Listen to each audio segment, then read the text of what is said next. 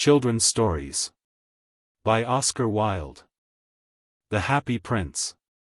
High above the city, on a tall column, stood the statue of the Happy Prince. He was gilded all over with thin leaves of fine gold, for eyes he had 2 bright sapphires, and a large red ruby glowed on his sword hilt. He was very much admired indeed. "He is as beautiful as a weathercock," remarked one of the town councillors who wished to gain a reputation for having artistic tastes. "Only not quite so useful," he added, fearing lest people should think him unpractical, which he really was not. "Why can't you be like the Happy Prince?" asked a sensible mother of her little boy who was crying for the moon. "The Happy Prince never dreams of crying for anything." "I am glad there is someone in the world who is quite happy," muttered a disappointed man as he gazed at the wonderful statue. "He looks just like an angel," said the charity children as they came out of the cathedral in their bright scarlet cloaks and their clean white pinafores. "How do you know?" said the mathematical master. "You have never seen one." "Ah! But we have, in our dreams," answered the children. And the mathematical master frowned and looked very severe, for he did not approve of children dreaming. One night there flew over the city a little swallow. His friends had gone away to Egypt 6 weeks before, but he had stayed behind, for he was in love with the most beautiful reed. He had met her early in the spring as he was flying down the river after a big yellow moth, and had been so attracted by her slender waist that he had stopped to talk to her. "Shall I love you?" said the swallow, who liked to come to the point at once, and the reed made him a low bow. So he flew round and round her, touching the water with his wings, and making silver ripples. This was his courtship, and it lasted all through the summer. "It is a ridiculous attachment," twittered the other swallows. "She has no money, and far too many relations," and indeed the river was quite full of reeds. Then, when the autumn came, they all flew away. After they had gone he felt lonely, and began to tire of his ladylove. "She has no conversation," he said, "and I am afraid that she is a coquette, for she is always flirting with the wind." And certainly, whenever the wind blew, the reed made the most graceful curtsies. "I admit that she is domestic," he continued, "but I love traveling, and my wife, consequently, should love traveling also. Will you come away with me?" he said finally to her. But the reed shook her head, she was so attached to her home. "You have been trifling with me," he cried. "I am off to the pyramids. Goodbye," and he flew away. All day long he flew, and at night time he arrived at the city. "Where shall I put up?" he said. "I hope the town has made preparations." Then he saw the statue on the tall column. "I will put up there," he cried, "it is a fine position, with plenty of fresh air." So he alighted just between the feet of the Happy Prince. "I have a golden bedroom," he said softly to himself as he looked round, and he prepared to go to sleep, but just as he was putting his head under his wing a large drop of water fell on him. "What a curious thing," he cried, "there is not a single cloud in the sky, the stars are quite clear and bright, and yet it is raining. The climate in the north of Europe is really dreadful." The reed used to like the rain, but that was merely her selfishness. Then another drop fell. "What is the use of a statue if it cannot keep the rain off?" he said. "I must look for a good chimney pot," and he determined to fly away. But before he had opened his wings, a third drop fell, and he looked up, and saw, ah! What did he see?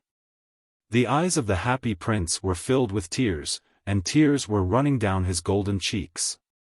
His face was so beautiful in the moonlight that the little swallow was filled with pity. "Who are you?" he said. "I am the Happy Prince." "Why are you weeping then?" asked the swallow. "You have quite drenched me."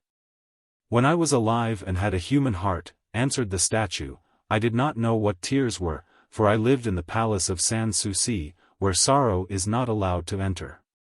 In the daytime I played with my companions in the garden, and in the evening I led the dance in the great hall. Round the garden ran a very lofty wall, but I never cared to ask what lay beyond it, everything about me was so beautiful. My courtiers called me the Happy Prince, and happy indeed I was, if pleasure be happiness. So I lived, and so I died. And now that I am dead they have set me up here so high that I can see all the ugliness and all the misery of my city, and though my heart is made of lead yet I cannot choose but weep. What? Is he not solid gold? Said the swallow to himself. He was too polite to make any personal remarks out loud. Far away, continued the statue in a low musical voice, far away in a little street there is a poor house. One of the windows is open, and through it I can see a woman seated at a table. Her face is thin and worn, and she has coarse, red hands, all pricked by the needle, for she is a seamstress. She is embroidering passion flowers on a satin gown for the loveliest of the Queen's maids of honor to wear at the next court ball. In a bed in the corner of the room her little boy is lying ill. He has a fever, and is asking for oranges.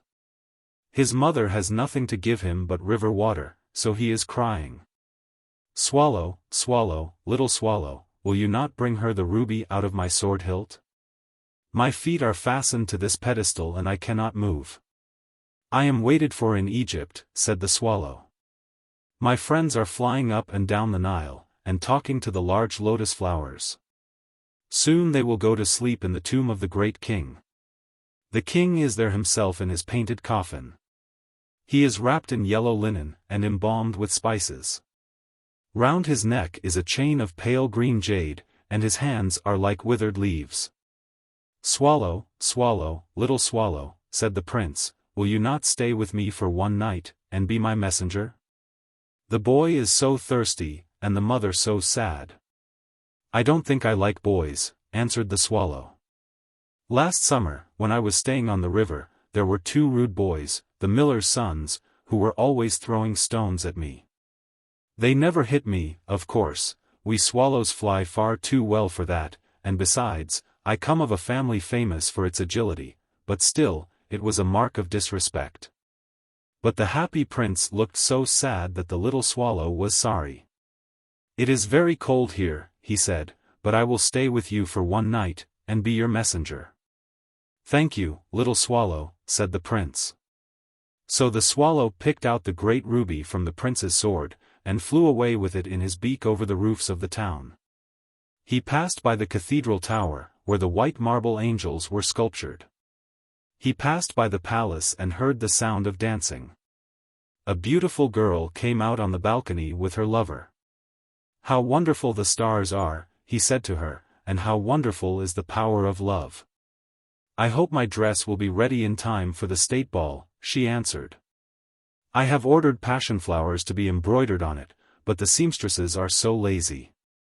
He passed over the river, and saw the lanterns hanging to the masts of the ships. He passed over the ghetto, and saw the old Jews bargaining with each other, and weighing out money in copper scales. At last he came to the poor house and looked in. The boy was tossing feverishly on his bed, and the mother had fallen asleep, she was so tired. In he hopped, and laid the great ruby on the table beside the woman's thimble.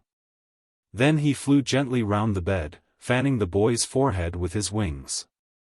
How cool I feel, said the boy, I must be getting better, and he sank into a delicious slumber. Then the swallow flew back to the happy prince, and told him what he had done. It is curious, he remarked, but I feel quite warm now, although it is so cold. That is because you have done a good action, said the prince. And the little swallow began to think, and then he fell asleep. Thinking always made him sleepy. When day broke he flew down to the river and had a bath. What a remarkable phenomenon, said the professor of ornithology as he was passing over the bridge. A swallow in winter. And he wrote a long letter about it to the local newspaper. Everyone quoted it, it was full of so many words that they could not understand. Tonight I go to Egypt, said the swallow, and he was in high spirits at the prospect. He visited all the public monuments, and sat a long time on top of the church steeple. Wherever he went the sparrows chirruped and said to each other, what a distinguished stranger, so he enjoyed himself very much. When the moon rose he flew back to the happy prince. Have you any commissions for Egypt? He cried, I am just starting. Swallow, swallow, little swallow, said the prince, will you not stay with me one night longer? I am waited for in Egypt, answered the swallow. Tomorrow my friends will fly up to the second cataract. The river horse couches there among the bulrushes, and on a great granite throne sits the god Memnon. All night long he watches the stars, and when the morning star shines he utters one cry of joy, and then he is silent. At noon the yellow lions come down to the water's edge to drink. They have eyes like green beryls, and their roar is louder than the roar of the cataract. Swallow, swallow, little swallow, said the prince, far away across the city I see a young man in a garret.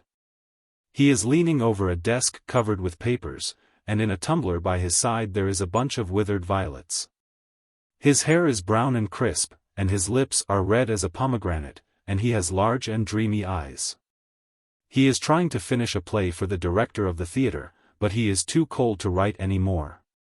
There is no fire in the grate, and hunger has made him faint. I will wait with you one night longer, said the swallow, who really had a good heart. Shall I take him another ruby? Alas! I have no ruby now, said the prince. My eyes are all that I have left.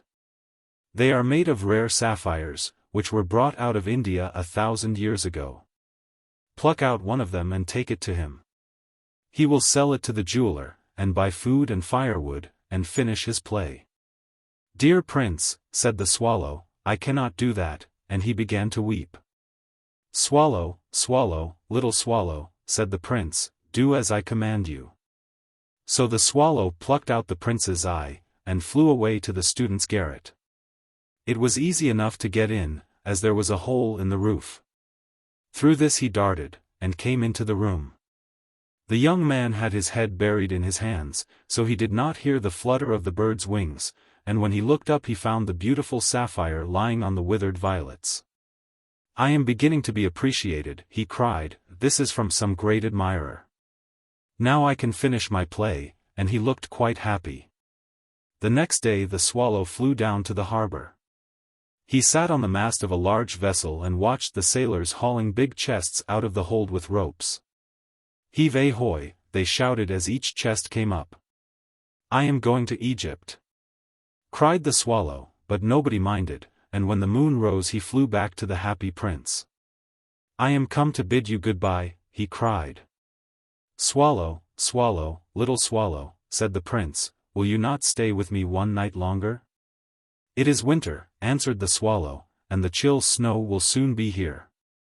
In Egypt the sun is warm on the green palm trees, and the crocodiles lie in the mud and look lazily about them. My companions are building a nest in the temple of Baalbec, and the pink and white doves are watching them, and cooing to each other. Dear prince, I must leave you, but I will never forget you, and next spring I will bring you back 2 beautiful jewels in place of those you have given away. The ruby shall be redder than a red rose, and the sapphire shall be as blue as the great sea. In the square below, said the happy prince, there stands a little match girl. She has let her matches fall in the gutter, and they are all spoiled. Her father will beat her if she does not bring home some money, and she is crying. She has no shoes or stockings, and her little head is bare. Pluck out my other eye, and give it to her, and her father will not beat her. I will stay with you one night longer, said the swallow, but I cannot pluck out your eye. You would be quite blind then. Swallow, swallow, little swallow, said the prince, do as I command you. So he plucked out the prince's other eye, and darted down with it. He swooped past the match girl, and slipped the jewel into the palm of her hand. What a lovely bit of glass, cried the little girl, and she ran home, laughing. Then the swallow came back to the prince. You are blind now, he said, so I will stay with you always. No, little swallow, said the poor prince, you must go away to Egypt. I will stay with you always, said the swallow, and he slept at the prince's feet.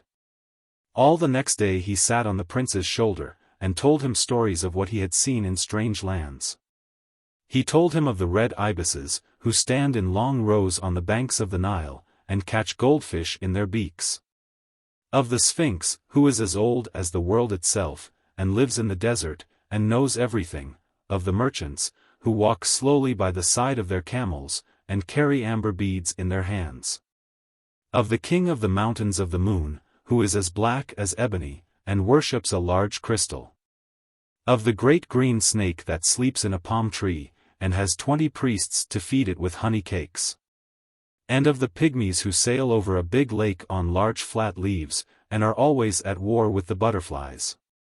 "Dear little swallow," said the prince, "you tell me of marvelous things, but more marvelous than anything is the suffering of men and of women. There is no mystery so great as misery. Fly over my city, little swallow, and tell me what you see there." So the swallow flew over the great city, and saw the rich making merry in their beautiful houses, while the beggars were sitting at the gates. He flew into dark lanes, and saw the white faces of starving children looking out listlessly at the black streets. Under the archway of a bridge 2 little boys were lying in one another's arms to try and keep themselves warm. "How hungry we are," they said. "You must not lie here," shouted the watchman, and they wandered out into the rain. Then he flew back and told the prince what he had seen. "I am covered with fine gold," said the prince, "you must take it off, leaf by leaf, and give it to my poor. The living always think that gold can make them happy." Leaf after leaf of the fine gold the swallow picked off, till the happy prince looked quite dull and grey. Leaf after leaf of the fine gold he brought to the poor, and the children's faces grew rosier, and they laughed and played games in the street. "We have bread now," they cried. Then the snow came, and after the snow came the frost. The streets looked as if they were made of silver, they were so bright and glistening. Long icicles like crystal daggers hung down from the eaves of the houses, everybody went about in furs, and the little boys wore scarlet caps and skated on the ice. The poor little swallow grew colder and colder, but he would not leave the prince, he loved him too well. He picked up crumbs outside the baker's door when the baker was not looking and tried to keep himself warm by flapping his wings. But at last he knew that he was going to die. He had just strength to fly up to the prince's shoulder once more. "Goodbye, dear prince," he murmured, "will you let me kiss your hand?" "I am glad that you are going to Egypt at last, little swallow," said the prince, "you have stayed too long here, but you must kiss me on the lips, for I love you." "It is not to Egypt that I am going," said the swallow. "I am going to the house of death. Death is the brother of sleep, is he not?" And he kissed the happy prince on the lips, and fell down dead at his feet. At that moment a curious crack sounded inside the statue, as if something had broken. The fact is that the leaden heart had snapped right in two. It certainly was a dreadfully hard frost. Early the next morning the mayor was walking in the square below in company with the town councillors. As they passed the column he looked up at the statue. "Dear me! How shabby the happy prince looks," he said. "How shabby indeed," cried the town councillors, who always agreed with the mayor, and they went up to look at it. "The ruby has fallen out of his sword, his eyes are gone, and he is golden no longer," said the mayor. "In fact, he is little better than a beggar." "Little better than a beggar," said the town councillors. "And here is actually a dead bird at his feet," continued the mayor. "We must really issue a proclamation that birds are not to be allowed to die here." And the town clerk made a note of the suggestion. So they pulled down the statue of the happy prince. "As he is no longer beautiful he is no longer useful," said the art professor at the university. Then they melted the statue in a furnace, and the mayor held a meeting of the corporation to decide what was to be done with the metal. "We must have another statue, of course," he said, "and it shall be a statue of myself." "Of myself," said each of the town councillors, and they quarrelled. When I last heard of them they were quarrelling still. "What a strange thing," said the overseer of the workmen at the foundry. "This broken lead heart will not melt in the furnace. We must throw it away." So they threw it on a dust heap where the dead swallow was also lying. "Bring me the 2 most precious things in the city," said God to one of his angels. And the angel brought him the leaden heart and the dead bird. "You have rightly chosen," said God, "for in my garden of paradise this little bird shall sing for evermore, and in my city of gold the happy prince shall praise me." How do you find this book? Any thoughts about the book or the author? Any suggestion for improvement? Please take a moment to share your thoughts in a comment. If you like it, share it with your friends who might enjoy it as well. Subscribe to keep in touch. Visit completeaudiobooks.com for more quality content. The Nightingale and the Rose. "She said that she would dance with me if I brought her red roses," cried the young student, "but in all my garden there is no red rose." From her nest in the holm oak tree the nightingale heard him, and she looked out through the leaves, and wondered. "No red rose in all my garden," he cried, and his beautiful eyes filled with tears. "Ah, on what little things does happiness depend! I have read all that the wise men have written, and all the secrets of philosophy are mine, yet for want of a red rose is my life made wretched. Here at last is a true lover," said the nightingale. "Night after night have I sung of him, though I knew him not, night after night have I told his story to the stars, and now I see him. His hair is dark as the hyacinth blossom, and his lips are red as the rose of his desire, but passion has made his face like pale ivory, and sorrow has set her seal upon his brow. The prince gives a ball tomorrow night," murmured the young student, "and my love will be of the company. If I bring her a red rose she will dance with me till dawn. If I bring her a red rose, I shall hold her in my arms, and she will lean her head upon my shoulder, and her hand will be clasped in mine. But there is no red rose in my garden, so I shall sit lonely, and she will pass me by. She will have no heed of me, and my heart will break. Here indeed is the true lover," said the nightingale. "What I sing of, he suffers, what is joy to me, to him is pain. Surely love is a wonderful thing. It is more precious than emeralds, and dearer than fine opals. Pearls and pomegranates cannot buy it, nor is it set forth in the marketplace. It may not be purchased of the merchants, nor can it be weighed out in the balance for gold.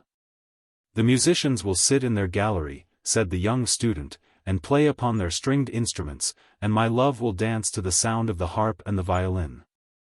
She will dance so lightly that her feet will not touch the floor, and the courtiers in their gay dresses will throng round her. But with me she will not dance, for I have no red rose to give her," and he flung himself down on the grass, and buried his face in his hands, and wept. "Why is he weeping?" asked a little green lizard, as he ran past him with his tail in the air. "Why, indeed," said a butterfly, who was fluttering about after a sunbeam. "Why, indeed?" whispered a daisy to his neighbor, in a soft, low voice. "He is weeping for a red rose," said the nightingale. "For a red rose," they cried, "how very ridiculous." And the little lizard, who was something of a cynic, laughed outright.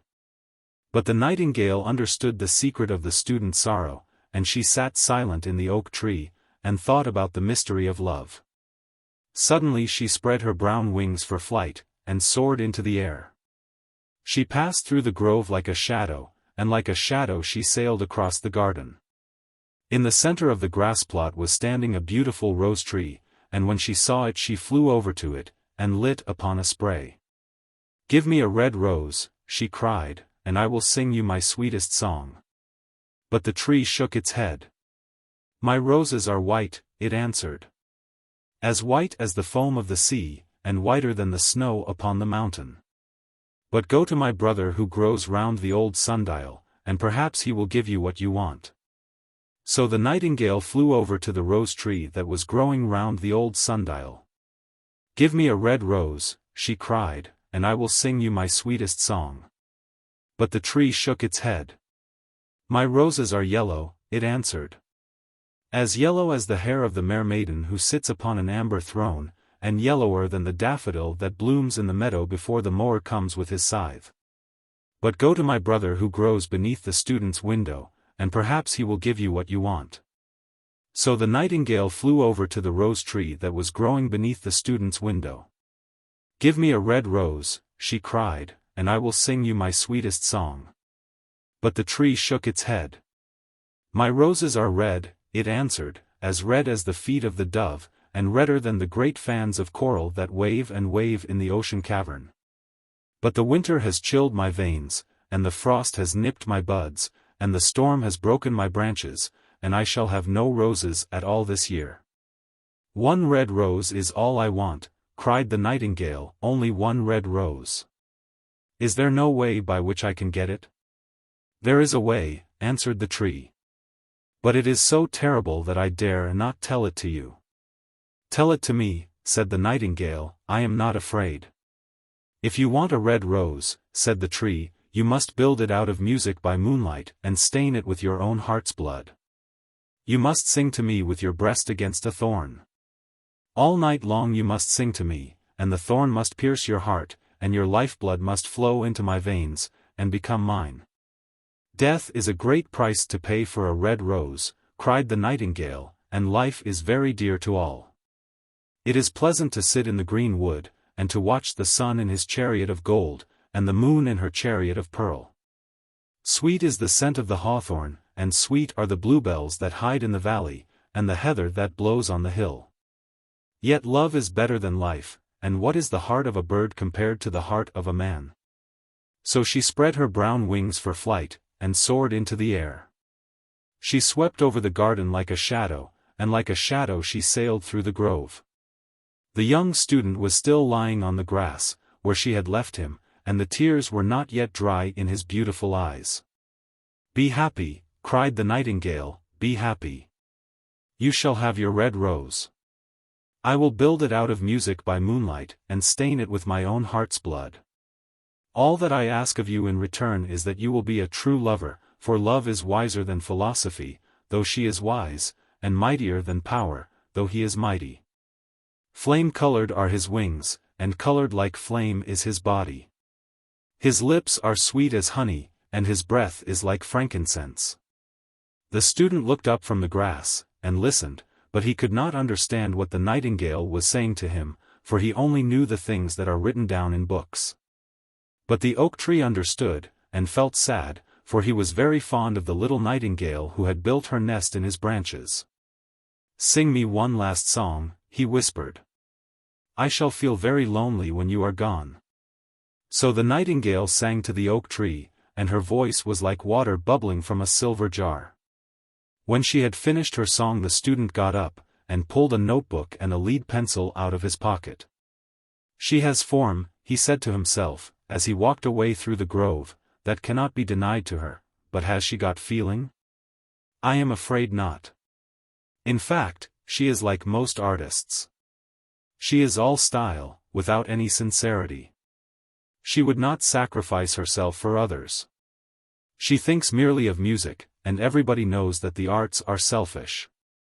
Still, it must be admitted that she has some beautiful notes in her voice. What a pity it is that they do not mean anything, or do any practical good. And he went into his room, and lay down on his little pallet bed, and began to think of his love, and, after a time, he fell asleep. And when the moon shone in the heavens, the nightingale flew to the rose tree, and set her breast against the thorn. All night long she sang with her breast against the thorn, and the cold crystal moon leaned down and listened. All night long she sang, and the thorn went deeper and deeper into her breast, and her lifeblood ebbed away from her. She sang first of the birth of love in the heart of a boy and a girl. And on the topmost spray of the rose tree there blossomed a marvelous rose, petal following petal, as song followed song. Pale was it, at first, as the mist that hangs over the river, pale as the feet of the morning, and silver as the wings of the dawn. As the shadow of a rose in a mirror of silver, as the shadow of a rose in a water pool, so was the rose that blossomed on the topmost spray of the tree. But the tree cried to the nightingale to press closer against the thorn. Press closer, little nightingale, cried the tree, or the day will come before the rose is finished. So the nightingale pressed closer against the thorn, and louder grew her song, for she sang of the birth of passion in the soul of a man and a maid. And a delicate flush of pink came into the leaves of the rose, like the flush in the face of the bridegroom when he kisses the lips of the bride. But the thorn had not yet reached her heart, so the rose's heart remained white, for only a nightingale's heart's blood can crimson the heart of a rose. And the tree cried to the nightingale to press closer against the thorn.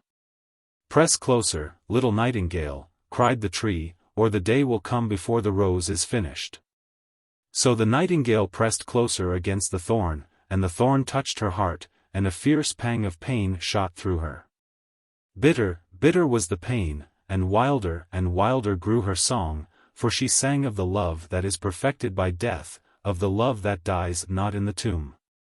And the marvelous rose became crimson, like the rose of the eastern sky. Crimson was the girdle of petals, and crimson as a ruby was the heart.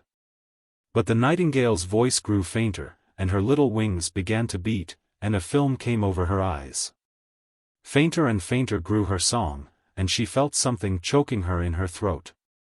Then she gave one last burst of music. The white moon heard it, and she forgot the dawn, and lingered on in the sky. The red rose heard it, and it trembled all over with ecstasy, and opened its petals to the cold morning air. Echo bore it to her purple cavern in the hills, and woke the sleeping shepherds from their dreams. It floated through the reeds of the river, and they carried its message to the sea. "Look, look!" cried the tree, "the rose is finished now," but the nightingale made no answer, for she was lying dead in the long grass, with the thorn in her heart. And at noon the student opened his window and looked out. "Why, what a wonderful piece of luck," he cried, "here is a red rose.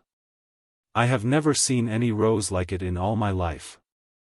It is so beautiful that I am sure it has a long Latin name," and he leaned down and plucked it. Then he put on his hat, and ran up to the professor's house with the rose in his hand.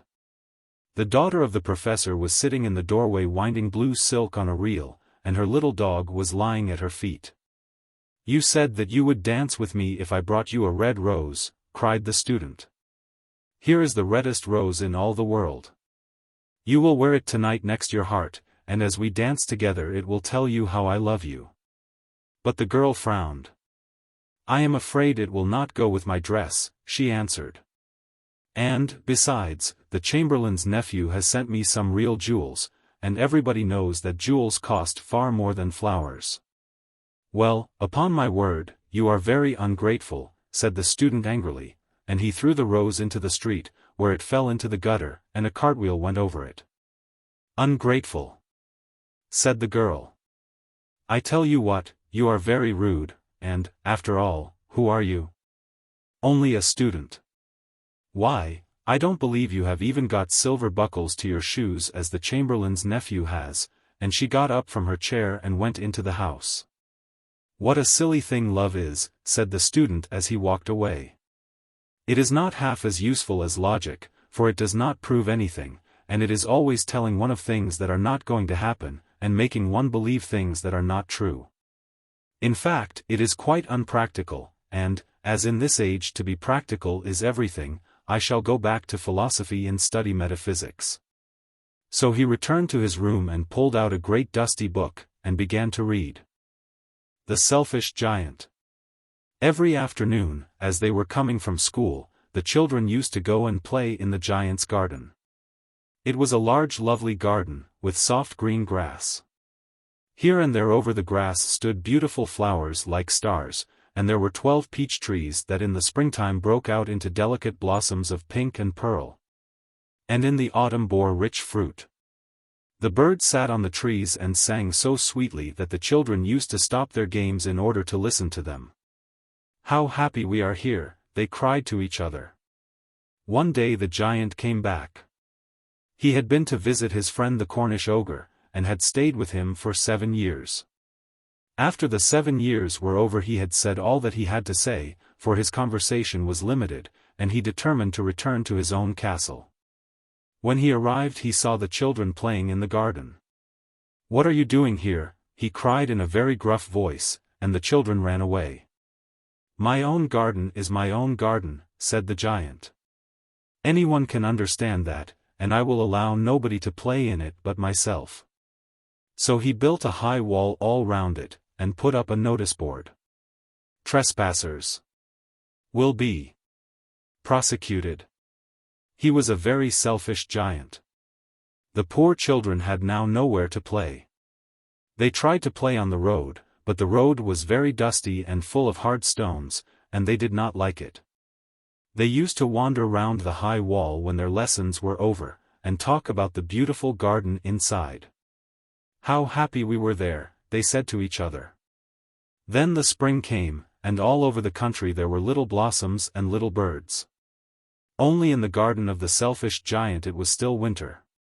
The birds did not care to sing in it as there were no children, and the trees forgot to blossom. Once a beautiful flower put its head out from the grass, but when it saw the notice board it was so sorry for the children that it slipped back into the ground again, and went off to sleep. The only people who were pleased were the snow and the frost. "Spring has forgotten this garden," they cried, "so we will live here all the year round."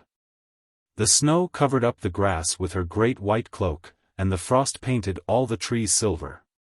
Then they invited the north wind to stay with them, and he came. He was wrapped in furs, and he roared all day about the garden, and blew the chimney pots down. "This is a delightful spot," he said, "we must ask the hail on a visit." So the hail came. Every day for 3 hours he rattled on the roof of the castle till he broke most of the slates, and then he ran round and round the garden as fast as he could go. He was dressed in grey, and his breath was like ice. "I cannot understand why the spring is so late in coming," said the selfish giant, as he sat at the window and looked out at his cold white garden. "I hope there will be a change in the weather." But the spring never came, nor the summer. The autumn gave golden fruit to every garden, but to the giant's garden she gave none. "He is too selfish," she said. So it was always winter there, and the north wind, and the hail, and the frost, and the snow danced about through the trees. One morning the giant was lying awake in bed when he heard some lovely music. It sounded so sweet to his ears that he thought it must be the king's musicians passing by. It was really only a little linnet singing outside his window, but it was so long since he had heard a bird sing in his garden that it seemed to him to be the most beautiful music in the world. Then the hail stopped dancing over his head, and the north wind ceased roaring, and a delicious perfume came to him through the open casement. "I believe the spring has come at last," said the giant. And he jumped out of bed and looked out. What did he see? He saw a most wonderful sight. Through a little hole in the wall the children had crept in, and they were sitting in the branches of the trees.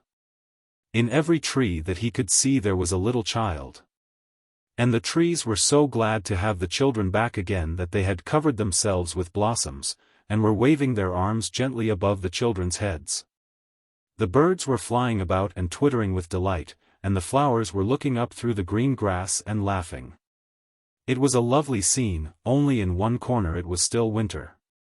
It was the farthest corner of the garden, and in it was standing a little boy.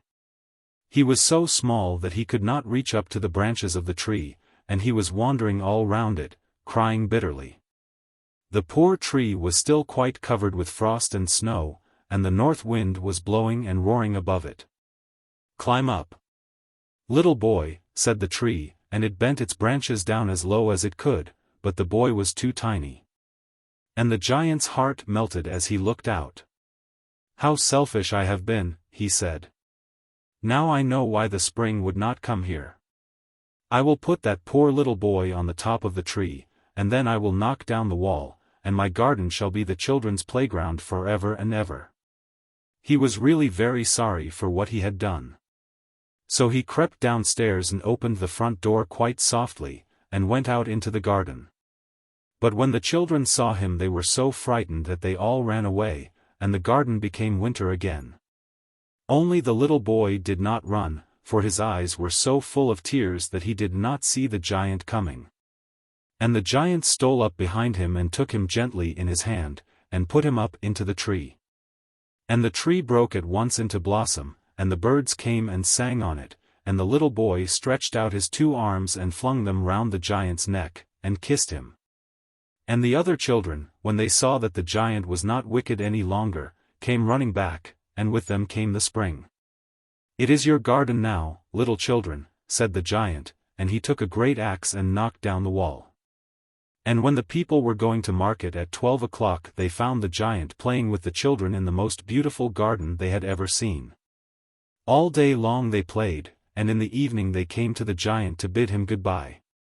"But where is your little companion?" he said, "the boy I put into the tree." The giant loved him the best because he had kissed him. "We don't know," answered the children, "he has gone away." "You must tell him to be sure and come here tomorrow," said the giant. But the children said that they did not know where he lived, and had never seen him before, and the giant felt very sad. Every afternoon, when school was over, the children came and played with the giant. But the little boy whom the giant loved was never seen again. The giant was very kind to all the children, yet he longed for his first little friend, and often spoke of him. "How I would like to see him," he used to say. Years went over, and the giant grew very old and feeble. He could not play about any more, so he sat in a huge armchair, and watched the children at their games, and admired his garden. "I have many beautiful flowers," he said, "but the children are the most beautiful flowers of all." One winter morning he looked out of his window as he was dressing. He did not hate the winter now, for he knew that it was merely the spring asleep, and that the flowers were resting. Suddenly he rubbed his eyes in wonder, and looked and looked. It certainly was a marvelous sight. In the farthest corner of the garden was a tree quite covered with lovely white blossoms. Its branches were all golden, and silver fruit hung down from them, and underneath it stood the little boy he had loved. Downstairs ran the giant in great joy, and out into the garden. He hastened across the grass, and came near to the child. And when he came quite close his face grew red with anger, and he said, "Who hath dared to wound thee?" For on the palms of the child's hands were the prints of 2 nails, and the prints of 2 nails were on the little feet. "Who hath dared to wound thee?" cried the giant. "Tell me, that I may take my big sword and slay him." "Nay," answered the child, "but these are the wounds of love." "Who art thou?" said the giant, and a strange awe fell on him, and he knelt before the little child. And the child smiled on the giant, and said to him, "You let me play once in your garden, today you shall come with me to my garden, which is paradise." And when the children ran in that afternoon, they found the giant lying dead under the tree, all covered with white blossoms. The devoted friend. One morning the old water rat put his head out of his hole.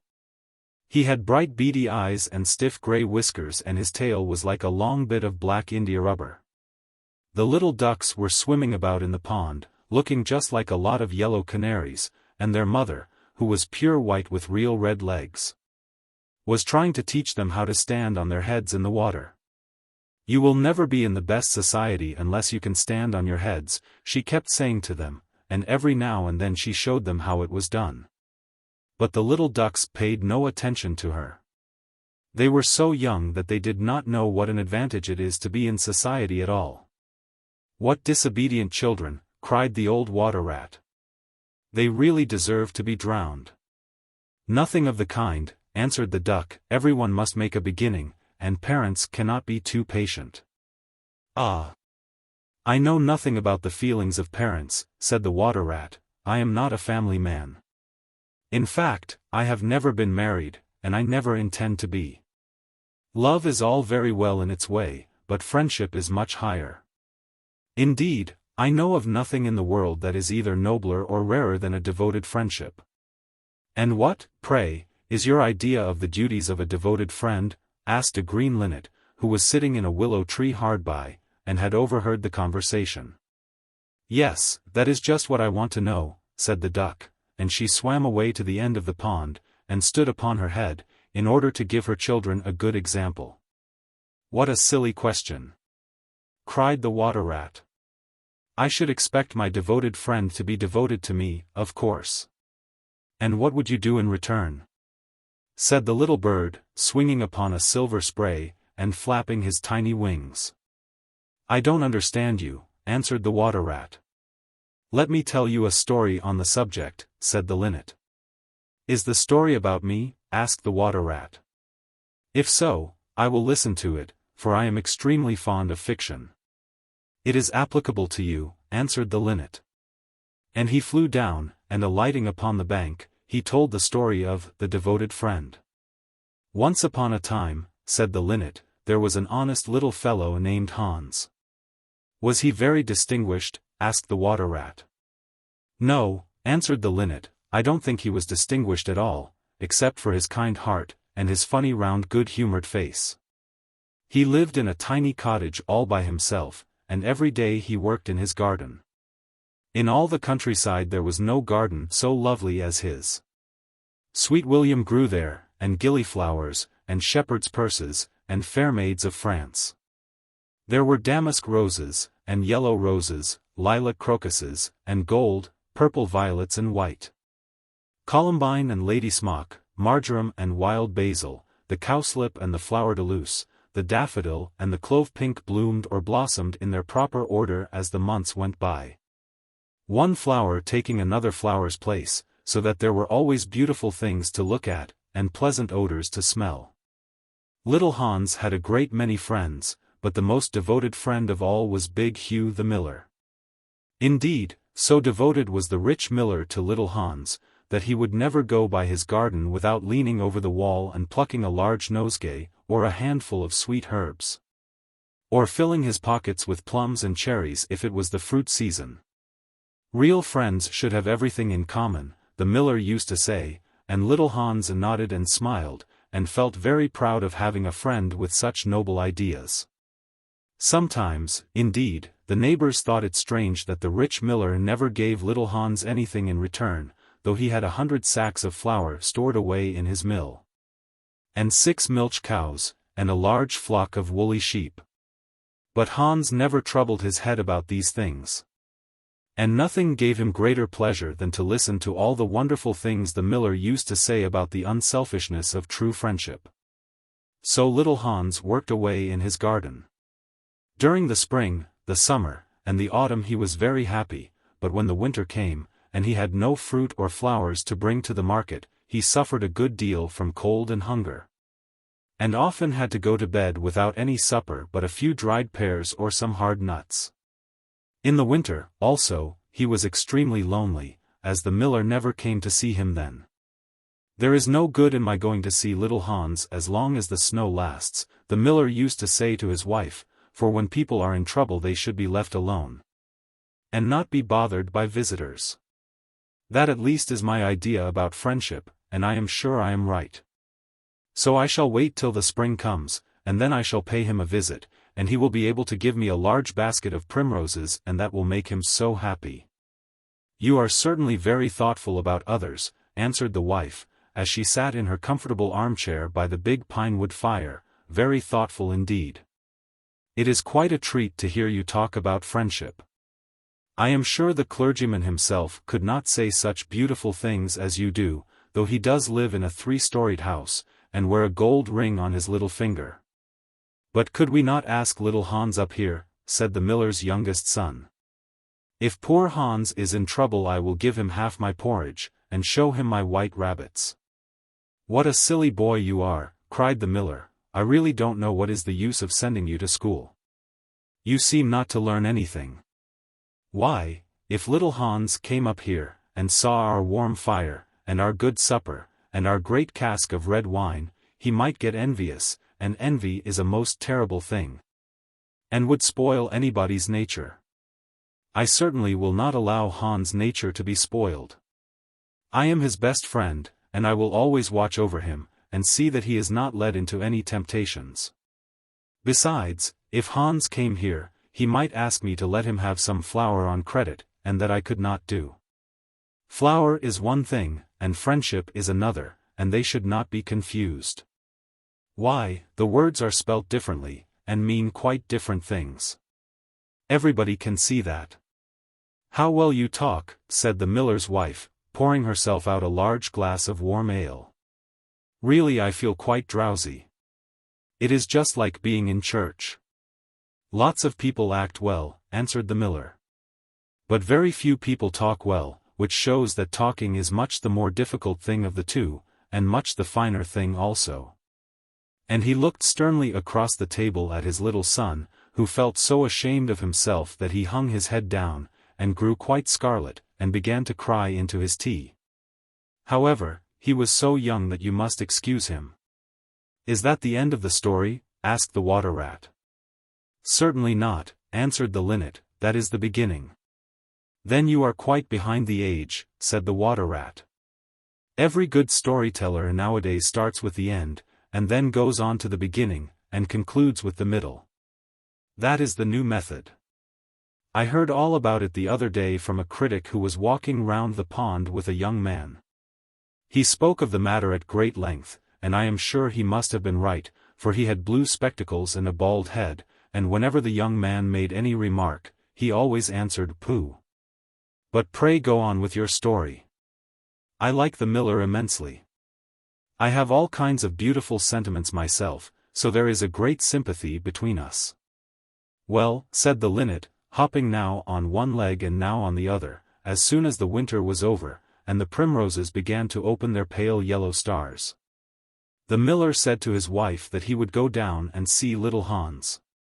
"Why, what a good heart you have," cried his wife, "you are always thinking of others. And mind you take the big basket with you for the flowers." So the miller tied the sails of the windmill together with a strong iron chain, and went down the hill with the basket on his arm. "Good morning, little Hans," said the miller. "Good morning," said Hans, leaning on his spade, and smiling from ear to ear. "And how have you been all the winter?" said the miller. "Well, really," cried Hans, "it is very good of you to ask, very good indeed. I am afraid I had rather a hard time of it, but now the spring has come, and I am quite happy, and all my flowers are doing well." "We often talked of you during the winter, Hans," said the miller, "and wondered how you were getting on." "That was kind of you," said Hans, "I was half afraid you had forgotten me." "Hans, I am surprised at you," said the miller, "friendship never forgets. That is the wonderful thing about it, but I am afraid you don't understand the poetry of life. How lovely your primroses are looking, by the by." "They are certainly very lovely," said Hans, "and it is a most lucky thing for me that I have so many. I am going to bring them into the market and sell them to the burgomaster's daughter, and buy back my wheelbarrow with the money." "Buy back your wheelbarrow? You don't mean to say you have sold it? What a very stupid thing to do." "Well, the fact is," said Hans, "that I was obliged to. You see, the winter was a very bad time for me, and I really had no money at all to buy bread with. So I first sold the silver buttons off my Sunday coat, and then I sold my silver chain, and then I sold my big pipe, and at last I sold my wheelbarrow. But I am going to buy them all back again now." "Hans," said the miller, "I will give you my wheelbarrow. It is not in very good repair, indeed, one side is gone, and there is something wrong with the wheel spokes. But in spite of that I will give it to you. I know it is very generous of me, and a great many people would think me extremely foolish for parting with it, but I am not like the rest of the world. I think that generosity is the essence of friendship, and, besides, I have got a new wheelbarrow for myself. Yes, you may set your mind at ease, I will give you my wheelbarrow." "Well, really, that is generous of you," said little Hans, and his funny round face glowed all over with pleasure. "I can easily put it in repair, as I have a plank of wood in the house." "A plank of wood," said the miller, "why, that is just what I want for the roof of my barn. There is a very large hole in it, and the corn will all get damp if I don't stop it up." "How lucky you mentioned it. It is quite remarkable how one good action always breeds another. I have given you my wheelbarrow, and now you are going to give me your plank. Of course, the wheelbarrow is worth far more than the plank, but true, friendship never notices things like that. Pray get it at once, and I will set to work at my barn this very day." "Certainly," cried little Hans, and he ran into the shed and dragged the plank out. "It is not a very big plank," said the miller, looking at it, "and I am afraid that after I have mended my barn roof there won't be any left for you to mend the wheelbarrow with." But, of course, that is not my fault. And now, as I have given you my wheelbarrow, I am sure you would like to give me some flowers in return. Here is the basket, and mind you fill it quite full. Quite full," said little Hans, rather sorrowfully, for it was really a very big basket. And he knew that if he filled it he would have no flowers left for the market, and he was very anxious to get his silver buttons back. "Well, really," answered the miller, "as I have given you my wheelbarrow, I don't think that it is much to ask you for a few flowers. I may be wrong, but I should have thought that friendship, true friendship, was quite free from selfishness of any kind." "My dear friend, my best friend," cried little Hans, "you are welcome to all the flowers in my garden. I would much sooner have your good opinion than my silver buttons, any day."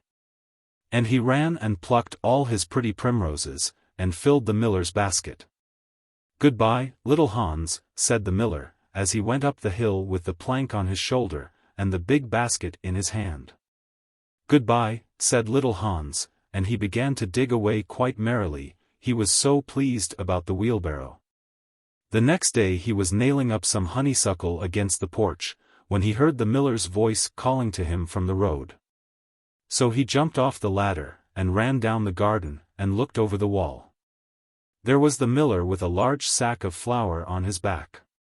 "Dear little Hans," said the miller, "would you mind carrying this sack of flour for me to market?" "Oh, I am so sorry," said Hans, "but I am really very busy today. I have got all my creepers to nail up, and all my flowers to water, and all my grass to roll." "Well, really," said the miller, "I think that, considering that I am going to give you my wheelbarrow, it is rather unfriendly of you to refuse." "Oh, don't say that," cried little Hans, "I wouldn't be unfriendly for the whole world," and he ran in for his cap, and trudged off with the big sack on his shoulders. It was a very hot day, and the road was terribly dusty, and before Hans had reached the 6th milestone he was so tired that he had to sit down and rest. However, he went on bravely, and at last he reached the market. After he had waited there some time, he sold the sack of flour for a very good price, and then he returned home at once. For he was afraid that if he stopped too late he might meet some robbers on the way. "It has certainly been a hard day," said little Hans to himself as he was going to bed, "but I am glad I did not refuse the miller, for he is my best friend, and, besides, he is going to give me his wheelbarrow."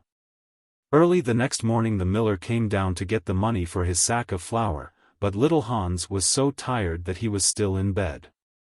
"Upon my word," said the miller, "you are very lazy. Really, considering that I am going to give you my wheelbarrow, I think you might work harder. Idleness is a great sin, and I certainly don't like any of my friends to be idle or sluggish. You must not mind my speaking quite plainly to you. Of course I should not dream of doing so if I were not your friend. But what is the good of friendship if one cannot say exactly what one means? Anybody can say charming things and try to please and to flatter, but a true friend always says unpleasant things, and does not mind giving pain. Indeed, if he is a really true friend he prefers it, for he knows that then he is doing good." "I am very sorry," said little Hans, rubbing his eyes and pulling off his nightcap, "but I was so tired that I thought I would lie in bed for a little time, and listen to the birds singing. Do you know that I always work better after hearing the birds sing?" "Well, I am glad of that," said the miller, clapping little Hans on the back, "for I want you to come up to the mill as soon as you are dressed, and mend my barn roof for me." Poor little Hans was very anxious to go and work in his garden, for his flowers had not been watered for 2 days, but he did not like to refuse the miller, as he was such a good friend to him. "Do you think it would be unfriendly of me if I said I was busy?" he inquired in a shy and timid voice. "Well, really," answered the miller, "I do not think it is much to ask of you, considering that I am going to give you my wheelbarrow, but of course if you refuse I will go and do it myself." "Oh! On no account," cried little Hans, and he jumped out of bed, and dressed himself, and went up to the barn. He worked there all day long, till sunset, and at sunset the miller came to see how he was getting on. "Have you mended the hole in the roof yet, little Hans?" cried the miller in a cheery voice. "It is quite mended," answered little Hans, coming down the ladder. "Ah," said the miller, "there is no work so delightful as the work one does for others." "It is certainly a great privilege to hear you talk," answered little Hans, sitting down, and wiping his forehead, "a very great privilege. But I am afraid I shall never have such beautiful ideas as you have." "Oh! They will come to you," said the miller, "but you must take more pains. At present you have only the practice of friendship, some day you will have the theory also." "Do you really think I shall?" asked little Hans. "I have no doubt of it," answered the miller, "but now that you have mended the roof, you had better go home and rest, for I want you to drive my sheep to the mountain tomorrow." Poor little Hans was afraid to say anything to this, and early the next morning the miller brought his sheep round to the cottage, and Hans started off with them to the mountain. It took him the whole day to get there and back, and when he returned he was so tired that he went off to sleep in his chair, and did not wake up till it was broad daylight. "What a delightful time I shall have in my garden," he said, and he went to work at once. But somehow he was never able to look after his flowers at all, for his friend the miller was always coming round and sending him off on long errands, or getting him to help at the mill. Little Hans was very much distressed at times, as he was afraid his flowers would think he had forgotten them, but he consoled himself by the reflection that the miller was his best friend. Besides, he used to say, "He is going to give me his wheelbarrow, and that is an act of pure generosity." So little Hans worked away for the miller, and the miller said all kinds of beautiful things about friendship, which Hans took down in a notebook, and used to read over at night. For he was a very good scholar. Now it happened that one evening little Hans was sitting by his fireside and a loud rap came at the door. It was a very wild night, and the wind was blowing and roaring round the house so terribly that at first he thought it was merely the storm. But a second rap came, and then a third, louder than any of the others.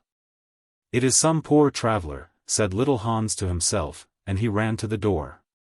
There stood the miller with a lantern in one hand and a big stick in the other. "Dear little Hans," cried the miller, "I am in great trouble. My little boy has fallen off a ladder and hurt himself, and I am going for the doctor. But he lives so far away, and it is such a bad night, that it has just occurred to me that it would be much better if you went instead of me. You know I am going to give you my wheelbarrow, and so, it is only fair that you should do something for me in return." "Certainly," cried little Hans, "I take it quite as a compliment your coming to me, and I will start off at once. But you must lend me your lantern, as the night is so dark that I am afraid I might fall into the ditch." "I am very sorry," answered the miller, "but it is my new lantern, and it would be a great loss to me if anything happened to it." "Well, never mind, I will do without it," cried little Hans, and he took down his great fur coat, and his warm scarlet cap, and tied a muffler round his throat, and started off. What a dreadful storm it was! The night was so black that little Hans could hardly see, and the wind was so strong that he could scarcely stand. However, he was very courageous, and after he had been walking about 3 hours, he arrived at the doctor's house, and knocked at the door. "Who is there?" cried the doctor, putting his head out of his bedroom window. "Little Hans, doctor." "What do you want, little Hans?" "The miller's son has fallen from a ladder, and has hurt himself, and the miller wants you to come at once." "All right," said the doctor. And he ordered his horse, and his big boots, and his lantern, and came downstairs, and rode off in the direction of the miller's house, little Hans trudging behind him. But the storm grew worse and worse, and the rain fell in torrents, and little Hans could not see where he was going, or keep up with the horse. At last he lost his way, and wandered off on the moor, which was a very dangerous place, as it was full of deep holes, and there poor little Hans was drowned. His body was found the next day by some goatherds, floating in a great pool of water, and was brought back by them to the cottage. Everybody went to little Hans' funeral, as he was so popular, and the miller was the chief mourner. "As I was his best friend," said the miller, "it is only fair that I should have the best place." So he walked at the head of the procession in a long black cloak, and every now and then he wiped his eyes with a big pocket handkerchief. "Little Hans is certainly a great loss to everyone," said the blacksmith, when the funeral was over, and they were all seated comfortably in the inn, drinking spiced wine and eating sweet cakes. "A great loss to me at any rate," answered the miller. "Why, I had as good as given him my wheelbarrow, and now I really don't know what to do with it. It is very much in my way at home, and it is in such bad repair that I could not get anything for it if I sold it. I will certainly take care not to give away anything again. One always suffers for being generous." "Well," said the water rat, after a long pause. "Well, that is the end," said the linnet. "But what became of the miller?" asked the water rat. "Oh, I really don't know," replied the linnet, "and I am sure that I don't care." "It is quite evident then that you have no sympathy in your nature," said the water rat. "I am afraid you don't quite see the moral of the story," remarked the linnet. "The what?" screamed the water rat. "The moral. Do you mean to say that the story has a moral?" "Certainly," said the linnet. "Well, really," said the water rat, in a very angry manner, "I think you should have told me that before you began. If you had done so, I certainly would not have listened to you. In fact, I should have said, 'Pooh,' like the critic. However, I can say it now," so he shouted out, "Pooh," at the top of his voice, gave a whisk with his tail, and went back into his hole. "And how do you like the water rat?" asked the duck, who came paddling up some minutes afterwards. "He has a great many good points, but for my own part one have a mother's feelings, and I can never look at a confirmed bachelor without the tears coming into my eyes. I am rather afraid that I have annoyed him," answered the linnet. "The fact is, that I told him a story with a moral." "Ah! That is always a very dangerous thing to do," said the duck. "And I quite agree with her." The remarkable rocket. The king's son was going to be married, so there were general rejoicings. He had waited a whole year for his bride, and at last she had arrived. She was a Russian princess, and had driven all the way from Finland in a sledge drawn by 6 reindeer. The sledge was shaped like a great golden swan, and between the swan's wings lay the little princess herself. Her long ermine cloak reached right down to her feet, on her head was a tiny cap of silver tissue, and she was as pale as the snow palace in which she had always lived. So pale was she that as she drove through the streets all the people wondered. "She is like a white rose," they cried, and they threw down flowers on her from the balconies. At the gate of the castle the prince was waiting to receive her. He had dreamy violet eyes, and his hair was like fine gold. When he saw her he sank upon one knee, and kissed her hand. "Your picture was beautiful," he murmured, "but you are more beautiful than your picture," and the little princess blushed. "She was like a white rose before," said a young page to his neighbor, "but she is like a red rose now," and the whole court was delighted. For the next 3 days everybody went about saying, "White rose, red rose, red rose, white rose," and the king gave orders that the page's salary was to be doubled. As he received no salary at all, this was not of much use to him, but it was considered a great honor, and was duly published in the court gazette. When the 3 days were over the marriage was celebrated. It was a magnificent ceremony, and the bride and bridegroom walked hand in hand under a canopy of purple velvet embroidered with little pearls. Then there was a state banquet, which lasted for 5 hours. The prince and princess sat at the top of the great hall and drank out of a cup of clear crystal. Only true lovers could drink out of this cup, for if false lips touched it, it grew grey and dull and cloudy. "It's quite clear that they love each other," said the little page, "as clear as crystal," and the king doubled his salary a second time. "What an honor!" cried all the courtiers. After the banquet there was to be a ball. The bride and bridegroom were to dance the rose dance together, and the king had promised to play the flute. He played very badly, but no one had ever dared to tell him so, because he was the king. Indeed, he knew only 2 airs, and was never quite certain which one he was playing. But it made no matter, for, whatever he did, everybody cried out, "Charming! Charming!" The last item on the program was a grand display of fireworks, to be let off exactly at midnight. The little princess had never seen a firework in her life, so the king had given orders that the royal pyrotechnist should be in attendance on the day of her marriage. "What are fireworks like?" she had asked the prince, one morning, as she was walking on the terrace. "They are like the aurora borealis," said the king, who always answered questions that were addressed to other people, only much more natural. "I prefer them to stars myself, as you always know when they are going to appear, and they are as delightful as my own flute playing. You must certainly see them." So at the end of the king's garden a great stand had been set up, and as soon as the royal pyrotechnist had put everything in its proper place, the fireworks began to talk to each other. "The world is certainly very beautiful," cried a little squib. "Just look at those yellow tulips. Why, if they were real crackers they could not be lovelier. I am very glad I have traveled. Travel improves the mind wonderfully, and does away with all one's prejudices." "The king's garden is not the world, you foolish squib," said a big Roman candle. "The world is an enormous place, and it would take you 3 days to see it thoroughly." "Any place you love is the world to you," exclaimed a pensive Catherine Wheel, who had been attached to an old deal box in early life, and prided herself on her broken heart. "But love is not fashionable any more, the poets have killed it. They wrote so much about it that nobody believed them, and I am not surprised. True love suffers, and is silent.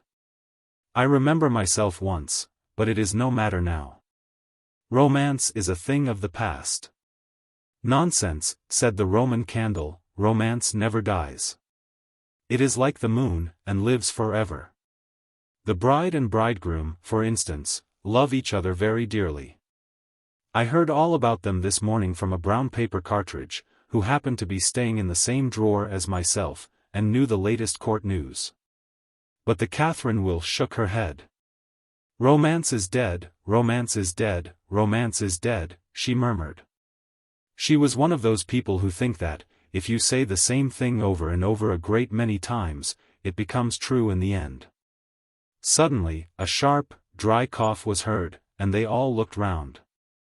It came from a tall, supercilious-looking rocket, who was tied to the end of a long stick. He always coughed before he made any observation, so as to attract attention. "Ahem! Ahem!" he said, and everybody listened except the poor Catherine Wheel, who was still shaking her head, and murmuring, "Romance is dead." "Order! Order!" cried out a cracker. He was something of a politician, and had always taken a prominent part in the local elections, so he knew the proper parliamentary expressions to use. "Quite dead," whispered the Catherine Wheel, and she went off to sleep. As soon as there was perfect silence, the rocket coughed a third time and began. He spoke with a very slow, distinct voice, as if he was dictating his memoirs, and always looked over the shoulder of the person to whom he was talking. In fact, he had a most distinguished manner. "How fortunate it is for the king's son," he remarked, "that he is to be married on the very day on which I am to be let off. Really, if it had been arranged beforehand, it could not have turned out better for him, but princes are always lucky." "Dear me," said the little squib, "I thought it was quite the other way, and that we were to be let off in the prince's honor." "It may be so with you," he answered. "Indeed, I have no doubt that it is, but with me it is different. I am a very remarkable rocket, and come of remarkable parents. My mother was the most celebrated Catherine Wheel of her day, and was renowned for her graceful dancing. When she made her great public appearance she spun round 19 times before she went out, and each time that she did so she threw into the air 7 pink stars. She was 3 feet and a half in diameter, and made of the very best gunpowder. My father was a rocket like myself, and of French extraction. He flew so high that the people were afraid that he would never come down again. He did, though, for he was of a kindly disposition, and he made a most brilliant descent in a shower of golden rain. The newspapers wrote about his performance in very flattering terms. Indeed, the Court Gazette called him a triumph of pyrotechnic art. Pyrotechnic, pyrotechnic, you mean, said a Bengal light. I know it is pyrotechnic, for I saw it written on my own canister. Well, I said pyrotechnic, answered the rocket, in a severe tone of voice, and the Bengal light felt so crushed that he began at once to bully the little squibs, in order to show that he was still a person of some importance. I was saying, continued the rocket, what was I saying? You were talking about yourself, replied the Roman candle. Of course. I knew I was discussing some interesting subject when I was so rudely interrupted. I hate rudeness and bad manners of every kind, for I am extremely sensitive. No one in the whole world is so sensitive as I am quite sure of that. What is a sensitive person? Said the cracker to the Roman candle. A person who, because he has corns himself, always treads on other people's toes, answered the Roman candle in a low whisper, and the cracker nearly exploded with laughter. Pray, what are you laughing at? Inquired the rocket. I am not laughing. I am laughing because I am happy, replied the cracker. That is a very selfish reason, said the rocket angrily. What right have you to be happy? You should be thinking about others. In fact, you should be thinking about me. I am always thinking about myself, and I expect everybody else to do the same. That is what is called sympathy. It is a beautiful virtue, and I possess it in a high degree. Suppose, for instance, anything happened to me tonight, what a misfortune that would be for everyone. The prince and princess would never be happy again, their whole married life would be spoiled, and as for the king, I know he would not get over it. Really, when I begin to reflect on the importance of my position, I am almost moved to tears. If you want to give pleasure to others, cried the Roman candle, you had better keep yourself dry. Certainly, exclaimed the Bengal light, who was now in better spirits, that is only common sense. Common sense, indeed, said the rocket indignantly. You forget that I am very uncommon, and very remarkable. Why, anybody can have common sense, provided that they have no imagination. But I have imagination, for I never think of things as they really are, I always think of them as being quite different. As for keeping myself dry, there is evidently no one here who can at all appreciate an emotional nature. Fortunately for myself, I don't care.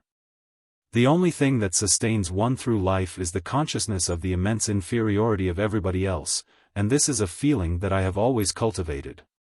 But none of you have any hearts. Here you are laughing and making merry just as if the prince and princess had not just been married. Well, really, exclaimed a small fire balloon, why not? It is a most joyful occasion, and when I soar up into the air I intend to tell the stars all about it.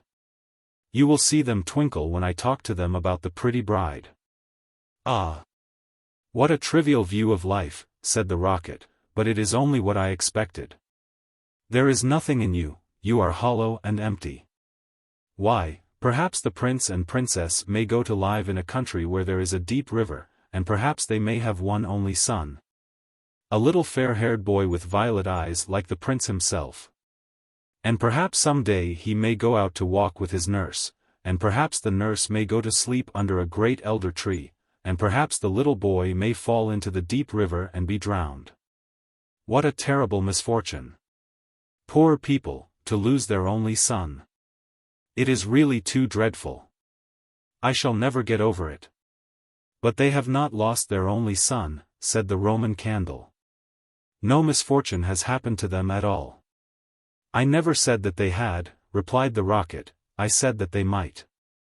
If they had lost their only son there would be no use in saying anything more about the matter. I hate people who cry over spilt milk. But when I think that they might lose their only son, I certainly am very much affected. You certainly are, cried the Bengal light. In fact, you are the most affected person I ever met. You are the rudest person I ever met, said the rocket, and you cannot understand my friendship for the prince. Why, you don't even know him, growled the Roman candle. I never said I knew him, answered the rocket. I dare say that if I knew him I should not be his friend at all. It is a very dangerous thing to know one's friends. You had really better keep yourself dry, said the fire balloon. That is the important thing. Very important for you, I have no doubt, answered the rocket, but I shall weep if I choose, and he actually burst into real tears, which flowed down his stick like raindrops. And nearly drowned two little beetles, who were just thinking of setting up house together, and were looking for a nice dry spot to live in.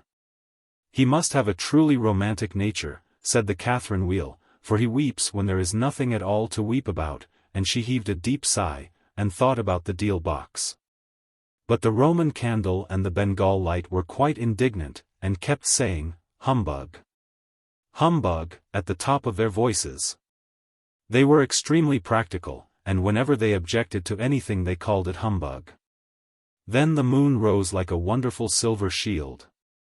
And the stars began to shine, and a sound of music came from the palace. The prince and princess were leading the dance. They danced so beautifully that the tall white lilies peeped in at the window and watched them, and the great red poppies nodded their heads and beat time. Then 10 o'clock struck, and then 11, and then 12, and at the last stroke of midnight everyone came out on the terrace, and the king sent for the royal pyrotechnist. "Let the fireworks begin," said the king, and the royal pyrotechnist made a low bow, and marched down to the end of the garden. He had 6 attendants with him, each of whom carried a lighted torch at the end of a long pole. It was certainly a magnificent display. Whiz! Whiz! Went the Catherine Wheel, as she spun round and round. Boom! Boom! Went the Roman candle. Then the squibs danced all over the place, and the Bengal lights made everything look scarlet. "Goodbye," cried the fire balloon, as he soared away, dropping tiny blue sparks. Bang! Bang! Answered the crackers, who were enjoying themselves immensely. Every one was a great success except the remarkable rocket. He was so damp with crying that he could not go off at all. The best thing in him was the gunpowder, and that was so wet with tears that it was of no use. All his poor relations, to whom he would never speak, except with a sneer, shot up into the sky like wonderful golden flowers with blossoms of fire. "Huzzah! Huzzah!" cried the court. And the little princess laughed with pleasure. "I suppose they are reserving me for some grand occasion," said the rocket. "No doubt that is what it means," and he looked more supercilious than ever. The next day the workmen came to put everything tidy. "This is evidently a deputation," said the rocket. "I will receive them with becoming dignity," so he put his nose in the air, and began to frown severely as if he were thinking about some very important subject. But they took no notice of him at all till they were just going away. Then one of them caught sight of him. "Hullo!" he cried, "what a bad rocket," and he threw him over the wall into the ditch. "Bad rocket? Bad rocket," he said, as he whirled through the air, "impossible. Grand rocket," that is what the man said. Bad and grand sound very much the same, indeed they often are the same, and he fell into the mud. "It is not comfortable here," he remarked, "but no doubt it is some fashionable watering place, and they have sent me away to recruit my health. My nerves are certainly very much shattered, and I require rest." Then a little frog, with bright jeweled eyes, and a green mottled coat, swam up to him.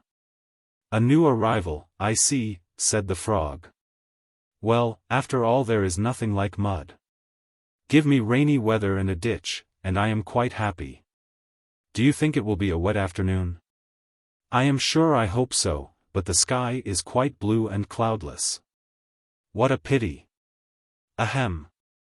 Ahem," said the rocket, and he began to cough. "What a delightful voice you have," cried the frog.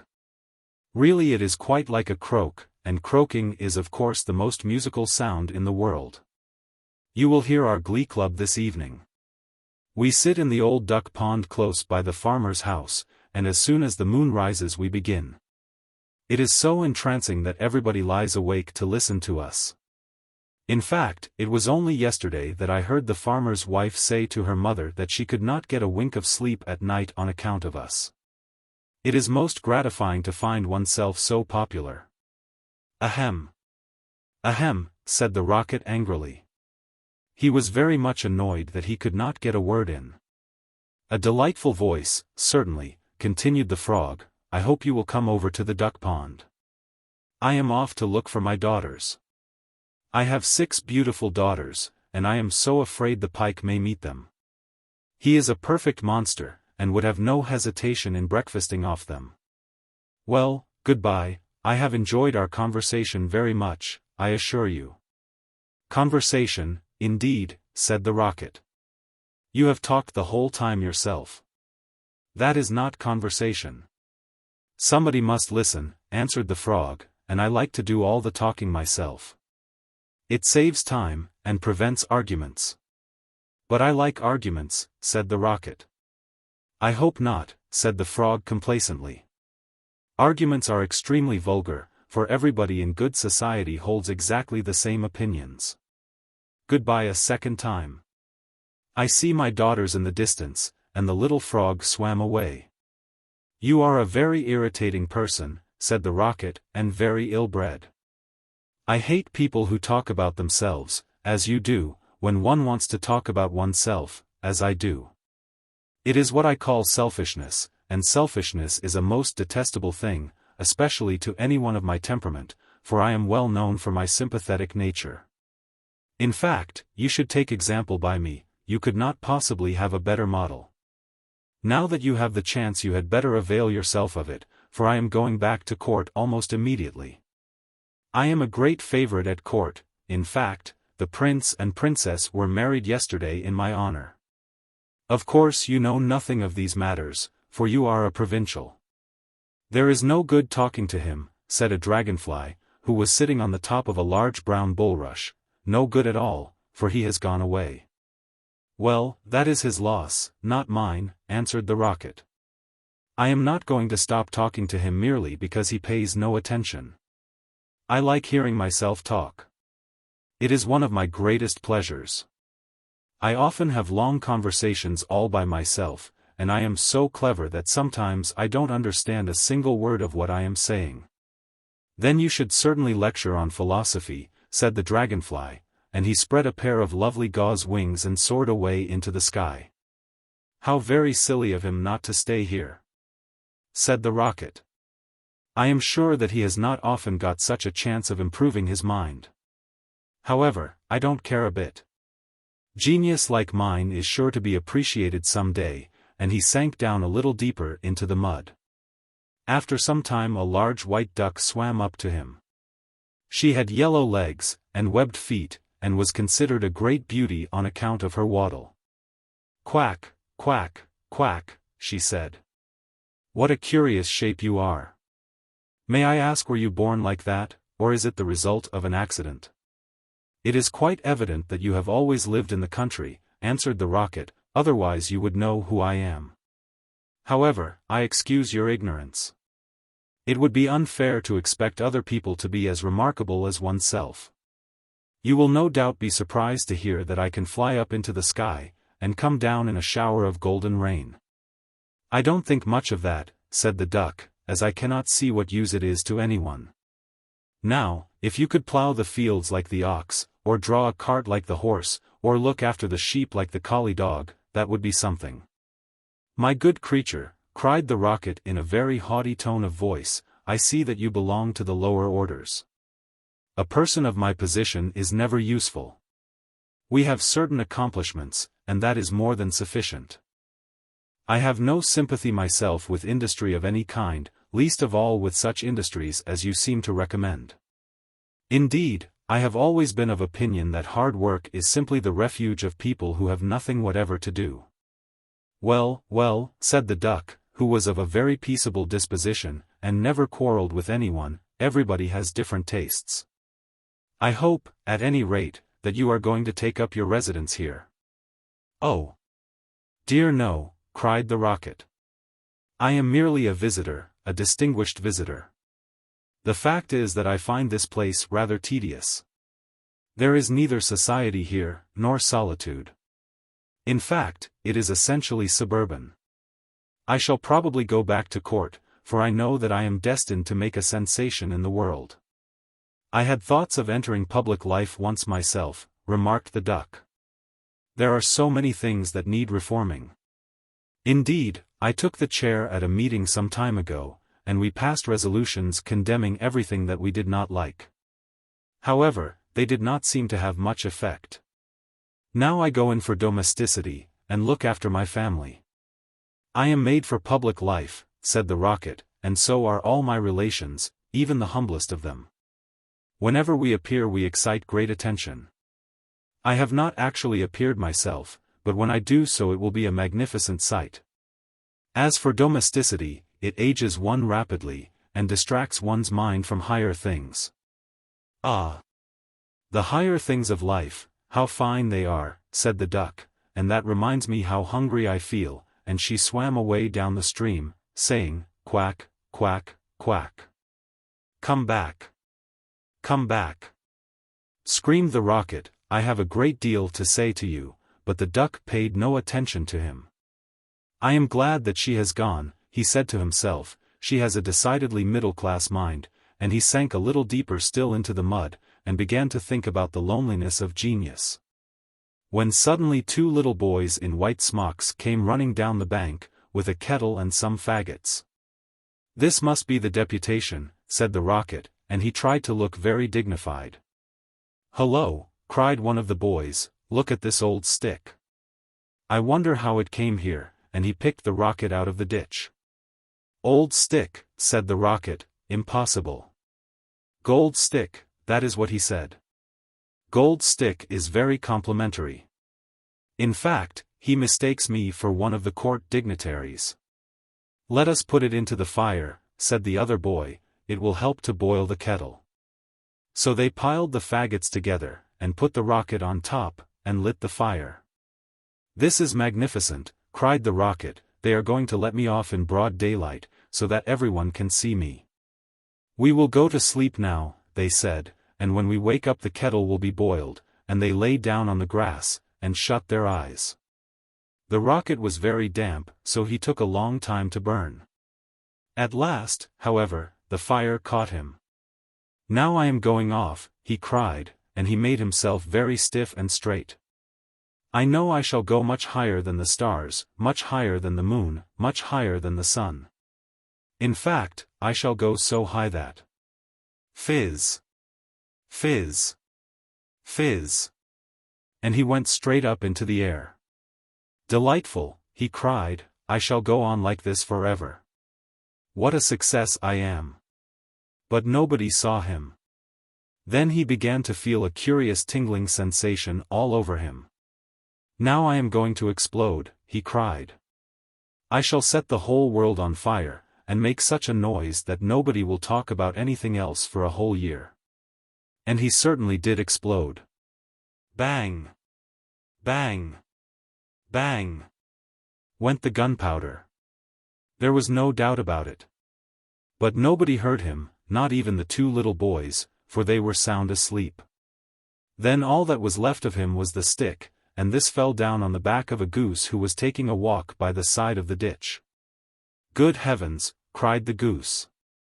It is going to rain sticks, and she rushed into the water. I knew I should create a great sensation, gasped the rocket, and he went out. The young king. To Margaret Lady Brooke. The Rani of Sarawak. It was the night before the day fixed for his coronation, and the young king was sitting alone in his beautiful chamber. His courtiers had all taken their leave of him, bowing their heads to the ground, according to the ceremonious usage of the day, and had retired to the great hall of the palace, to receive a few last lessons from the professor of etiquette. There being some of them who had still quite natural manners, which in a courtier is, I need hardly say, a very grave offense. The lad, for he was only a lad, being but 16 years of age, was not sorry at their departure, and had flung himself back with a deep sigh of relief on the soft cushions of his embroidered couch. Lying there, wild-eyed and open-mouthed, like a brown woodland fawn, or some young animal of the forest newly snared by the hunters. And, indeed, it was the hunters who had found him, coming upon him almost by chance as, bare-limbed and pipe in hand, he was following the flock of the poor goatherd who had brought him up, and whose son he had always fancied himself to be. The child of the old king's only daughter by a secret marriage with one much beneath her in station, a stranger, some said, who, by the wonderful magic of his lute-playing, had made the young princess love him. While others spoke of an artist from Rimini, to whom the princess had shown much, perhaps too much honor, and who had suddenly disappeared from the city. Leaving his work in the cathedral unfinished, he had been, when but a week old, stolen away from his mother's side, as she slept, and given into the charge of a common peasant and his wife, who were without children of their own, and lived in a remote part of the forest, more than a day's ride from the town. Grief, or the plague, as the court physician stated, or, as some suggested, a swift Italian poison administered in a cup of spiced wine, slew, within an hour of her wakening, the white girl who had given him birth, and as the trusty messenger who bare the child across his saddlebow stooped from his weary horse and knocked at the rude door of the goatherd's hut, the body of the princess was being lowered into an open grave that had been dug in a deserted churchyard, beyond the city gates, a grave where it was said that another body was also lying. That of a young man of marvelous and foreign beauty, whose hands were tied behind him with a knotted cord, and whose breast was stabbed with many red wounds. Such, at least, was the story that men whispered to each other. Certain it was that the old king, when on his deathbed, whether moved by remorse for his great sin, or merely desiring that the kingdom should not pass away from his line, had had the lad sent for, and, in the presence of the council, had acknowledged him as his heir. And it seems that from the very first moment of his recognition he had shown signs of that strange passion for beauty that was destined to have so great an influence over his life. Those who accompanied him to the suite of rooms set apart for his service often spoke of the cry of pleasure that broke from his lips when he saw the delicate raiment and rich jewels that had been prepared for him, and of the almost fierce joy with which he flung aside his rough leathern tunic and coarse sheepskin cloak. He missed, indeed, at times the fine freedom of his forest life, and was always apt to chafe at the tedious court ceremonies that occupied so much of each day, but the wonderful palace, Joyeuse, as they called it, of which he now found himself lord, seemed to him to be a new world fresh fashioned for his delight. And as soon as he could escape from the council board or audience chamber, he would run down the great staircase, with its lions of gilt bronze and its steps of bright porphyry, and wander from room to room, and from corridor to corridor, like one who was seeking to find in beauty an anodyne from pain, a sort of restoration from sickness. Upon these journeys of discovery, as he would call them, and, indeed, they were to him real voyages through a marvelous land, he would sometimes be accompanied by the slim, fair-haired court pages, with their floating mantles, and gay fluttering ribbons. But more often he would be alone, feeling through a certain quick instinct, which was almost a divination, that the secrets of art are best learned in secret, and that beauty, like wisdom, loves the lonely worshipper. Many curious stories were related about him at this period.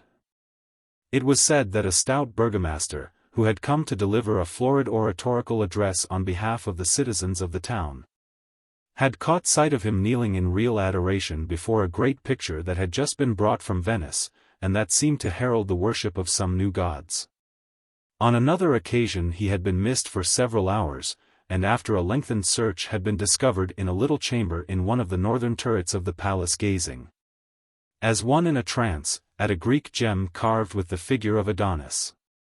He had been seen, so the tale ran, pressing his warm lips to the marble brow of an antique statue that had been discovered in the bed of the river on the occasion of the building of the stone bridge, and was inscribed with the name of the Bithynian slave of Hadrian. He had passed a whole night in noting the effect of the moonlight on a silver image of Endymion. All rare and costly materials had certainly a great fascination for him, and in his eagerness to procure them he had sent away many merchants, some to traffic for amber with the rough fisher folk of the North Seas, some to Egypt to look for that curious green turquoise which is found only in the tombs of kings, and is said to possess magical properties, some to Persia for silken carpets and painted pottery, and others to India to buy gauze and stained ivory, moonstones and bracelets of jade, sandalwood and blue enamel and shawls of fine wool.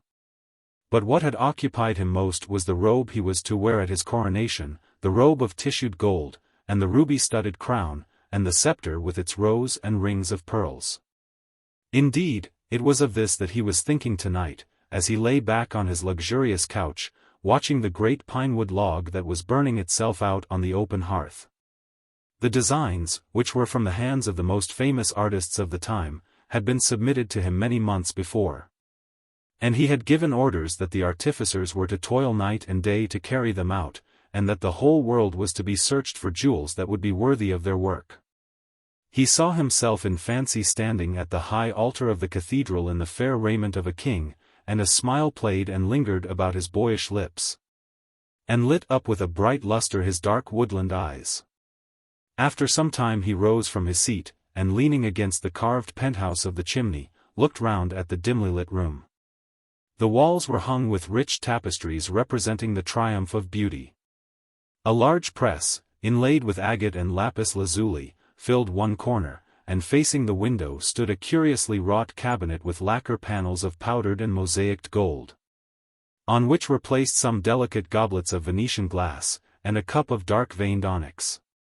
Pale poppies were broidered on the silk coverlet of the bed, as though they had fallen from the tired hands of sleep, and tall reeds of fluted ivory bear up the velvet canopy, from which great tufts of ostrich plumes sprang, like white foam, to the pallid silver of the fretted ceiling. A laughing narcissus in green bronze held a polished mirror above its head. On the table stood a flat bowl of amethyst. Outside he could see the huge dome of the cathedral, looming like a bubble over the shadowy houses, and the weary sentinels pacing up and down on the misty terrace by the river. Far away, in an orchard, a nightingale was singing. A faint perfume of jasmine came through the open window. He brushed his brown curls back from his forehead, and taking up a lute, let his fingers stray across the chords. His heavy eyelids drooped, and a strange languor came over him. Never before had he felt so keenly, or with such exquisite joy, the magic and the mystery of beautiful things. When midnight sounded from the clock tower he touched a bell, and his pages entered and disrobed him with much ceremony, pouring rosewater over his hands, and strewing flowers on his pillow. A few moments after that they had left the room, he fell asleep. And as he slept he dreamed a dream, and this was his dream. He thought that he was standing in a long, low attic, amidst the whir and clatter of many looms. The meager daylight peered in through the grated windows, and showed him the gaunt figures of the weavers bending over their cases. Pale, sickly-looking children were crouched on the huge crossbeams. As the shuttles dashed through the warp they lifted up the heavy battens, and when the shuttles stopped they let the battens fall and pressed the threads together. Their faces were pinched with famine, and their thin hands shook and trembled. Some haggard women were seated at a table sewing. A horrible odor filled the place. The air was foul and heavy, and the walls dripped and streamed with damp. The young king went over to one of the weavers, and stood by him and watched him. And the weaver looked at him angrily, and said, "Why art thou watching me? Art thou a spy set on us by our master?" "Who is thy master?" asked the young king. "Our master," cried the weaver, bitterly. "He is a man like myself. Indeed, there is but this difference between us, that he wears fine clothes while I go in rags, and that while I am weak from hunger he suffers not a little from overfeeding." "The land is free," said the young king, "and thou art no man's slave." "In war," answered the weaver, "the strong make slaves of the weak, and in peace the rich make slaves of the poor.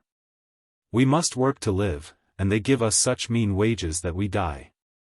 We toil for them all day long, and they heap up gold in their coffers, and our children fade away before their time, and the faces of those we love become hard and evil.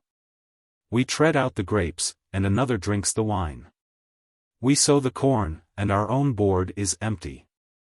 We have chains, though no eye beholds them, and are slaves, though men call us free. Is it so with all?"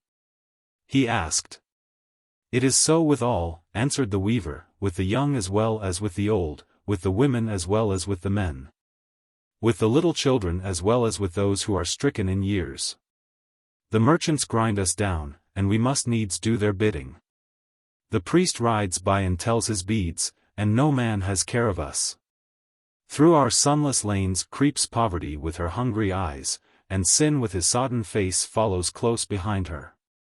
Misery wakes us in the morning, and shame sits with us at night. But what are these things to thee? Thou art not one of us. Thy face is too happy." And he turned away scowling, and threw the shuttle across the loom, and the young king saw that it was threaded with a thread of gold. And a great terror seized upon him, and he said to the weaver, "What robe is this that thou art weaving?" "It is the robe for the coronation of the young king," he answered. "What is that to thee?" And the young king gave a loud cry and woke, and lo! He was in his own chamber, and through the window he saw the great honey-colored moon hanging in the dusky air. And he fell asleep again and dreamed, and this was his dream. He thought that he was lying on the deck of a huge galley that was being rowed by 100 slaves. On a carpet by his side the master of the galley was seated. He was black as ebony, and his turban was of crimson silk. Great earrings of silver dragged down the thick lobes of his ears, and in his hands he had a pair of ivory scales. The slaves were naked, but for a ragged loincloth, and each man was chained to his neighbor. The hot sun beat brightly upon them, and the negroes ran up and down the gangway and lashed them with whips of hide. They stretched out their lean arms and pulled the heavy oars through the water. The salt spray flew from the blades.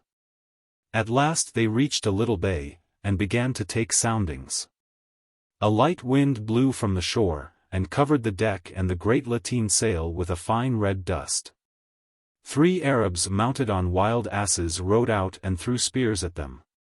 The master of the galley took a painted bow in his hand and shot one of them in the throat. He fell heavily into the surf, and his companions galloped away. A woman wrapped in a yellow veil followed slowly on a camel, looking back now and then at the dead body. As soon as they had cast anchor and hauled down the sail, the negroes went into the hold and brought up a long rope ladder, heavily weighted with lead. The master of the galley threw it over the side, making the ends fast to 2 iron stanchions. Then the negroes seized the youngest of the slaves and knocked his gyves off, and filled his nostrils and his ears with wax, and tied a big stone round his waist. He crept wearily down the ladder, and disappeared into the sea. A few bubbles rose where he sank. Some of the other slaves peered curiously over the side. At the prow of the galley sat a shark charmer, beating monotonously upon a drum. After some time the diver rose up out of the water, and clung panting to the ladder with a pearl in his right hand. The negroes seized it from him, and thrust him back. The slaves fell asleep over their oars. Again and again he came up, and each time that he did so he brought with him a beautiful pearl. The master of the galley weighed them, and put them into a little bag of green leather. The young king tried to speak, but his tongue seemed to cleave to the roof of his mouth, and his lips refused to move. The negroes chattered to each other, and began to quarrel over a string of bright beads. 2 cranes flew round and round the vessel. Then the diver came up for the last time, and the pearl that he brought with him was fairer than all the pearls of Ormuz, for it was shaped like the full moon, and whiter than the morning star. But his face was strangely pale, and as he fell upon the deck the blood gushed from his ears and nostrils. He quivered for a little, and then he was still. The negroes shrugged their shoulders, and threw the body overboard. And the master of the galley laughed, and, reaching out, he took the pearl, and when he saw it he pressed it to his forehead and bowed. "It shall be," he said, "for the scepter of the young king," and he made a sign to the negroes to draw up the anchor. And when the young king heard this he gave a great cry, and woke, and through the window he saw the long grey fingers of the dawn clutching at the fading stars. And he fell asleep again, and dreamed, and this was his dream. He thought that he was wandering through a dim wood, hung with strange fruits and with beautiful poisonous flowers. The adders hissed at him as he went by, and the bright parrots flew screaming from branch to branch. Huge tortoises lay asleep upon the hot mud. The trees were full of apes and peacocks. On and on he went, till he reached the outskirts of the wood, and there he saw an immense multitude of men toiling in the bed of a dried-up river. They swarmed up the crag like ants. They dug deep pits in the ground and went down into them. Some of them cleft the rocks with great axes, others grabbed lead in the sand.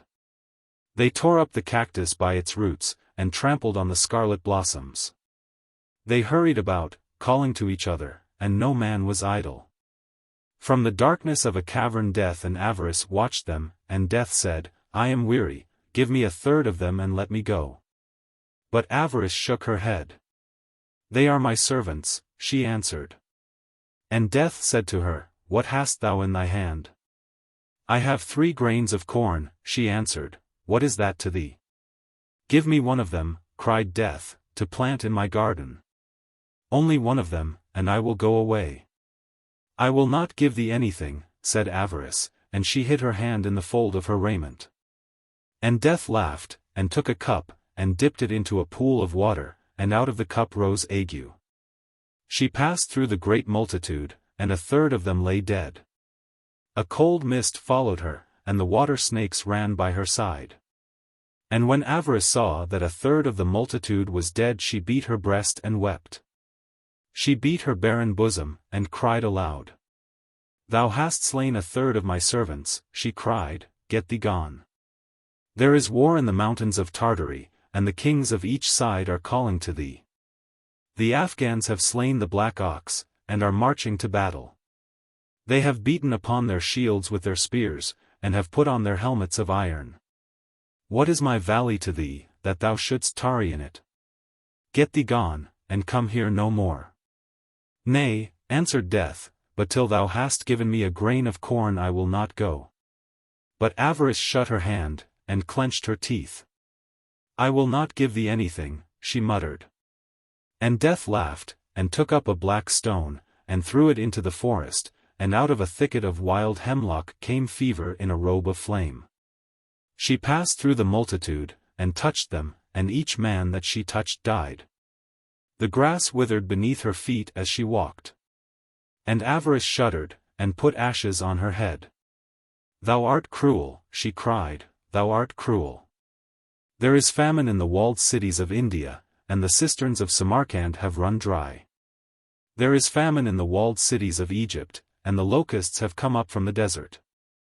The Nile has not overflowed its banks, and the priests have cursed Isis and Osiris.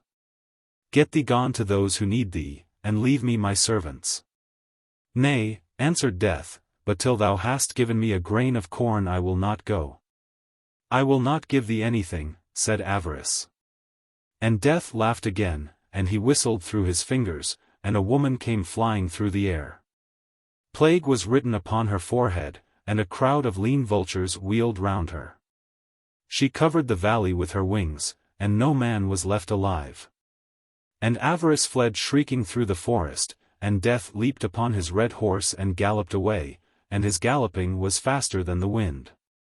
And out of the slime at the bottom of the valley crept dragons and horrible things with scales, and the jackals came trotting along the sand, sniffing up the air with their nostrils.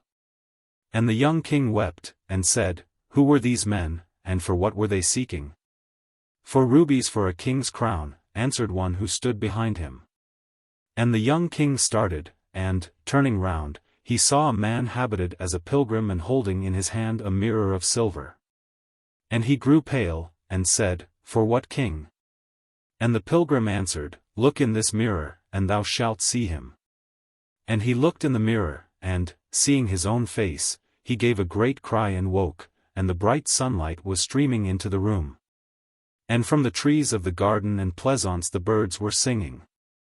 And the chamberlain and the high officers of state came in and made obeisance to him, and the pages brought him the robe of tissued gold, and set the crown and the scepter before him. And the young king looked at them, and they were beautiful. More beautiful were they than aught that he had ever seen.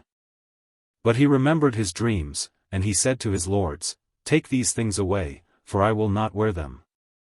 And the courtiers were amazed, and some of them laughed, for they thought that he was jesting. But he spake sternly to them again, and said, Take these things away, and hide them from me. Though it be the day of my coronation, I will not wear them. For on the loom of sorrow, and by the white hands of pain, has this my robe been woven. There is blood in the heart of the ruby, and death in the heart of the pearl. And he told them his 3 dreams. And when the courtiers heard them they looked at each other and whispered, saying, Surely he is mad, for what is a dream but a dream, and a vision but a vision? They are not real things that one should heed them. And what have we to do with the lives of those who toil for us? Shall a man not eat bread till he has seen the sower, nor drink wine till he has talked with the vinedresser? And the chamberlain spake to the young king, and said, My lord, I pray thee set aside these black thoughts of thine, and put on this fair robe, and set this crown upon thy head. For how shall the people know that thou art a king, if thou hast not a king's raiment? And the young king looked at him. Is it so, indeed? He questioned. Will they not know me for a king if I have not a king's raiment? They will not know thee, my lord, cried the chamberlain. I had thought that there had been men who were kinglike, he answered, but it may be as thou sayest. And yet I will not wear this robe, nor will I be crowned with this crown, but even as I came to the palace so will I go forth from it. And he bade them all leave him, save one page whom he kept as his companion, a lad a year younger than himself. Him he kept for his service, and when he had bathed himself in clear water, he opened a great painted chest. And from it he took the leathern tunic and rough sheepskin cloak that he had worn when he had watched on the hillside the shaggy goats of the goatherd. These he put on, and in his hand he took his rude shepherd's staff. And the little page opened his big blue eyes in wonder, and said smiling to him, My lord, I see thy robe and thy scepter, but where is thy crown? And the young king plucked a spray of wild briar that was climbing over the balcony, and bent it, and made a circlet of it, and set it on his own head. This shall he my crown, he answered. And thus attired he passed out of his chamber into the great hall, where the nobles were waiting for him. And the nobles made merry, and some of them cried out to him, My lord, the people wait for their king, and thou showest them a beggar, and others were wroth and said, He brings shame upon our state, and is unworthy to be our master. But he answered them not a word, but passed on, and went down the bright porphyry staircase, and out through the gates of bronze, and mounted upon his horse, and rode towards the cathedral, the little page running beside him. And the people laughed and said, It is the king's fool who is riding by, and they mocked him. And he drew rein and said, Nay, but I am the king. And he told them his 3 dreams. And a man came out of the crowd and spake bitterly to him, and said, Sir, knowest thou not that out of the luxury of the rich cometh the life of the poor? By your pomp we are nurtured, and your vices give us bread. To toil for a hard master is bitter, but to have no master to toil for is more bitter still. Thinkest thou that the ravens will feed us? And what cure hast thou for these things? Wilt thou say to the buyer, Thou shalt buy for so much, and to the seller, Thou shalt sell at this price? I trow not. Therefore go back to thy palace and put on thy purple and fine linen. What hast thou to do with us, and what we suffer? Are not the rich and the poor brothers? Asked the young king. Aye, answered the man, and the name of the rich brother is Cain. And the young king's eyes filled with tears, and he rode on through the murmurs of the people, and the little page grew afraid and left him. And when he reached the great portal of the cathedral, the soldiers thrust their halberts out and said, What dost thou seek here? None enters by this door but the king. And his face flushed with anger, and he said to them, I am the king, and waved their halberts aside and passed in.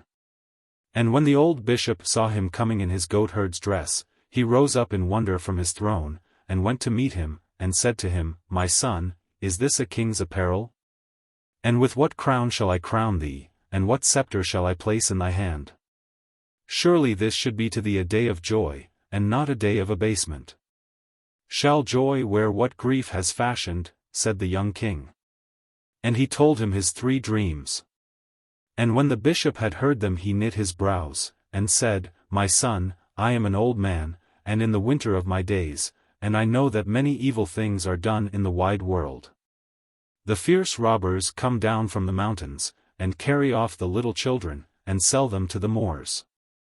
The lions lie in wait for the caravans, and leap upon the camels. The wild boar roots up the corn in the valley, and the foxes gnaw the vines upon the hill.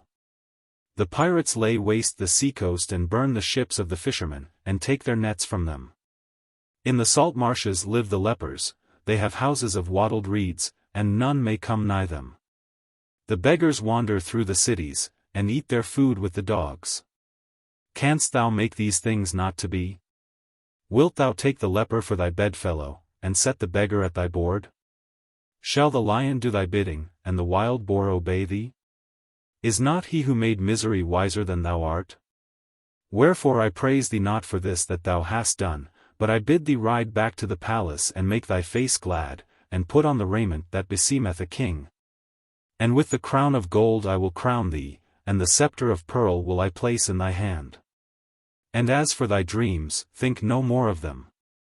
The burden of this world is too great for one man to bear, and the world's sorrow too heavy for one heart to suffer.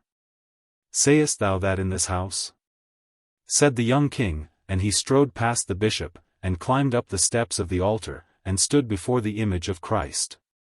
He stood before the image of Christ, and on his right hand and on his left were the marvelous vessels of gold, the chalice with the yellow wine, and the vial with the holy oil. He knelt before the image of Christ, and the great candles burned brightly by the jeweled shrine, and the smoke of the incense curled in thin blue wreaths through the dome. He bowed his head in prayer, and the priests in their stiff copes crept away from the altar.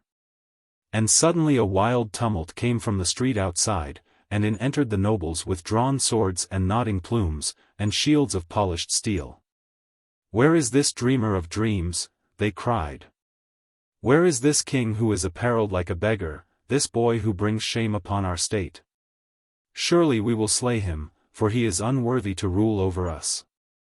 And the young king bowed his head again, and prayed, and when he had finished his prayer he rose up, and turning round he looked at them sadly. And lo! Through the painted windows came the sunlight streaming upon him, and the sunbeams wove round him a tissued robe that was fairer than the robe that had been fashioned for his pleasure. The dead staff blossomed, and bare lilies that were whiter than pearls. The dry thorn blossomed, and bare roses that were redder than rubies. Whiter than fine pearls were the lilies, and their stems were of bright silver.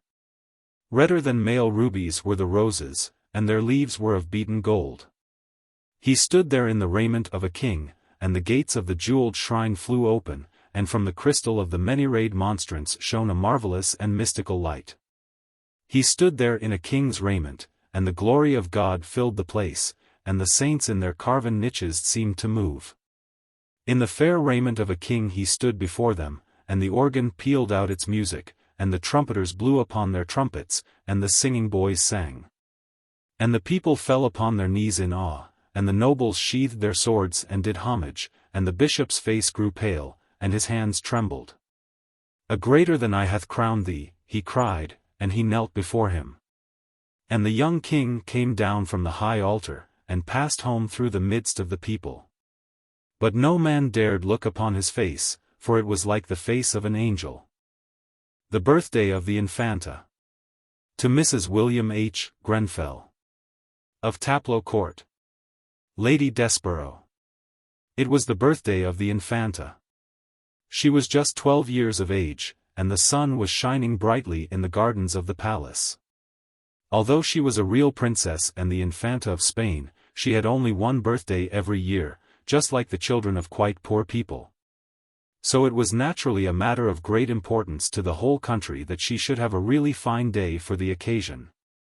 And a really fine day it certainly was. The tall striped tulips stood straight up upon their stalks, like long rows of soldiers, and looked defiantly across the grass at the roses, and said, "We are quite as splendid as you are now." The purple butterflies fluttered about with gold dust on their wings, visiting each flower in turn. The little lizards crept out of the crevices of the wall, and lay basking in the white glare. And the pomegranates split and cracked with the heat, and showed their bleeding red hearts. Even the pale yellow lemons, that hung in such profusion from the mouldering trellis and along the dim arcades, seemed to have caught a richer color from the wonderful sunlight. And the magnolia trees opened their great globe-like blossoms of folded ivory, and filled the air with a sweet heavy perfume. The little princess herself walked up and down the terrace with her companions, and played at hide-and-seek round the stone vases and the old moss-grown statues. On ordinary days she was only allowed to play with children of her own rank, so she had always to play alone, but her birthday was an exception. And the king had given orders that she was to invite any of her young friends whom she liked to come and amuse themselves with her. There was a stately grace about these slim Spanish children as they glided about, the boys with their large-plumed hats and short fluttering cloaks, the girls holding up the trains of their long brocaded gowns, and shielding the sun from their eyes with huge fans of black and silver. But the Infanta was the most graceful of all, and the most tastefully attired, after the somewhat cumbrous fashion of the day. Her robe was of grey satin, the skirt and the wide puffed sleeves heavily embroidered with silver, and the stiff corset studded with rows of fine pearls. 2 tiny slippers with big pink rosettes peeped out beneath her dress as she walked. Pink and pearl was her great gauze fan, and in her hair, which like an aureole of faded gold stood out stiffly round her pale little face, she had a beautiful white rose. From a window in the palace the sad melancholy king watched them. Behind him stood his brother, Don Pedro of Aragon, whom he hated, and his confessor, the Grand Inquisitor of Granada, sat by his side. Sadder even than usual was the king, for as he looked at the Infanta bowing with childish gravity to the assembling counters, or laughing behind her fan at the grim Duchess of Albuquerque who always accompanied her, he thought of the young queen, her mother, who but a short time before, so it seemed to him, had come from the gay country of France, and had withered away in the somber splendor of the Spanish court, dying just 6 months after the birth of her child, and before she had seen the almonds blossom twice in the orchard, or plucked the second year's fruit from the old gnarled fig tree that stood in the center of the now grass-grown courtyard. So great had been his love for her that he had not suffered even the grave to hide her from him.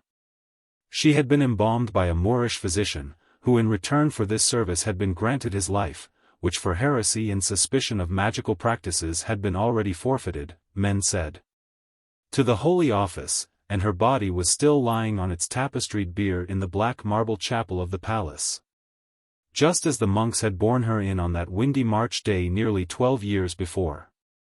Once every month the king, wrapped in a dark cloak and with a muffled lantern in his hand, went in and knelt by her side calling out, "Mi reina! Mi reina!"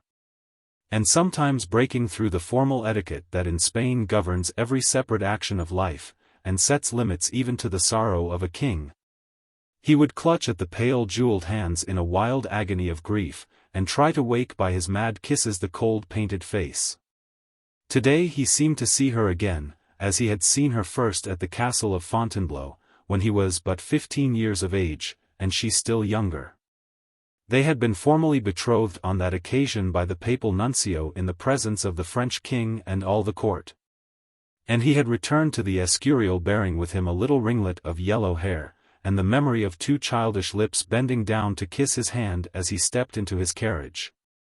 Later on had followed the marriage, hastily performed at Burgos, a small town on the frontier between the 2 countries, and the grand public entry into Madrid with the customary celebration of High Mass at the Church of La Atacha, and a more than usually solemn auto de fe, in which nearly 300 heretics, amongst whom were many Englishmen, had been delivered over to the secular arm to be burned.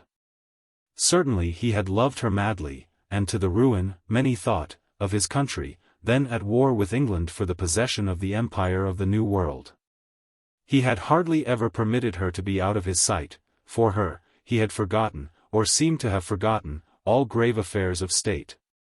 And, with that terrible blindness that passion brings upon its servants, he had failed to notice that the elaborate ceremonies by which he sought to please her did but aggravate the strange malady from which she suffered.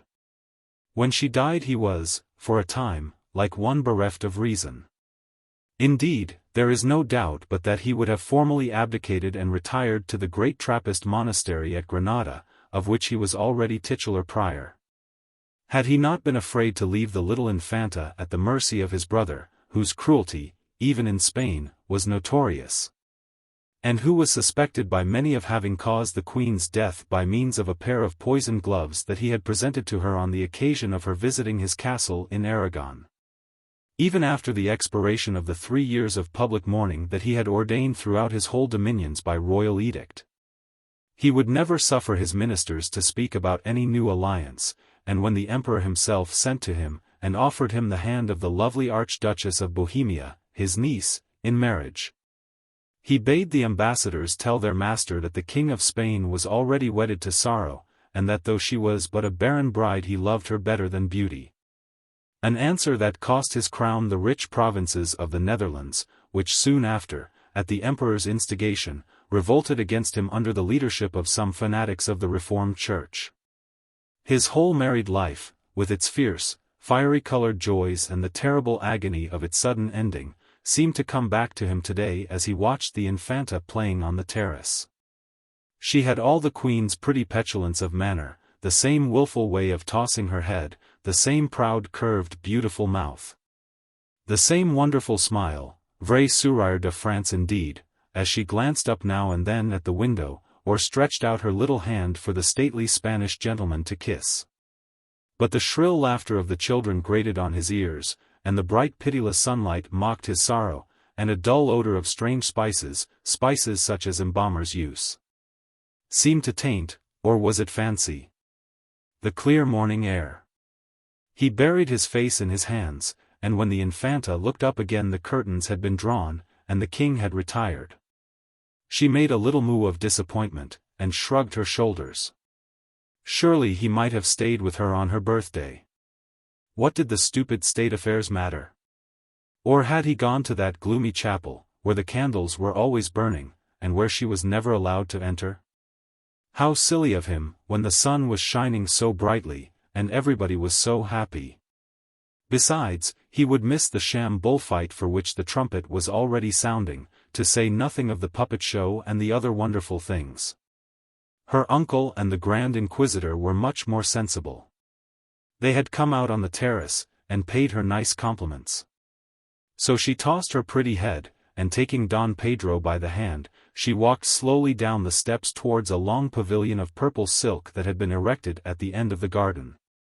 The other children following in strict order of precedence, those who had the longest names going first. A procession of noble boys, fantastically dressed as toreadors, came out to meet her, and the young Count of Tierra-Nueva, a wonderfully handsome lad of about 14 years of age, uncovering his head with all the grace of a born hidalgo and grandee of Spain, led her solemnly into a little gilt and ivory chair that was placed on a raised dais above the arena. The children grouped themselves all round, fluttering their big fans and whispering to each other, and Don Pedro and the Grand Inquisitor stood laughing at the entrance. Even the Duchess, the Camarera Mayor as she was called, a thin, hard-featured woman with a yellow ruff, did not look quite so bad-tempered as usual. And something like a chill smile flitted across her wrinkled face and twitched her thin bloodless lips. It certainly was a marvelous bullfight, and much nicer, the Infanta thought, than the real bullfight that she had been brought to see at Seville, on the occasion of the visit of the Duke of Parma to her father. Some of the boys pranced about on richly caparisoned hobby-horses brandishing long javelins with gay streamers of bright ribbons attached to them. Others went on foot waving their scarlet cloaks before the bull, and vaulting lightly over the barrier when he charged them. And as for the bull himself, he was just like a live bull, though he was only made of wickerwork and stretched hide, and sometimes insisted on running round the arena on his hind legs, which no live bull ever dreams of doing. He made a splendid fight of it too, and the children got so excited that they stood up upon the benches, and waved their lace handkerchiefs and cried out, "Bravo Toro! Bravo Toro!" just as sensibly as if they had been grown-up people. At last, however, after a prolonged combat, during which several of the hobby horses were gored through and through, and, their riders dismounted. The young Count of Tierra brought the bull to his knees, and having obtained permission from the Infanta to give the coup de grace, he plunged his wooden sword into the neck of the animal with such violence that the head came right off, and disclosed the laughing face of little Monsieur de Lorraine, the son of the French ambassador at Madrid.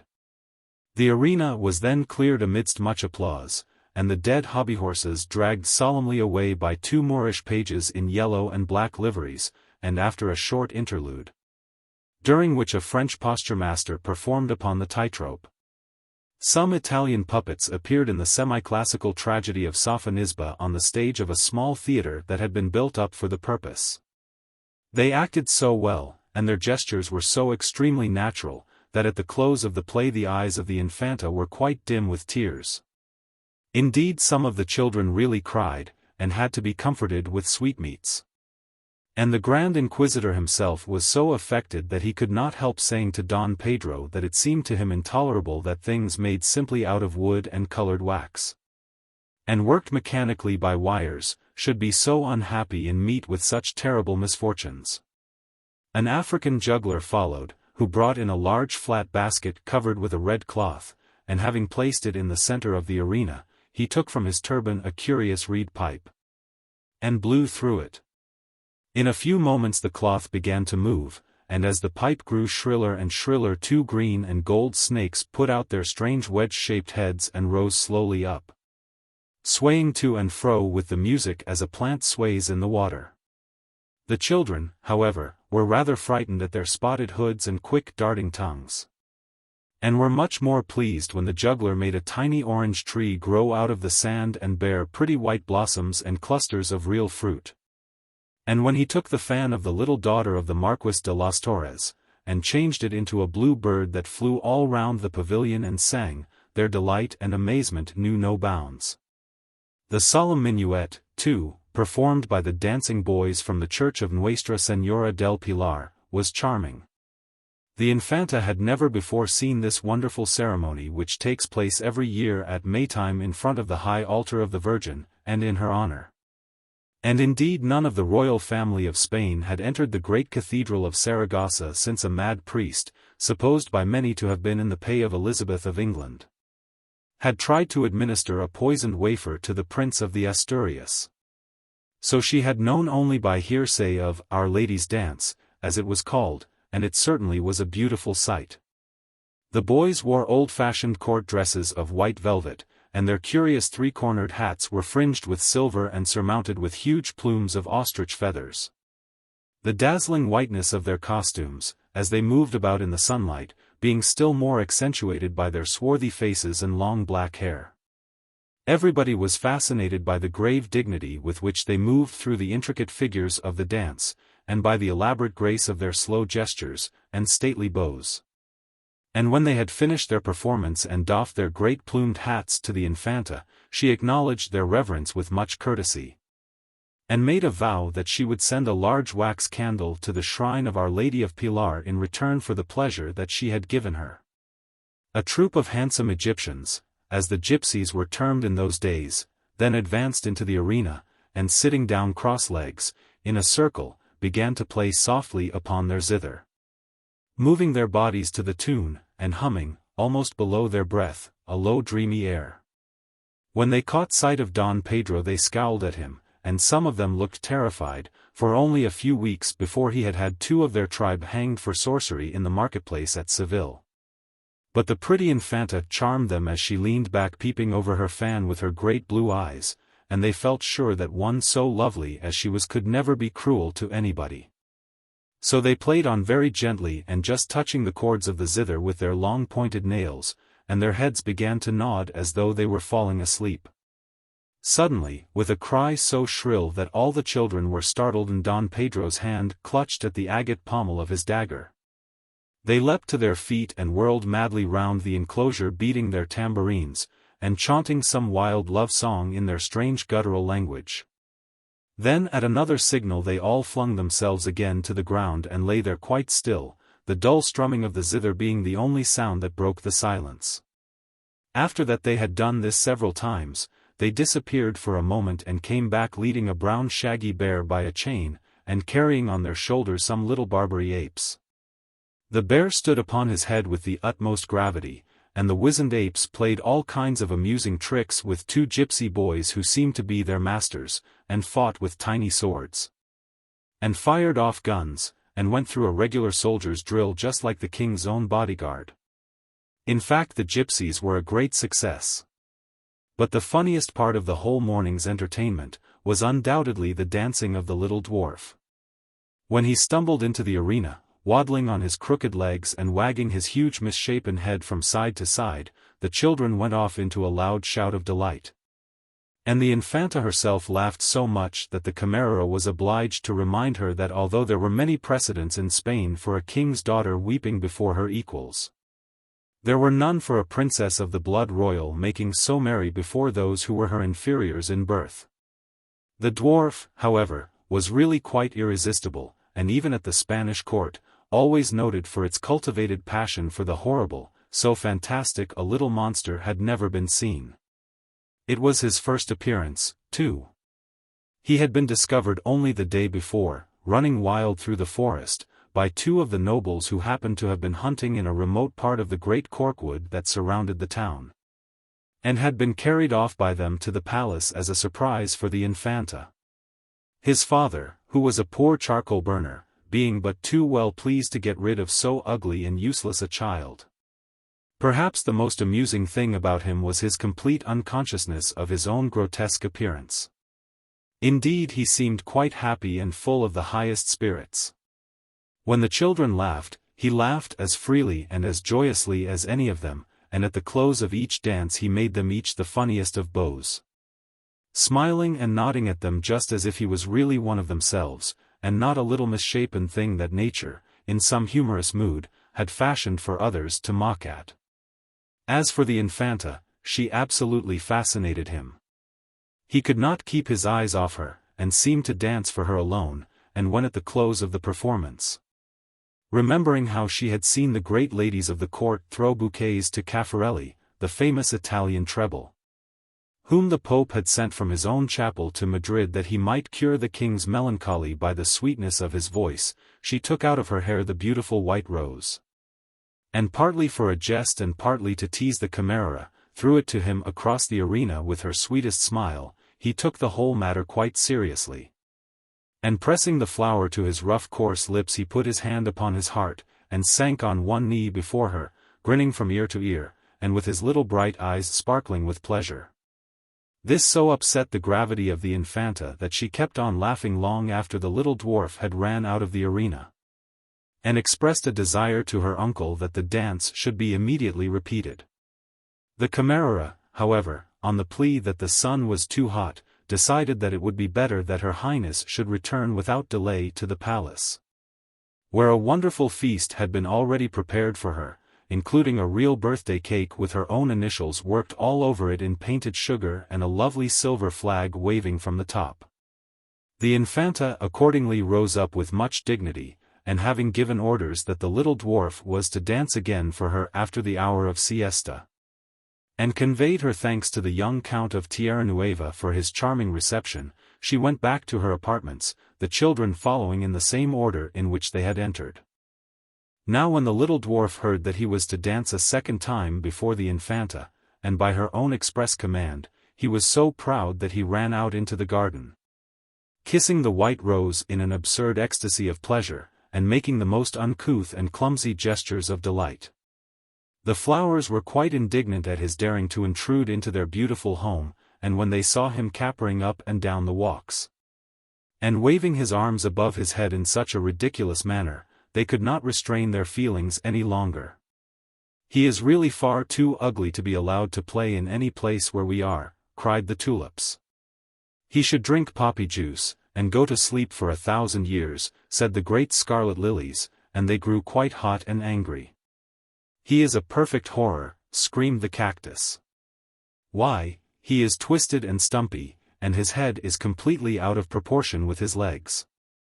Really he makes me feel prickly all over, and if he comes near me I will sting him with my thorns." And he has actually got one of my best blooms," exclaimed the white rose tree.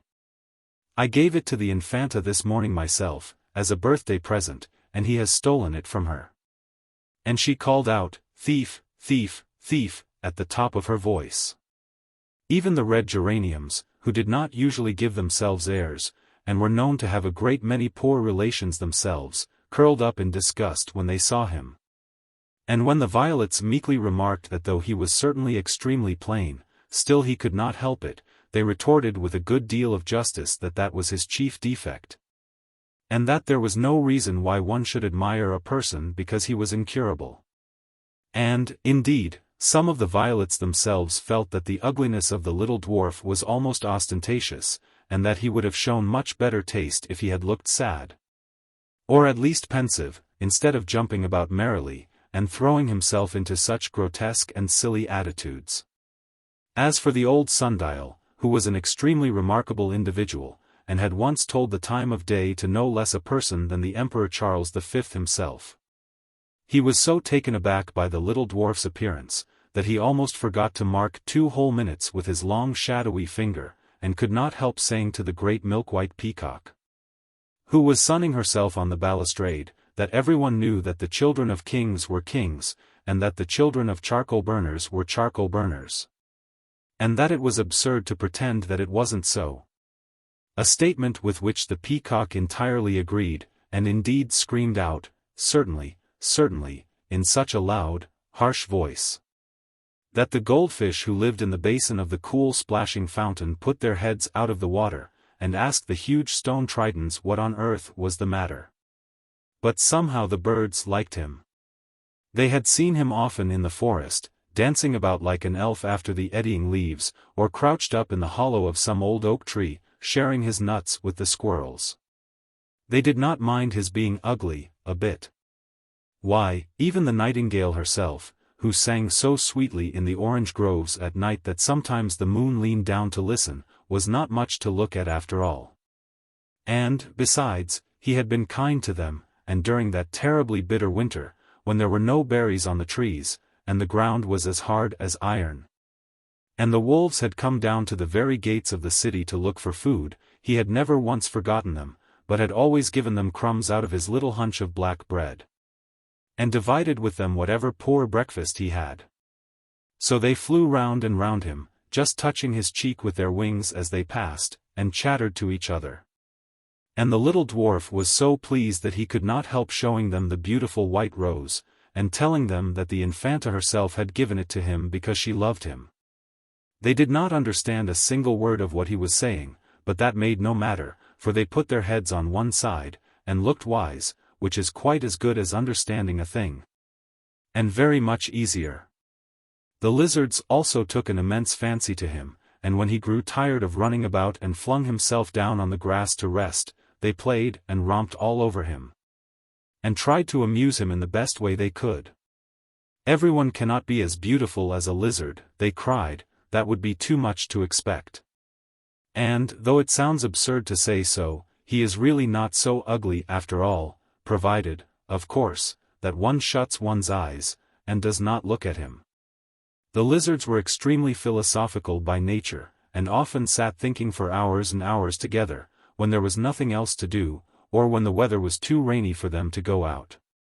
The flowers, however, were excessively annoyed at their behavior, and at the behavior of the birds. "It only shows," they said, "what a vulgarising effect this incessant rushing and flying about has. Well-bred people always stay exactly in the same place, as we do. No one ever saw us hopping up and down the walks, or galloping madly through the grass after dragonflies. When we do want change of air, we send for the gardener, and he carries us to another bed. This is dignified, and as it should be. But birds and lizards have no sense of repose, and indeed birds have not even a permanent address. They are mere vagrants like the gypsies, and should be treated in exactly the same manner." So they put their noses in the air, and looked very haughty, and were quite delighted when after some time they saw the little dwarf scramble up from the grass, and make his way across the terrace to the palace. He should certainly be kept indoors for the rest of his natural life, they said. Look at his hunched back, and his crooked legs, and they began to titter. But the little dwarf knew nothing of all this. He liked the birds and the lizards immensely, and thought that the flowers were the most marvelous things in the whole world, except of course the Infanta. But then she had given him the beautiful white rose, and she loved him, and that made a great difference. How he wished that he had gone back with her. She would have put him on her right hand, and smiled at him, and he would have never left her side, but would have made her his playmate, and taught her all kinds of delightful tricks. For though he had never been in a palace before, he knew a great many wonderful things. He could make little cages out of rushes for the grasshoppers to sing in, and fashion the long jointed bamboo into the pipe that Pan loves to hear. He knew the cry of every bird, and could call the starlings from the treetop, or the heron from the mere. He knew the trail of every animal, and could track the hare by its delicate footprints, and the boar by the trampled leaves. All the wild dances he knew, the mad dance in red raiment with the autumn, the light dance in blue sandals over the corn, the dance with white snow wreaths in winter, and the blossom dance through the orchards in spring. He knew where the wood pigeons built their nests, and once when a fowler had snared the parent birds, he had brought up the young ones himself, and had built a little dovecot for them in the cleft of a pollard elm. They were quite tame, and used to feed out of his hands every morning. She would like them, and the rabbits that scurried about in the long fern, and the jays with their steely feathers and black bills, and the hedgehogs that could curl themselves up into prickly balls, and the great wise tortoises that crawled slowly about, shaking their heads and nibbling at the young leaves. Yes, she must certainly come to the forest and play with him. He would give her his own little bed, and would watch outside the window till dawn, to see that the wild horned cattle did not harm her, nor the gaunt wolves creep too near the hut. And at dawn he would tap at the shutters and wake her, and they would go out and dance together all the day long. It was really not a bit lonely in the forest. Sometimes a bishop rode through on his white mule, reading out of a painted book. Sometimes in their green velvet caps, and their jerkins of tan deerskin, the falconers passed by, with hooded hawks on their wrists. At vintage time came the grape treaders, with purple hands and feet, wreathed with glossy ivy and carrying dripping skins of wine. And the charcoal burners sat round their huge braziers at night, watching the dry logs charring slowly in the fire, and roasting chestnuts in the ashes. And the robbers came out of their caves and made merry with them. Once, too, he had seen a beautiful procession winding up the long dusty road to Toledo.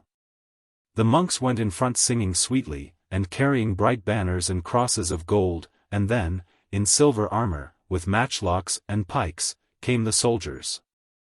And in their midst walked 3 barefooted men, in strange yellow dresses painted all over with wonderful figures, and carrying lighted candles in their hands. Certainly there was a great deal to look at in the forest, and when she was tired he would find a soft bank of moss for her, or carry her in his arms, for he was very strong, though he knew that he was not tall.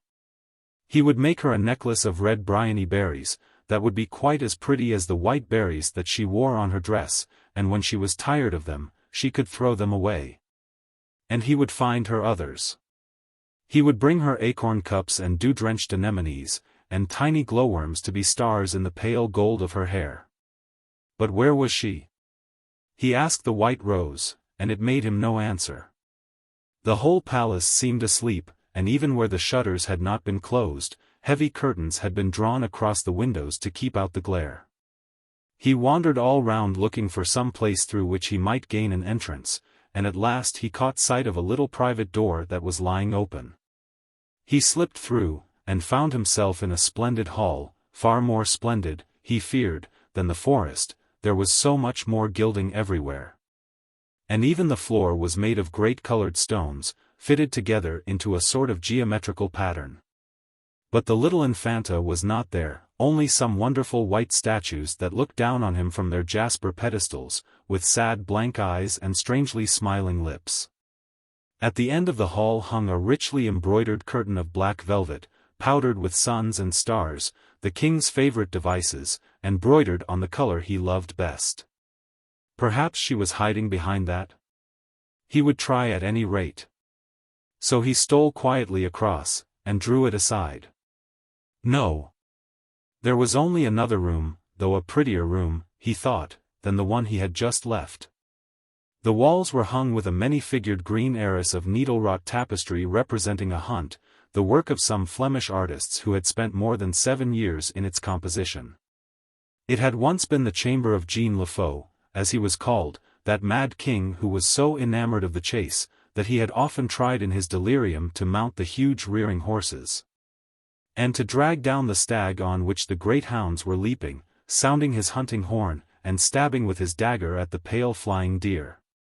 It was now used as the council room, and on the center table were lying the red portfolios of the ministers, stamped with the gold tulips of Spain, and with the arms and emblems of the House of Habsburg. The little dwarf looked in wonder all round him, and was half afraid to go on. The strange silent horsemen that galloped so swiftly through the long glades without making any noise seemed to him like those terrible phantoms of whom he had heard the charcoal burners speaking, the comprachos, who hunt only at night, and if they meet a man, turn him into a hind, and chase him. But he thought of the pretty Infanta, and took courage. He wanted to find her alone, and to tell her that he too loved her. Perhaps she was in the room beyond. He ran across the soft Moorish carpets, and opened the door. No. She was not here either. The room was quite empty. It was a throne room, used for the reception of foreign ambassadors, when the king, which of late had not been often, consented to give them a personal audience. The same room in which, many years before, envoys had appeared from England to make arrangements for the marriage of their queen, then one of the Catholic sovereigns of Europe, with the emperor's eldest son. The hangings were of gilt cordovan leather, and a heavy gilt chandelier with branches for 300 wax lights hung down from the black and white ceiling. Underneath a great canopy of gold cloth, on which the lions and towers of Castile were broidered in seed pearls, stood the throne itself, covered with a rich pall of black velvet studded with silver tulips and elaborately fringed with silver and pearls.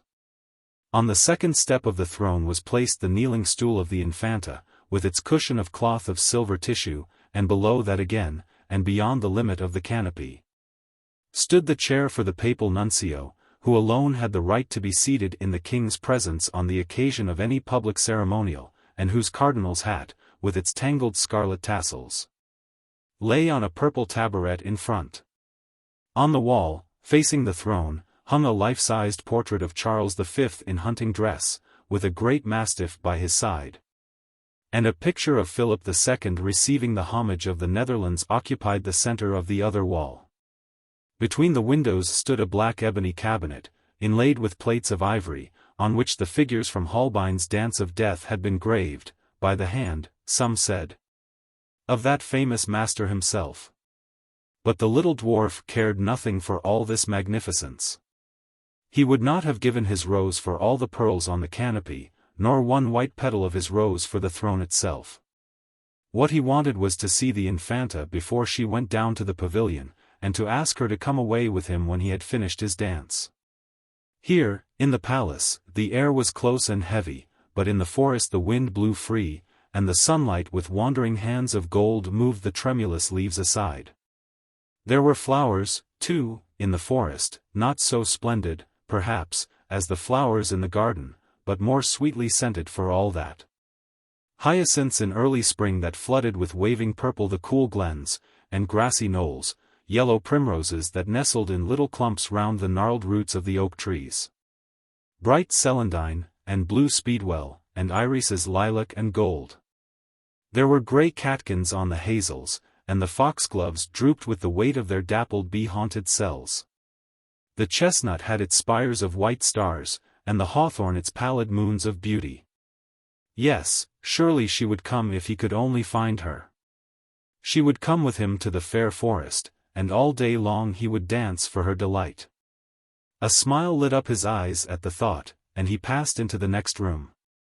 Of all the rooms this was the brightest and the most beautiful. The walls were covered with a pink-flowered Lucca damask, patterned with birds and dotted with dainty blossoms of silver. The furniture was of massive silver, festooned with florid wreaths, and swinging cupids.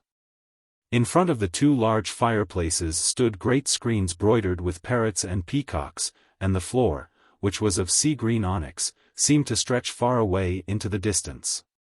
Nor was he alone. Standing under the shadow of the doorway, at the extreme end of the room, he saw a little figure watching him. His heart trembled, a cry of joy broke from his lips, and he moved out into the sunlight. As he did so, the figure moved out also, and he saw it plainly. The Infanta. It was a monster, the most grotesque monster he had ever beheld. Not properly shaped, as all other people were, but hunchbacked, and crooked-limbed, with huge lolling head and mane of black hair. The little dwarf frowned, and the monster frowned also. He laughed, and it laughed with him, and held its hands to its sides, just as he himself was doing.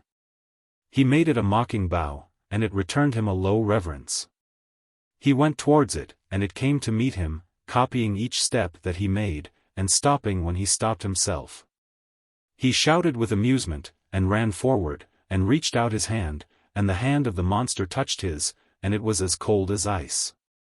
He grew afraid, and moved his hand across, and the monster's hand followed it quickly. He tried to press on, but something smooth and hard stopped him. The face of the monster was now close to his own, and seemed full of terror. He brushed his hair off his eyes. It imitated him. He struck at it, and it returned blow for blow. He loathed it, and it made hideous faces at him. He drew back, and it retreated. What is it? He thought for a moment, and looked round at the rest of the room. It was strange, but everything seemed to have its double in this invisible wall of clear water. Yes, picture for picture was repeated, and couch for couch. The sleeping fawn that lay in the alcove by the doorway had its twin brother that slumbered, and the silver Venus that stood in the sunlight held out her arms to a Venus as lovely as herself. Was it Echo? He had called to her once in the valley, and she had answered him word for word. Could she mock the eye, as she mocked the voice? Could she make a mimic world just like the real world?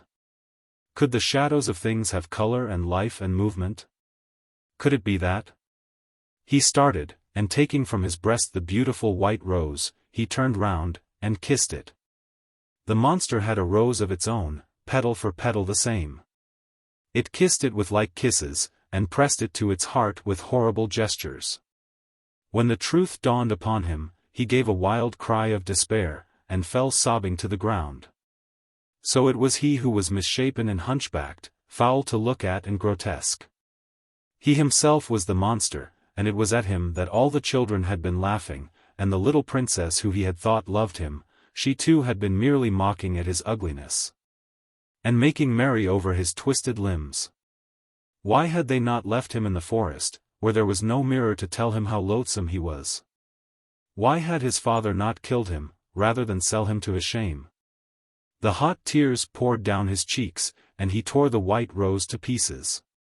The sprawling monster did the same, and scattered the faint petals in the air. It grovelled on the ground, and, when he looked at it, it watched him with a face drawn with pain. He crept away, lest he should see it, and covered his eyes with his hands. He crawled, like some wounded thing, into the shadow, and lay there moaning.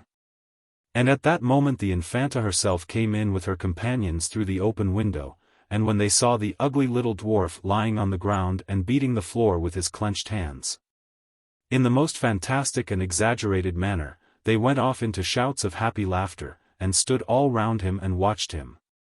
His dancing was funny, said the Infanta, but his acting is funnier still.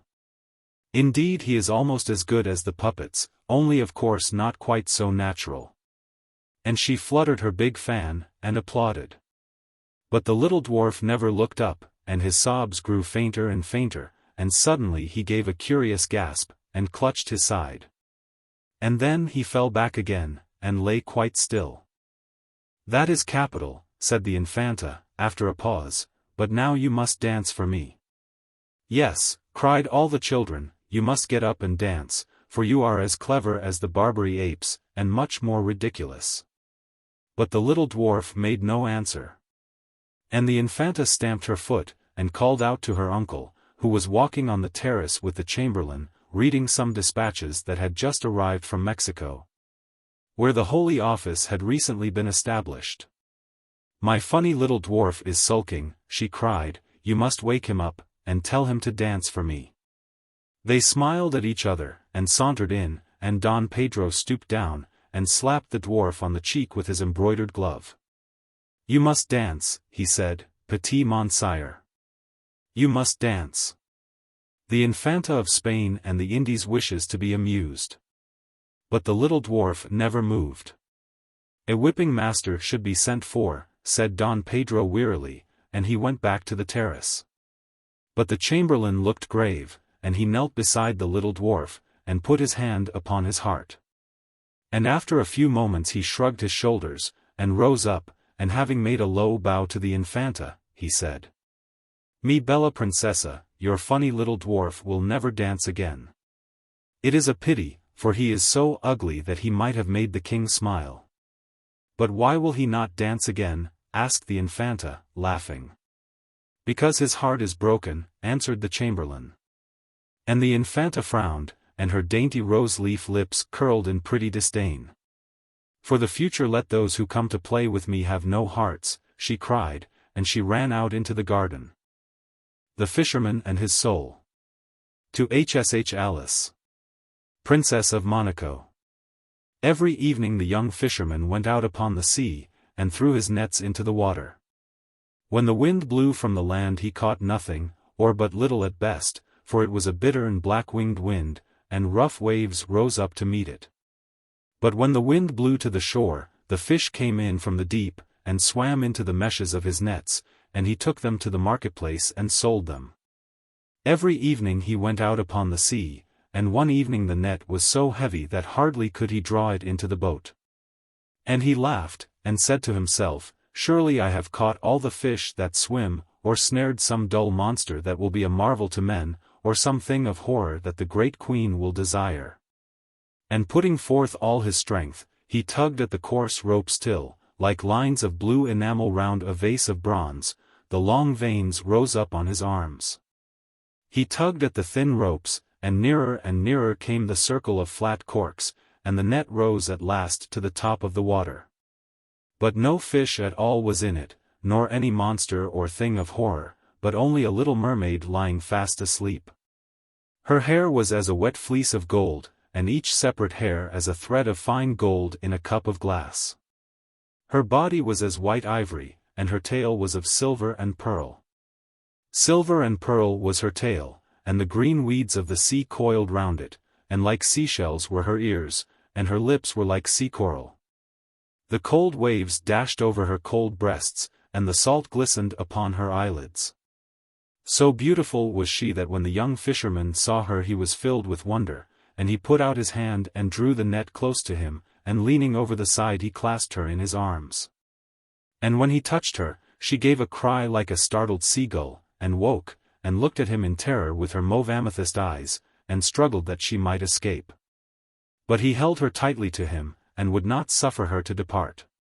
And when she saw that she could in no way escape from him, she began to weep, and said, "I pray thee let me go, for I am the only daughter of a king, and my father is aged and alone." But the young fisherman answered, "I will not let thee go save thou makest me a promise that whenever I call thee, thou wilt come and sing to me. For the fish delight to listen to the song of the sea folk, and so shall my nets be full." "Wilt thou in very truth let me go, if I promise thee this?" cried the mermaid. "In very truth I will let thee go," said the young fisherman. So she made him the promise he desired, and sware it by the oath of the sea folk. And he loosened his arms from about her, and she sank down into the water, trembling with a strange fear. Every evening the young fisherman went out upon the sea, and called to the mermaid, and she rose out of the water and sang to him. Round and round her swam the dolphins, and the wild gulls wheeled above her head. And she sang a marvelous song. For she sang of the sea folk who drive their flocks from cave to cave, and carry the little calves on their shoulders. Of the tritons who have long green beards, and hairy breasts, and blow through twisted conchs when the king passes by. Of the palace of the king which is all of amber, with a roof of clear emerald, and a pavement of bright pearl. And of the gardens of the sea where the great filigrane fans of coral wave all day long, and the fish dart about like silver birds, and the anemones cling to the rocks. And the pinks burgeon in the ribbed yellow sand. She sang of the big whales that come down from the North Seas and have sharp icicles hanging to their fins. Of the sirens who tell of such wonderful things that the merchants have to stop their ears with wax lest they should hear them, and leap into the water and be drowned. Of the sunken galleys with their tall masts, and the frozen sailors clinging to the rigging, and the mackerel swimming in and out of the open portholes. Of the little barnacles who are great travelers, and cling to the keels of the ships and go round and round the world. And of the cuttlefish who live in the sides of the cliffs and stretch out their long black arms, and can make night come when they will it. She sang of the nautilus who has a boat of her own that is carved out of an opal and steered with a silken sail, of the happy mermen who play upon harps and can charm the great kraken to sleep. Of the little children who catch hold of the slippery porpoises and ride laughing upon their backs, of the mermaids who lie in the white foam and hold out their arms to the mariners. And of the sea lions with their curved tusks, and the seahorses with their floating manes. And as she sang, all the tunny fish came in from the deep to listen to her, and the young fisherman threw his nets round them and caught them, and others he took with a spear. And when his boat was well laden, the mermaid would sink down into the sea, smiling at him. Yet would she never come near him that he might touch her. Oftentimes he called to her and prayed of her, but she would not, and when he sought to seize her she dived into the water as a seal might dive, nor did he see her again that day. And each day the sound of her voice became sweeter to his ears. So sweet was her voice that he forgot his nets and his cunning, and had no care of his craft. Vermilion-finned and with eyes of bossy gold, the tunnies went by in shoals, but he heeded them not. His spear lay by his side unused, and his baskets of plaited osier were empty. With lips parted, and eyes dim with wonder, he sat idle in his boat and listening till the sea mists crept round him, and the wandering moon stained his brown limbs with silver. And one evening he called to her, and said, little mermaid, I love thee. Take me for thy bridegroom, for I love thee. But the mermaid shook her head. Thou hast a human soul, she answered. If only thou wouldst send away thy soul, then could I love thee. And the young fisherman said to himself, of what use is my soul to me? I cannot see it. I may not touch it. I do not know it. Surely I will send it away from me, and much gladness shall be mine. And a cry of joy broke from his lips, and standing up in the painted boat, he held out his arms to the mermaid. I will send my soul away, he cried, and you shall be my bride, and I will be thy bridegroom, and in the depth of the sea we will dwell together, and all that thou hast sung of thou shalt show me. And all that thou desirest I will do, nor shall our lives be divided. And the little mermaid laughed for pleasure and hid her face in her hands. But how shall I send my soul from me? Cried the young fisherman. Tell me how I may do it, and lo! It shall be done. Alas! I know not, said the little mermaid, the sea folk have no souls. And she sank down into the deep, looking wistfully at him. Now early on the next morning, before the sun was the span of a man's hand above the hill, the young fisherman went to the house of the priest and knocked 3 times at the door. The novice looked out through the wicket, and when he saw who it was, he drew back the latch and said to him, Enter. And the young fisherman passed in, and knelt down on the sweet-smelling rushes of the floor, and cried to the priest who was reading out of the holy book and said to him, Father, I am in love with one of the sea folk, and my soul hindereth me from having my desire. Tell me how I can send my soul away from me, for in truth I have no need of it. Of what value is my soul to me? I cannot see it. I may not touch it. I do not know it. And the priest beat his breast, and answered, Alack, alack, thou art mad, or hast eaten of some poisonous herb, for the soul is the noblest part of man. and was given to us by God that we should nobly use it.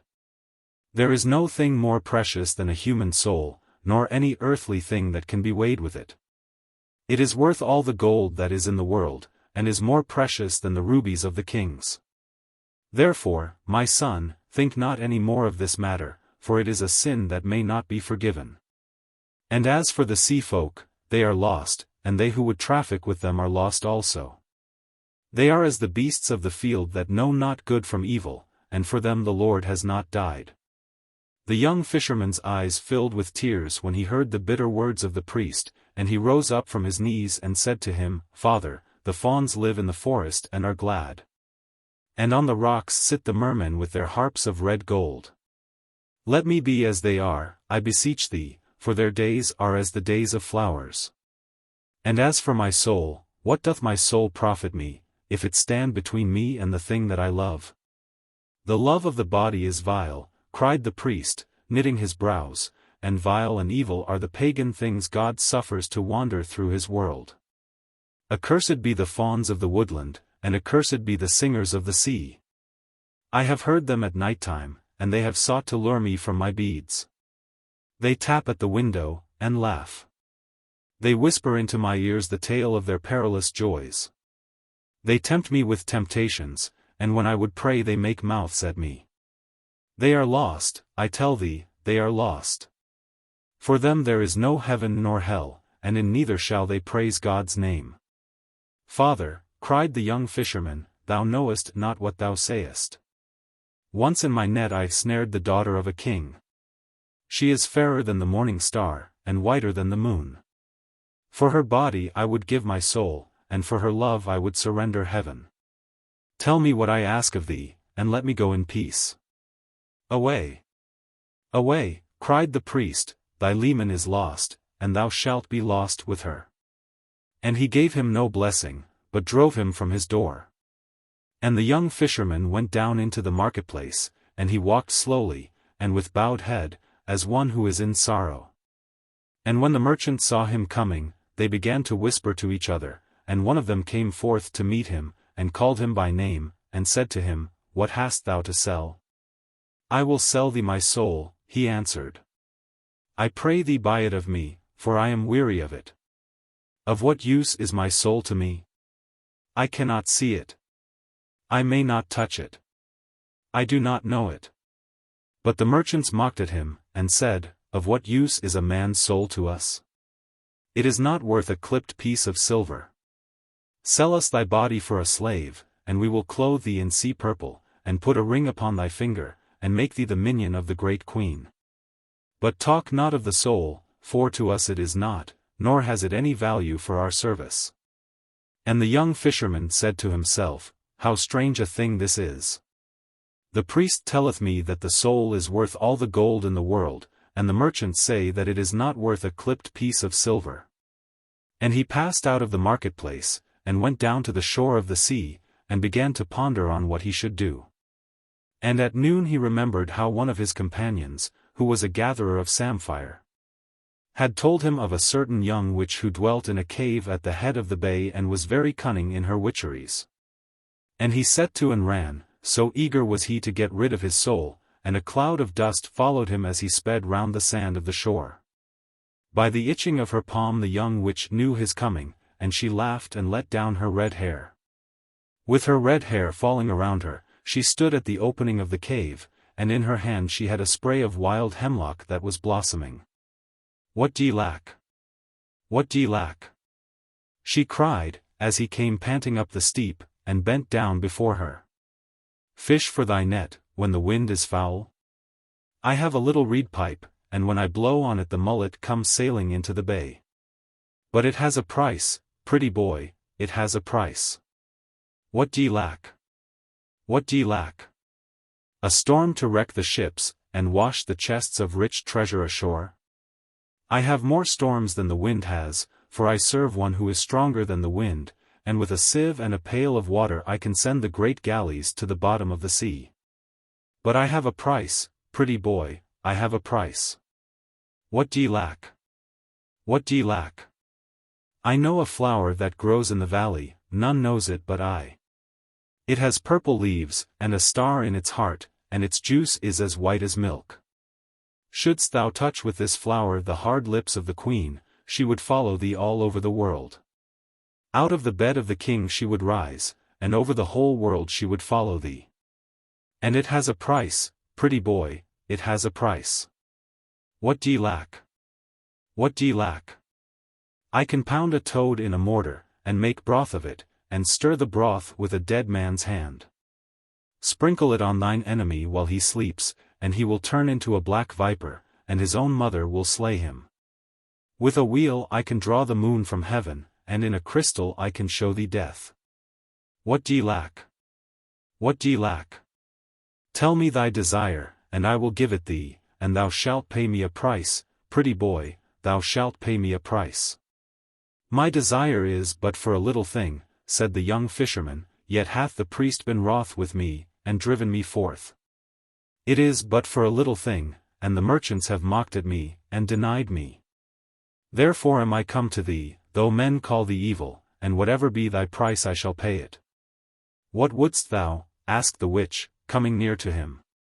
I would send my soul away from me, answered the young fisherman.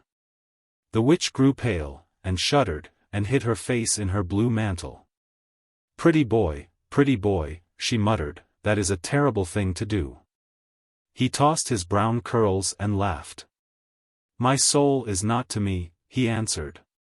I cannot see it. I may not touch it. I do not know it. What wilt thou give me if I tell thee? Asked the witch, looking down at him with her beautiful eyes. 5 pieces of gold, he said, and my nets, and the wattled house where I live, and the painted boat in which I sail. Only tell me how to get rid of my soul, and I will give thee all that I possess. She laughed mockingly at him, and struck him with the spray of hemlock. I can turn the autumn leaves into gold, she answered, and I can weave the pale moonbeams into silver if I will it. He whom I serve is richer than all the kings of this world, and has their dominions.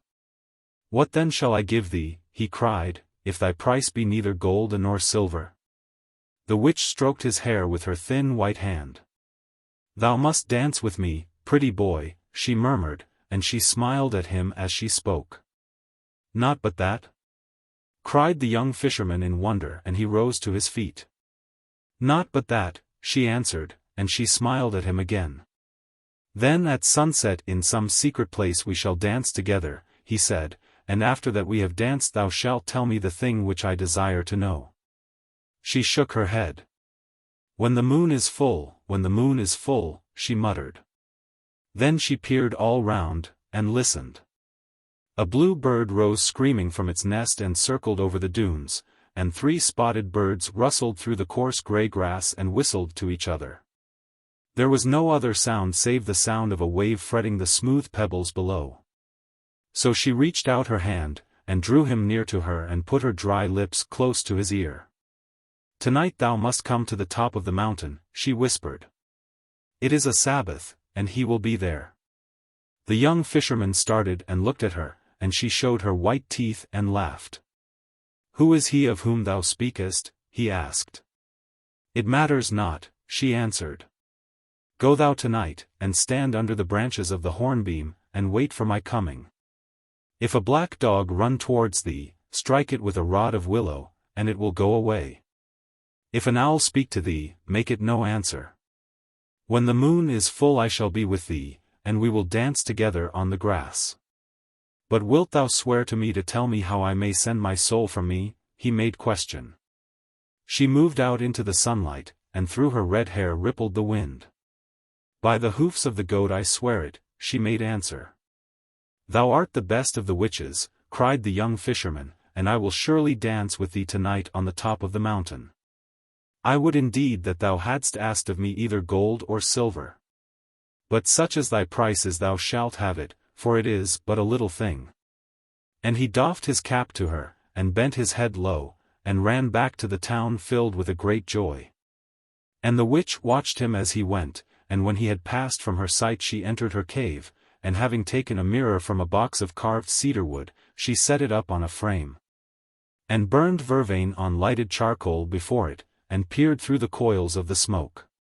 And after a time she clenched her hands in anger. "He should have been mine," she muttered, "I am as fair as she is." And that evening, when the moon had risen, the young fisherman climbed up to the top of the mountain, and stood under the branches of the hornbeam. Like a targe of polished metal the round sea lay at his feet, and the shadows of the fishing boats moved in the little bay. A great owl, with yellow sulphurous eyes, called to him by his name, but he made it no answer. A black dog ran towards him and snarled. He struck it with a rod of willow, and it went away whining. At midnight the witches came flying through the air like bats. "Phew," they cried, as they lit upon the ground, "there is someone here we know not." And they sniffed about, and chattered to each other, and made signs. Last of all came the young witch, with her red hair streaming in the wind. She wore a dress of gold tissue embroidered with peacock's eyes, and a little cap of green velvet was on her head. "Where is he? Where is he?" shrieked the witches when they saw her, but she only laughed, and ran to the hornbeam, and taking the fisherman by the hand she led him out into the moonlight and began to dance. Round and round they whirled, and the young witch jumped so high that he could see the scarlet heels of her shoes. Then right across the dancers came the sound of the galloping of a horse, but no horse was to be seen, and he felt afraid. "Faster!" cried the witch, and she threw her arms about his neck, and her breath was hot upon his face. "Faster, faster!" she cried, and the earth seemed to spin beneath his feet, and his brain grew troubled, and a great terror fell on him, as of some evil thing that was watching him. And at last he became aware that under the shadow of a rock there was a figure that had not been there before. It was a man dressed in a suit of black velvet, cut in the Spanish fashion. His face was strangely pale, but his lips were like a proud red flower. He seemed weary, and was leaning back toying in a listless manner with the pommel of his dagger. On the grass beside him lay a plumed hat, and a pair of riding gloves gauntlet with gilt lace, and sewn with seed pearls wrought into a curious device. A short cloak lined with sables hung from his shoulder, and his delicate white hands were gemmed with rings. Heavy eyelids drooped over his eyes. The young fisherman watched him, as one snared in a spell. At last their eyes met, and wherever he danced it seemed to him that the eyes of the man were upon him. He heard the witch laugh, and caught her by the waist, and whirled her madly round and round. Suddenly a dog bayed in the wood, and the dancers stopped, and going up 2 by 2, knelt down, and kissed the man's hands. As they did so, a little smile touched his proud lips, as a bird's wing touches the water and makes it laugh. But there was disdain in it. He kept looking at the young fisherman. "Come. Let us worship," whispered the witch, and she led him up, and a great desire to do as she besought him seized on him, and he followed her. But when he came close, and without knowing why he did it, he made on his breast the sign of the cross, and called upon the holy name. No sooner had he done so than the witches screamed like hawks and flew away, and the pallid face that had been watching him twitched with a spasm of pain. The man went over to a little wood, and whistled.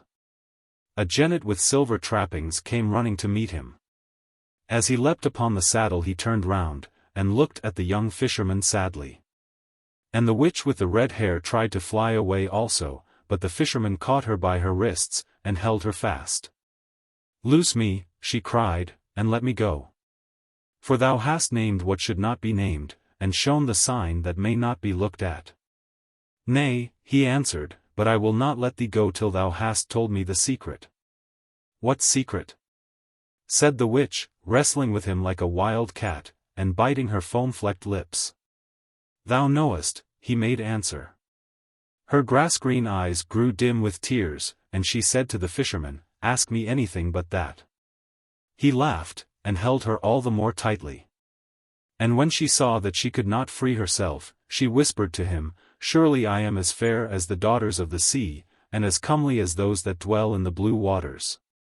And she fawned on him and put her face close to his. But he thrust her back frowning, and said to her, "If thou keepest not the promise that thou madest to me I will slay thee for a false witch." She grew grey as a blossom of the Judas tree, and shuddered. "Be it so," she muttered. "It is thy soul and not mine. Do with it as thou wilt." And she took from her girdle a little knife that had a handle of green viper's skin, and gave it to him. "What shall this serve me?" he asked of her, wondering. She was silent for a few moments, and a look of terror came over her face. Then she brushed her hair back from her forehead, and smiling strangely she said to him, "What men call the shadow of the body is not the shadow of the body, but is the body of the soul. Stand on the seashore with thy back to the moon, and cut away from around thy feet thy shadow, which is thy soul's body, and bid thy soul leave thee, and it will do so." The young fisherman trembled. "Is this true?" he murmured. "It is true, and I would that I had not told thee of it," she cried, and she clung to his knees weeping. He put her from him and left her in the rank grass, and going to the edge of the mountain he placed the knife in his belt and began to climb down. And his soul that was within him called out to him and said, "Lo! I have dwelt with thee for all these years, and have been thy servant. Send me not away from thee now, for what evil have I done thee?" And the young fisherman laughed. "Thou hast done me no evil, but I have no need of thee," he answered. "The world is wide, and there is heaven also, and hell, and that dim twilight house that lies between. Go wherever thou wilt, but trouble me not, for my love is calling to me." And his soul besought him piteously, but he heeded it not, but leapt from crag to crag, being sure-footed as a wild goat, and at last he reached the level ground and the yellow shore of the sea. Bronze-limbed and well-knit, like a statue wrought by a Grecian, he stood on the sand with his back to the moon, and out of the foam came white arms that beckoned to him. And out of the waves rose dim forms that did him homage. Before him lay his shadow, which was the body of his soul, and behind him hung the moon in the honey-colored air. And his soul said to him, "If indeed thou must drive me from thee, send me not forth without a heart. The world is cruel, give me thy heart to take with me." He tossed his head and smiled. "With what should I love my love if I gave thee my heart?" he cried. "Nay, but be merciful," said his soul, "give me thy heart, for the world is very cruel, and I am afraid." "My heart is my love's," he answered, "therefore tarry not, but get thee gone." "Should I not love also?" asked his soul. "Get thee gone, for I have no need of thee," cried the young fisherman, and he took the little knife with its handle of green viper's skin, and cut away his shadow from around his feet.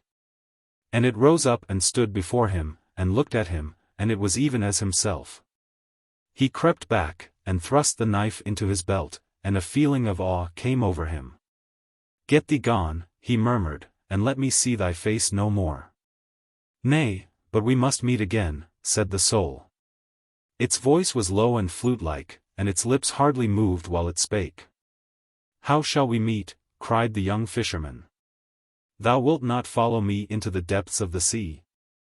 Once every year I will come to this place, and call to thee," said the soul. "It may be that thou wilt have need of me." "What need should I have of thee?" cried the young fisherman, "but be it as thou wilt," and he plunged into the waters and the tritons blew their horns and the little mermaid rose up to meet him, and put her arms around his neck and kissed him on the mouth. And the soul stood on the lonely beach and watched them. And when they had sunk down into the sea, it went weeping away over the marshes. And after a year was over the soul came down to the shore of the sea and called to the young fisherman, and he rose out of the deep, and said, "Why dost thou call to me?" And the soul answered, "Come nearer, that I may speak with thee, for I have seen marvelous things." So he came nearer, and couched in the shallow water, and leaned his head upon his hand and listened. And the soul said to him, "When I left thee I turned my face to the east and journeyed. From the east cometh everything that is wise. 6 days I journeyed, and on the morning of the 7th day I came to a hill that is in the country of the Tartars. I sat down under the shade of a tamarisk tree to shelter myself from the sun. The land was dry and burnt up with the heat. The people went to and fro over the plain like flies crawling upon a disk of polished copper. When it was noon a cloud of red dust rose up from the flat rim of the land. When the Tartars saw it, they strung their painted bows, and having leapt upon their little horses they galloped to meet it. The women fled screaming to the wagons, and hid themselves behind the felt curtains. At twilight the Tartars returned, but 5 of them were missing, and of those that came back not a few had been wounded. They harnessed their horses to the wagons and drove hastily away. 3 jackals came out of a cave and peered after them. Then they sniffed up the air with their nostrils, and trotted off in the opposite direction. When the moon rose I saw a campfire burning on the plain, and went towards it. A company of merchants were seated round it on carpets. Their camels were picketed behind them, and the negroes who were their servants were pitching tents of tanned skin upon the sand, and making a high wall of the prickly pear. As I came near them, the chief of the merchants rose up and drew his sword, and asked me my business. I answered that I was a prince in my own land, and that I had escaped from the Tartars, who had sought to make me their slave. The chief smiled, and showed me 5 heads fixed upon long reeds of bamboo. Then he asked me who was the prophet of God, and I answered him Muhammad. When he heard the name of the false prophet, he bowed and took me by the hand, and placed me by his side. A negro brought me some mare's milk in a wooden dish, and a piece of lamb's flesh roasted. At daybreak we started on our journey. I rode on a red-haired camel by the side of the chief, and a runner ran before us carrying a spear. The men of war were on either hand, and the mules followed with the merchandise. There were 40 camels in the caravan, and the mules were twice 40 in number. We went from the country of the Tartars into the country of those who curse the moon. We saw the griffins guarding their gold on the white rocks, and the scaled dragons sleeping in their caves. As we passed over the mountains we held our breath lest the snows might fall on us, and each man tied a veil of gauze before his eyes. As we passed through the valleys the pygmies shot arrows at us from the hollows of the trees, and at night time we heard the wild men beating on their drums. When we came to the Tower of Apes we set fruits before them, and they did not harm us. When we came to the Tower of Serpents we gave them warm milk in howls of brass, and they let us go by. 3 times in our journey we came to the banks of the Oxus. We crossed it on rafts of wood with great bladders of blown hide. The river horses raged against us and sought to slay us. When the camels saw them they trembled. The kings of each city levied tolls on us, but would not suffer us to enter their gates. They threw us bread over the walls, little maize cakes baked in honey and cakes of fine flour filled with dates. For every 100 baskets we gave them a bead of amber. When the dwellers in the villages saw us coming, they poisoned the wells and fled to the hill summits. We fought with the Magadi who are born old, and grow younger and younger every year, and die when they are little children. And with the Lactroi who say that they are the sons of tigers, and paint themselves yellow and black. And with the Orants who bury their dead on the tops of trees, and themselves live in dark caverns lest the sun, who is their god, should slay them. And with the Crimnians who worship a crocodile, and give it earrings of green glass, and feed it with butter and fresh fowls, and with the Agazonbi, who are dog-faced. And with the Sibans, who have horses' feet, and run more swiftly than horses. 1/3 of our company died in battle, and 1/3 died of want. The rest murmured against me, and said that I had brought them an evil fortune. I took a horned adder from beneath a stone and let it sting me. When they saw that I did not sicken they grew afraid. In the 4th month we reached the city of Ilil. It was night time when we came to the grove that is outside the walls, and the air was sultry, for the moon was traveling in Scorpion. We took the ripe pomegranates from the trees, and brake them, and drank their sweet juices. Then we lay down on our carpets, and waited for the dawn. And at dawn we rose and knocked at the gate of the city. It was wrought out of red bronze, and carved with sea dragons and dragons that have wings. The guards looked down from the battlements and asked us our business. The interpreter of the caravan answered that we had come from the island of Syria with much merchandise. They took hostages, and told us that they would open the gate to us at noon, and bade us tarry till then. When it was noon they opened the gate, and as we entered in the people came crowding out of the houses to look at us, and a crier went round the city crying through a shell.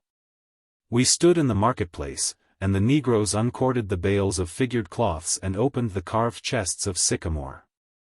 And when they had ended their task, the merchants set forth their strange wares, the waxed linen from Egypt and the painted linen from the country of the Ethiops. The purple sponges from Tyre and the blue hangings from Sidon, the cups of cold amber and the fine vessels of glass and the curious vessels of burnt clay. From the roof of a house a company of women watched us. One of them wore a mask of gilded leather. And on the first day the priests came and bartered with us, and on the second day came the nobles, and on the third day came the craftsmen and the slaves. And this is their custom with all merchants as long as they tarry in the city. And we tarried for a moon, and when the moon was waning, I wearied and wandered away through the streets of the city and came to the garden of its god. The priests in their yellow robes moved silently through the green trees, and on a pavement of black marble stood the rose-red house in which the god had his dwelling.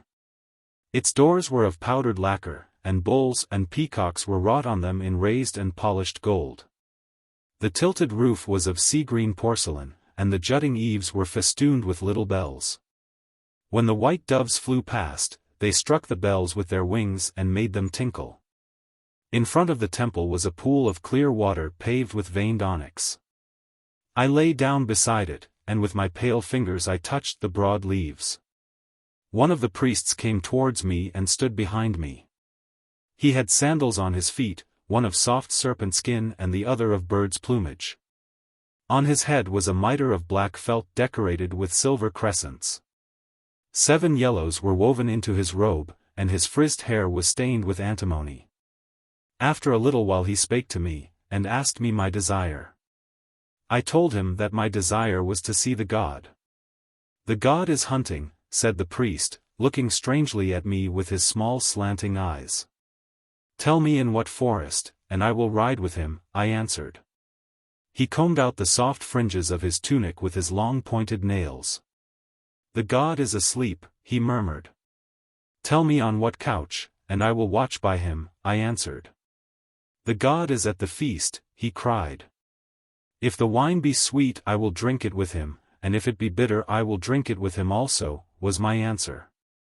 He bowed his head in wonder, and, taking me by the hand, he raised me up, and led me into the temple. And in the first chamber I saw an idol seated on a throne of jasper bordered with great orient pearls. It was carved out of ebony, and in stature was of the stature of a man.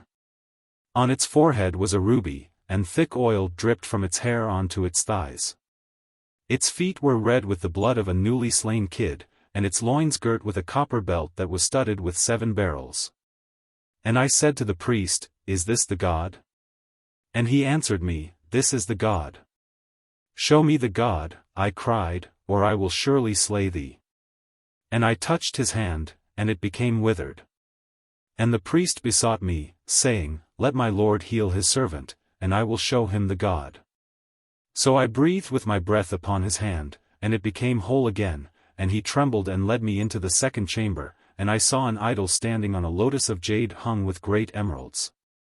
It was carved out of ivory, and in stature was twice the stature of a man. On its forehead was a chrysolite, and its breasts were smeared with myrrh and cinnamon. In one hand it held a crooked scepter of jade, and in the other a round crystal. It wore buskins of brass, and its thick neck was circled with a circle of selenites. And I said to the priest, Is this the god? And he answered me, This is the god. Show me the god, I cried, or I will surely slay thee. And I touched his eyes, and they became blind. And the priest besought me, saying, Let my lord heal his servant, and I will show him the god. So I breathed with my breath upon his eyes, and the sight came back to them, and he trembled again, and led me into the third chamber, and lo! There was no idol in it, nor image of any kind, but only a mirror of round metal set on an altar of stone. And I said to the priest, Where is the god? And he answered me, There is no god but this mirror that thou sayest, for this is the mirror of wisdom. And it reflecteth all things that are in heaven and on earth, save only the face of him who looketh into it. This it reflecteth not, so that he who looketh into it may be wise. Many other mirrors are there, but they are mirrors of opinion. This only is the mirror of wisdom. And they who possess this mirror know everything, nor is there anything hidden from them. And they who possess it not have not wisdom. Therefore is it the God, and we worship it. And I looked into the mirror, and it was even as he had said to me. And I did a strange thing, but what I did matters not, for in a valley that is but a day's journey from this place have I hidden the mirror of wisdom. Do but suffer me to enter into thee again and be thy servant, and thou shalt be wiser than all the wise men, and wisdom shall be thine. Suffer me to enter into thee, and none will be as wise as thou. But the young fisherman laughed. Love is better than wisdom, he cried, and the little mermaid loves me. Nay, but there is nothing better than wisdom, said the soul. Love is better, answered the young fisherman, and he plunged into the deep, and the soul went weeping away over the marshes. And after the 2nd year was over, the soul came down to the shore of the sea, and called to the young fisherman, and he rose out of the deep and said, Why dost thou call to me?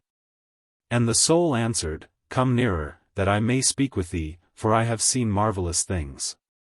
So he came nearer, and couched in the shallow water, and leaned his head upon his hand and listened. And the soul said to him, When I left thee, I turned my face to the south and journeyed. From the south cometh everything that is precious.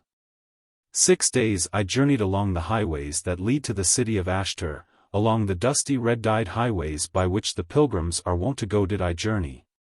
And on the morning of the 7th day I lifted up my eyes, and lo! The city lay at my feet, for it is in a valley. There are 9 gates to this city, and in front of each gate stands a bronze horse that neighs when the Bedouins come down from the mountains. The walls are cased with copper, and the watchtowers on the walls are roofed with brass. In every tower stands an archer with a bow in his hand. At sunrise he strikes with an arrow on a gong, and at sunset he blows through a horn of horn. When I sought to enter, the guards stopped me and asked of me who I was. I made answer that I was a dervish and on my way to the city of Mecca, where there was a green veil on which the Quran was embroidered in silver letters by the hands of the angels. They were filled with wonder, and entreated me to pass in. Inside it is even as a bazaar. Surely thou shouldst have been with me. Across the narrow streets the gay lanterns of paper flutter like large butterflies. When the wind blows over the roofs they rise and fall as painted bubbles do. In front of their booths sit the merchants on silken carpets. They have straight black beards, and their turbans are covered with golden sequins, and long strings of amber and carved peach stones glide through their cool fingers. Some of them sell galbanum and nard, and curious perfumes from the islands of the Indian Sea, and the thick oil of red roses, and myrrh and little nail-shaped cloves. When one stops to speak to them, they throw pinches of frankincense upon a charcoal brazier and make the air sweet. I saw a Syrian who held in his hands a thin rod like a reed. Grey threads of smoke came from it, and its odor as it burned was as the odor of the pink almond in spring. Others sell silver bracelets embossed all over with creamy blue turquoise stones, and anklets of brass wire fringed with little pearls, and tiger's claws set in gold, and the claws of that gilt cat. The leopard, set in gold also, and earrings of pierced emerald, and finger rings of hollowed jade. From the tea-houses comes the sound of the guitar, and the opium smokers with their white smiling faces look out at the passers-by. Of a truth thou shouldst have been with me. The wine-sellers elbow their way through the crowd with great black skins on their shoulders. Most of them sell the wine of Skyraz, which is as sweet as honey. They serve it in little metal cups and strew rose leaves upon it. In the marketplace stand the fruit sellers, who sell all kinds of fruit, ripe figs, with their bruised purple flesh, melons, smelling of musk and yellow as topazes. Citrons and rose apples and clusters of white grapes, round red gold oranges, and oval lemons of green gold. Once I saw an elephant go by. Its trunk was painted with vermilion and turmeric, and over its ears it had a net of crimson silk cord. It stopped opposite one of the booths and began eating the oranges, and the man only laughed. Thou canst not think how strange a people they are. When they are glad they go to the bird sellers and buy of them a caged bird, and set it free that their joy may be greater. And when they are sad they scourge themselves with thorns that their sorrow may not grow less. One evening I met some Negroes carrying a heavy palanquin through the bazaar. It was made of gilded bamboo, and the poles were of vermilion lacquer studded with brass peacocks. Across the windows hung thin curtains of muslin embroidered with beetles' wings and with tiny seed pearls, and as it passed by a pale-faced Circassian looked out and smiled at me. I followed behind, and the Negroes hurried their steps and scowled. But I did not care. I felt a great curiosity come over me. At last they stopped at a square white house. There were no windows to it, only a little door like the door of a tomb. They set down the palanquin and knocked 3 times with a copper hammer. An Armenian in a caftan of green leather peered through the wicket, and when he saw them he opened, and spread a carpet on the ground, and the woman stepped out. As she went in, she turned round and smiled at me again. I had never seen anyone so pale. When the moon rose I returned to the same place and sought for the house, but it was no longer there. When I saw that, I knew who the woman was, and wherefore she had smiled at me. Certainly thou shouldst have been with me. On the feast of the new moon the young emperor came forth from his palace and went into the mosque to pray. His hair and beard were dyed with rose leaves, and his cheeks were powdered with a fine gold dust. The palms of his feet and hands were yellow with saffron. At sunrise he went forth from his palace in a robe of silver, and at sunset he returned to it again in a robe of gold. The people flung themselves on the ground and hid their faces, but I would not do so. I stood by the stall of a seller of dates and waited. When the emperor saw me, he raised his painted eyebrows and stopped. I stood quite still, and made him no obeisance. The people marveled at my boldness, and counseled me to flee from the city. I paid no heed to them, but went and sat with the sellers of strange gods, who by reason of their craft are abominated. When I told them what I had done, each of them gave me a god and prayed me to leave them. That night, as I lay on a cushion in the tea-house that is in the street of Pomegranates, the guards of the emperor entered and led me to the palace. As I went in they closed each door behind me, and put a chain across it. Inside was a great court with an arcade running all round. The walls were of white alabaster, set here and there with blue and green tiles. The pillars were of green marble, and the pavement of a kind of peach blossom marble. I had never seen anything like it before. As I passed across the court 2 veiled women looked down from a balcony and cursed me. The guards hastened on, and the butts of the lances rang upon the polished floor. They opened a gate of wrought ivory, and I found myself in a watered garden of 7 terraces. It was planted with tulip cups and moonflowers, and silver-studded aloes. Like a slim reed of crystal a fountain hung in the dusky air. The cypress trees were like burnt-out torches. From one of them a nightingale was singing. At the end of the garden stood a little pavilion. As we approached it 2 eunuchs came out to meet us.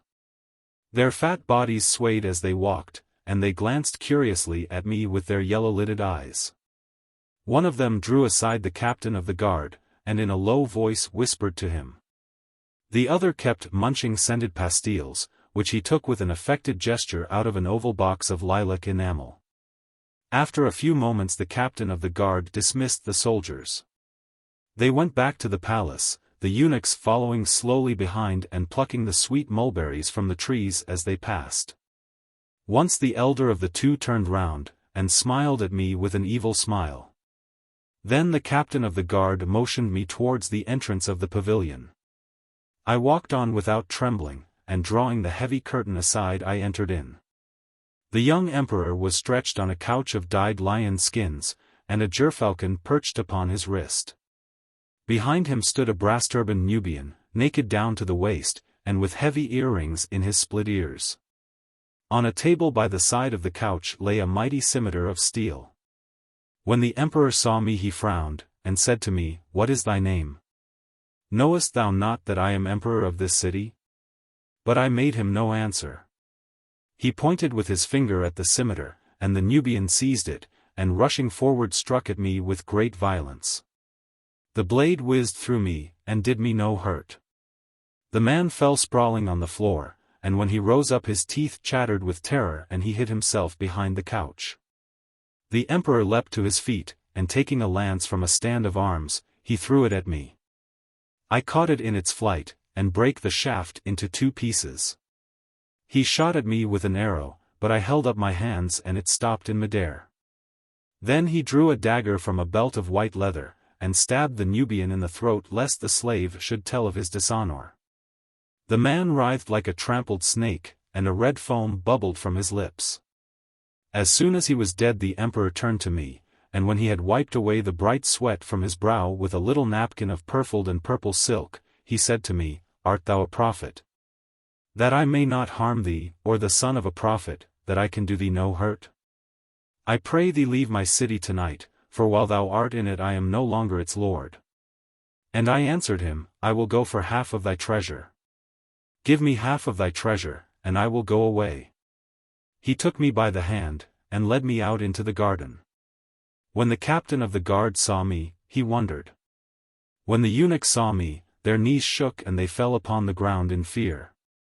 There is a chamber in the palace that has 8 walls of red porphyry, and a brass-sealed ceiling hung with lamps. The emperor touched one of the walls and it opened, and we passed down a corridor that was lit with many torches.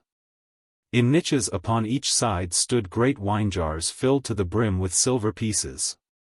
When we reached the center of the corridor the emperor spake the word that may not be spoken, and a granite door swung back on a secret spring. And he put his hands before his face lest his eyes should be dazzled. Thou couldst not believe how marvelous a place it was. There were huge tortoise shells full of pearls, and hollowed moonstones of great size piled up with red rubies. The gold was stored in coffers of elephant hide, and the gold dust in leather bottles. There were opals and sapphires, the former in cups of crystal, and the latter in cups of jade. Round green emeralds were ranged in order upon thin plates of ivory, and in one corner were silk bags filled, some with turquoise stones, and others with beryls. The ivory horns were heaped with purple amethysts, and the horns of brass with chalcedonies and sards. The pillars, which were of cedar, were hung with strings of yellow lynx stones. In the flat oval shields there were carbuncles, both wine-colored and colored like grass. And yet I have told thee but a tithe of what was there. And when the emperor had taken away his hands from before his face he said to me, "This is my house of treasure, and half that is in it is thine, even as I promised to thee. And I will give thee camels and camel drivers, and they shall do thy bidding and take thy share of the treasure to whatever part of the world thou desirest to go. And the thing shall be done tonight, for I would not that the son, who is my father, should see that there is in my city a man whom I cannot slay." But I answered him, "The gold that is here is thine, and the silver also is thine, and thine are the precious jewels and the things of price. As for me, I have no need of these. Nor shall I take aught from thee but that little ring that thou wearest on the finger of thy hand." And the emperor frowned. "It is but a ring of lead," he cried, "nor has it any value. Therefore take thy half of the treasure and go from my city." "Nay," I answered, "but I will take naught but that leaden ring, for I know what is written within it, and for what purpose." And the emperor trembled, and besought me and said, "Take all the treasure and go from my city. The half that is mine shall be thine also." And I did a strange thing, but what I did matters not, for in a cave that is but a day's journey from this place have I hidden the ring of riches. It is but a day's journey from this place, and it waits for thy coming. He who has this ring is richer than all the kings of the world. Come therefore and take it, and the world's riches shall be thine." But the young fisherman laughed. "Love is better than riches," he cried, "and the little mermaid loves me." "Nay, but there is nothing better than riches," said the soul. "Love is better," answered the young fisherman, and he plunged into the deep, and the soul went weeping away over the marshes. And after the 3rd year was over, the soul came down to the shore of the sea, and called to the young fisherman, and he rose out of the deep and said, Why dost thou call to me? And the soul answered, Come nearer, that I may speak with thee, for I have seen marvelous things. So he came nearer, and couched in the shallow water, and leaned his head upon his hand and listened. And the soul said to him, In a city that I know of there is an inn that standeth by a river. I sat there with sailors who drank of 2 different colored wines, and ate bread made of barley, and little salt fish served in bay leaves with vinegar. And as we sat and made merry, there entered to us an old man bearing a leathern carpet and a lute that had 2 horns of amber. And when he had laid out the carpet on the floor, he struck with a quill on the wire strings of his lute, and a girl whose face was veiled ran in and began to dance before us. Her face was veiled with a veil of gauze, but her feet were naked. Naked were her feet, and they moved over the carpet like little white pigeons. Never have I seen anything so marvelous. And the city in which she dances is but a day's journey from this place. Now when the young fisherman heard the words of his soul, he remembered that the little mermaid had no feet and could not dance. And a great desire came over him, and he said to himself, It is but a day's journey, and I can return to my love, and he laughed, and stood up in the shallow water, and strode towards the shore. And when he had reached the dry shore he laughed again, and held out his arms to his soul. And his soul gave a great cry of joy and ran to meet him, and entered into him, and the young fisherman saw stretched before him upon the sand that shadow of the body that is the body of the soul. And his soul said to him, Let us not tarry, but get hence at once, for the sea gods are jealous, and have monsters that do their bidding. So they made haste, and all that night they journeyed beneath the moon, and all the next day they journeyed beneath the sun, and on the evening of the day they came to a city. And the young fisherman said to his soul, Is this the city in which she dances of whom thou didst speak to me? And his soul answered him, It is not this city, but another. Nevertheless let us enter in. So they entered in and passed through the streets, and as they passed through the street of the jewelers the young fisherman saw a fair silver cup set forth in a booth. And his soul said to him, Take that silver cup and hide it. So he took the cup and hid it in the fold of his tunic, and they went hurriedly out of the city. And after that they had gone a league from the city, the young fisherman frowned, and flung the cup away, and said to his soul, Why didst thou tell me to take this cup and hide it? For it was an evil thing to do. But his soul answered him, Be at peace, be at peace. And on the evening of the 2nd day they came to a city, and the young fisherman said to his soul, Is this the city in which she dances of whom thou didst speak to me? And his soul answered him, It is not this city, but another. Nevertheless let us enter in. So they entered in and passed through the streets, and as they passed through the street of the sellers of sandals, the young fisherman saw a child standing by a jar of water. And his soul said to him, Smite that child. So he smote the child till it wept, and when he had done this they went hurriedly out of the city. And after that they had gone a league from the city the young fisherman grew wroth, and said to his soul, Why didst thou tell me to smite the child, for it was an evil thing to do? But his soul answered him, Be at peace, be at peace. And on the evening of the 3rd day they came to a city, and the young fisherman said to his soul, Is this the city in which she dances of whom thou didst speak to me? And his soul answered him, It may be that it is in this city, therefore let us enter in. So they entered in and passed through the streets, but nowhere could the young fisherman find the river or the inn that stood by its side. And the people of the city looked curiously at him, and he grew afraid and said to his soul, Let us go hence, for she who dances with white feet is not here. But his soul answered, Nay, but let us tarry, for the night is dark and there will be robbers on the way. So he sat him down in the marketplace and rested, and after a time there went by a hooded merchant who had a cloak of cloth of Tartary, and bare a lantern of pierced horn at the end of a jointed reed. And the merchant said to him, Why dost thou sit in the marketplace, seeing that the booths are closed and the bales corded? And the young fisherman answered him, I can find no inn in this city, nor have I any kinsman who might give me shelter. Are we not all kinsmen? Said the merchant. And did not one God make us? Therefore come with me, for I have a guest chamber. So the young fisherman rose up and followed the merchant to his house. And when he had passed through a garden of pomegranates and entered into the house, the merchant brought him rosewater in a copper dish that he might wash his hands, and ripe melons that he might quench his thirst, and set a bowl of rice and a piece of roasted kid before him. And after that he had finished, the merchant led him to the guest chamber, and bade him sleep and be at rest. And the young fisherman gave him thanks, and kissed the ring that was on his hand, and flung himself down on the carpets of dyed goat's hair. And when he had covered himself with a covering of black lamb's wool he fell asleep. And 3 hours before dawn, and while it was still night, his soul waked him and said to him, Rise up and go to the room of the merchant, even to the room in which he sleepeth, and slay him. And take from him his gold, for we have need of it. And the young fisherman rose up and crept towards the room of the merchant, and over the feet of the merchant there was lying a curved sword. And the tray by the side of the merchant held 9 purses of gold. And he reached out his hand and touched the sword, and when he touched it the merchant started and awoke, and leaping up seized himself the sword and cried to the young fisherman, Dost thou return evil for good, and pay with the shedding of blood for the kindness that I have shown thee?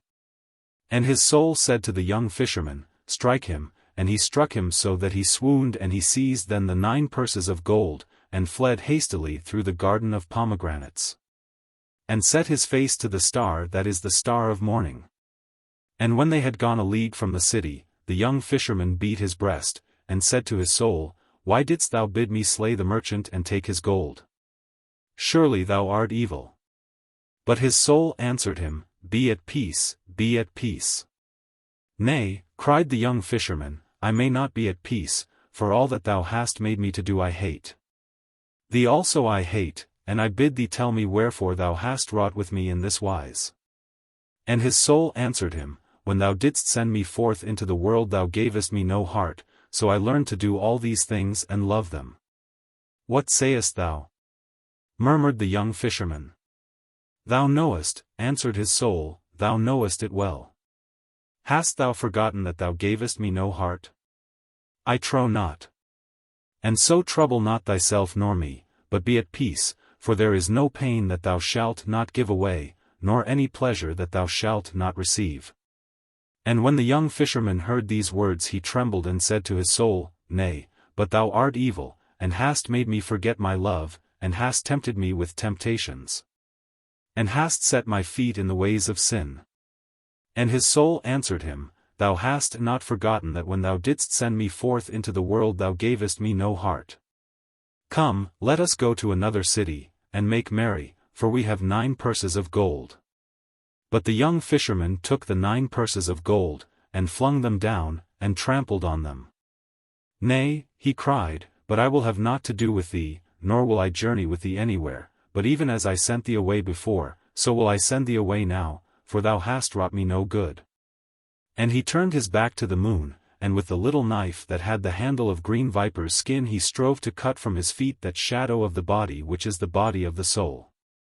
Yet his soul stirred not from him, nor paid heed to his command, but said to him, The spell that the witch told thee avails thee no more, for I may not leave thee, nor mayest thou drive me forth. Once in his life may a man send his soul away, but he who receiveth back his soul must keep it with him forever, and this is his punishment and his reward. And the young fisherman grew pale and clenched his hands and cried, She was a false witch in that she told me not that. Nay, answered his soul, but she was true to him she worships, and whose servant she will be ever. And when the young fisherman knew that he could no longer get rid of his soul, and that it was an evil soul and would abide with him always, he fell upon the ground weeping bitterly.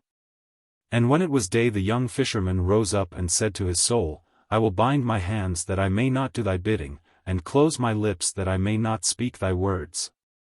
And I will return to the place where she whom I love has her dwelling. Even to the sea will I return, and to the little bay where she is wont to sing, and I will call to her and tell her the evil I have done and the evil thou hast wrought on me. And his soul tempted him and said, Who is thy love, that thou shouldst return to her? The world has many fairer than she is. There are the dancing girls of Samaris who dance in the manner of all kinds of birds and beasts. Their feet are painted with henna, and in their hands they have little copper bells. They laugh while they dance, and their laughter is as clear as the laughter of water. Come with me and I will show them to thee. For what is this trouble of thine about the things of sin? Is that which is pleasant to eat not made for the eater? Is there poison in that which is sweet to drink? Trouble not thyself, but come with me to another city. There is a little city hard by in which there is a garden of tulip trees.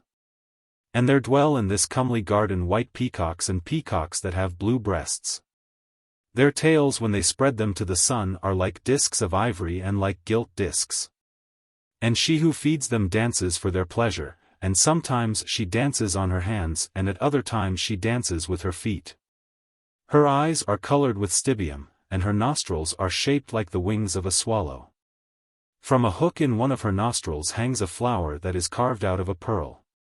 She laughs while she dances, and the silver rings that are about her ankles tinkle like bells of silver.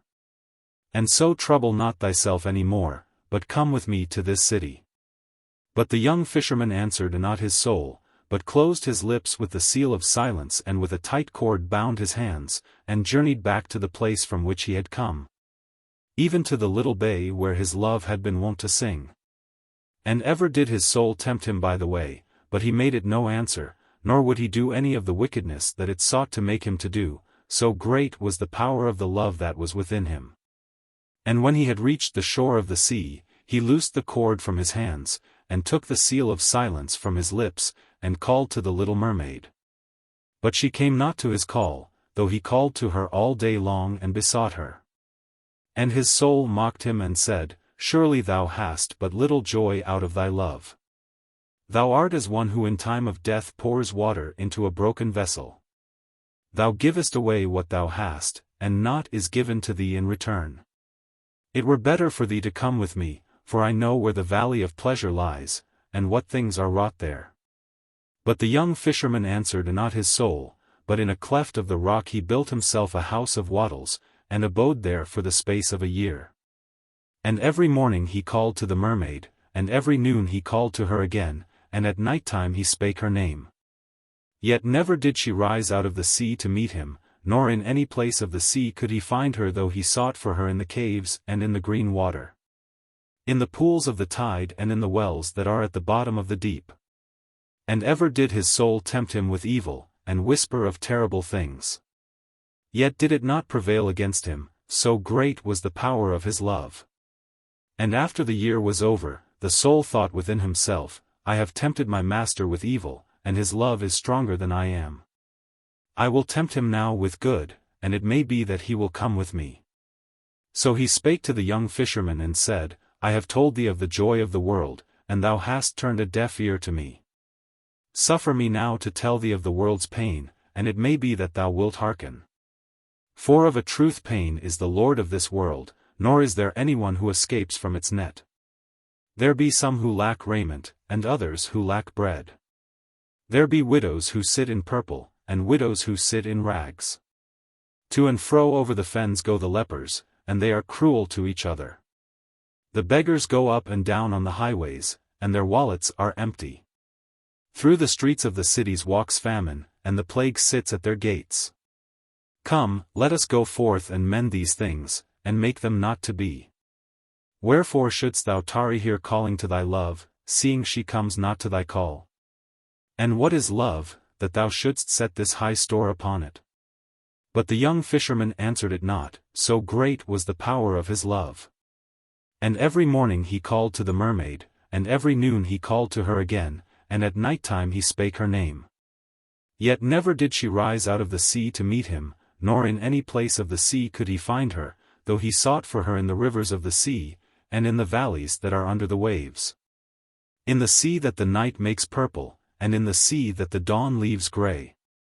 And after the second year was over, the soul said to the young fisherman at night time, and as he sat in the wattled house alone, Lo! Now I have tempted thee with evil, and I have tempted thee with good, and thy love is stronger than I am.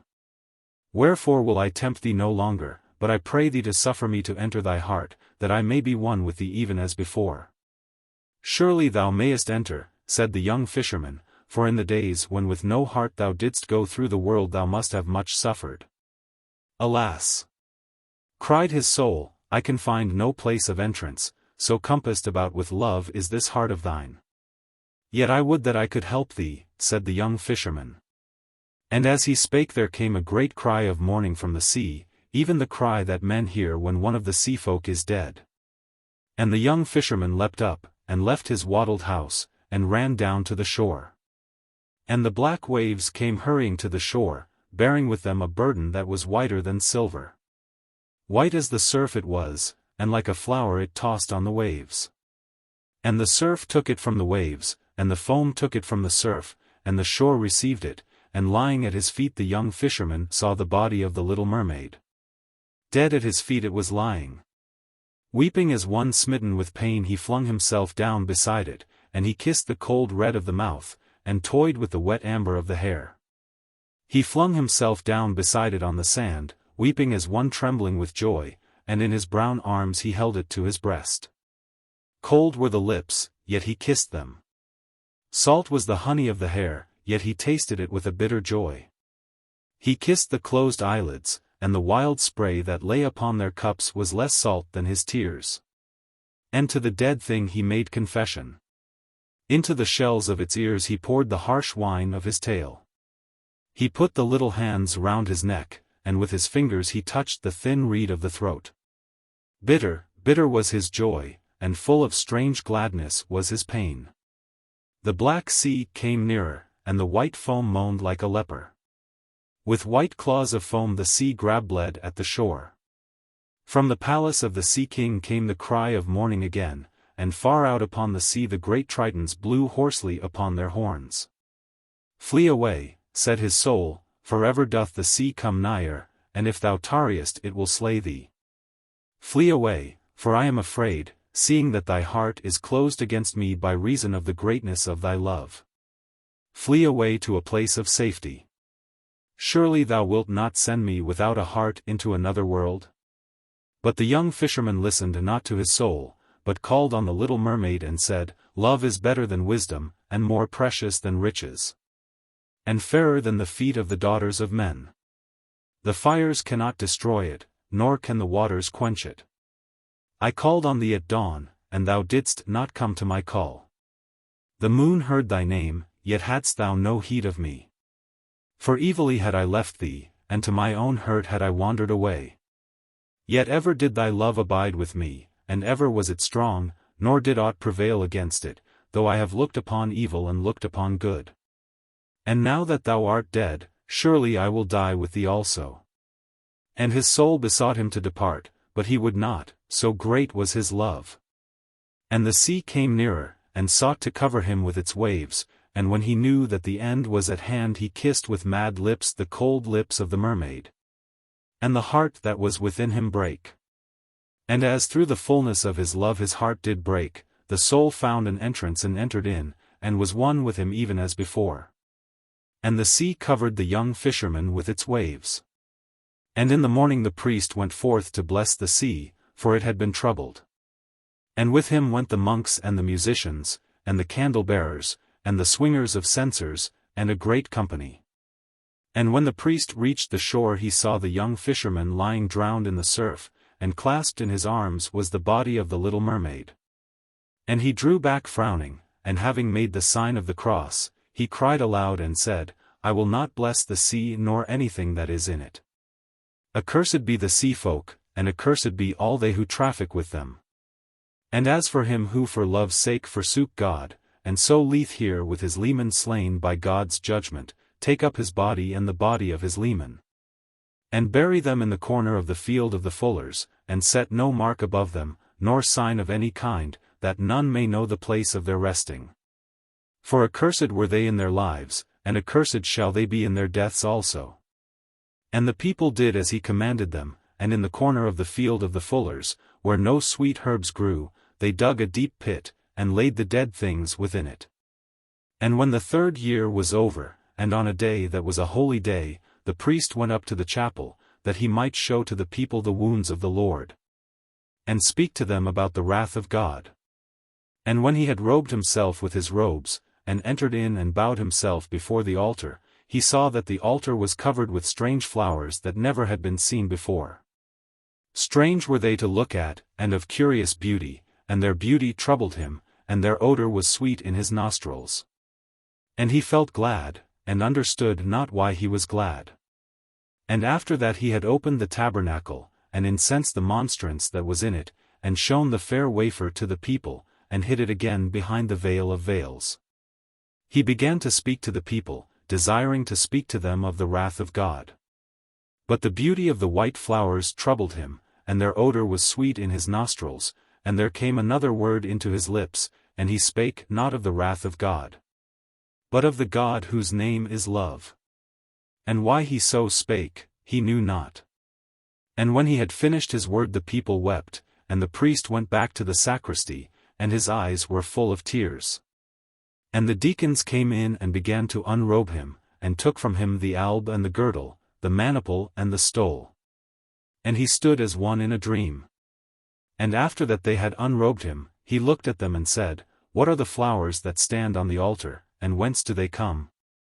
And they answered him, What flowers they are we cannot tell, but they come from the corner of the fuller's field. And the priest trembled, and returned to his own house and prayed. And in the morning, while it was still dawn, he went forth with the monks and the musicians, and the candle-bearers and the swingers of censers, and a great company. And came to the shore of the sea, and blessed the sea, and all the wild things that are in it. The fawns also he blessed, and the little things that dance in the woodland, and the bright-eyed things that peer through the leaves. All the things in God's world he blessed, and the people were filled with joy and wonder.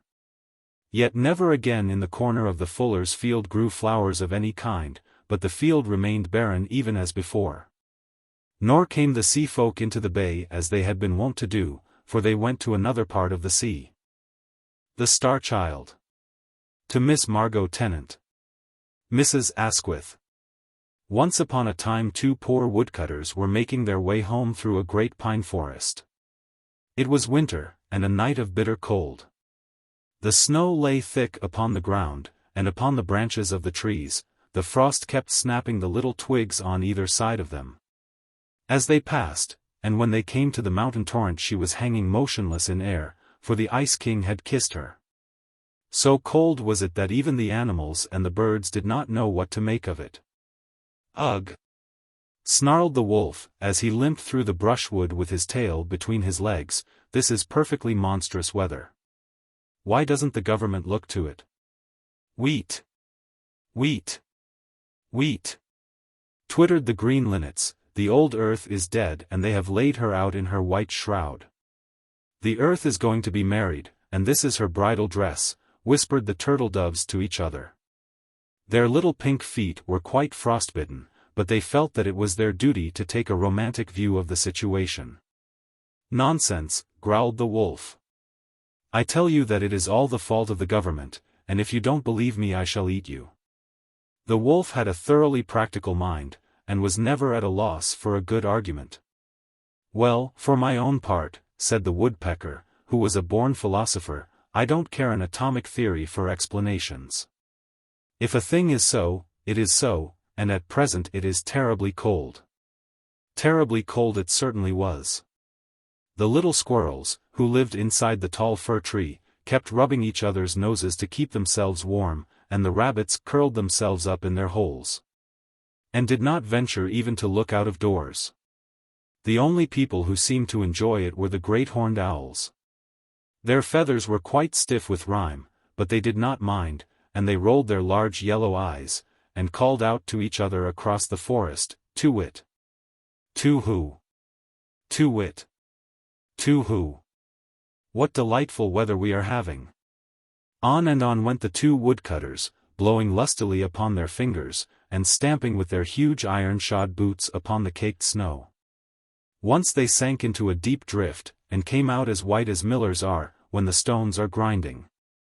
And once they slipped on the hard smooth ice where the marsh water was frozen, and their faggots fell out of their bundles, and they had to pick them up and bind them together again. And once they thought that they had lost their way, and a great terror seized on them, for they knew that the snow is cruel to those who sleep in her arms.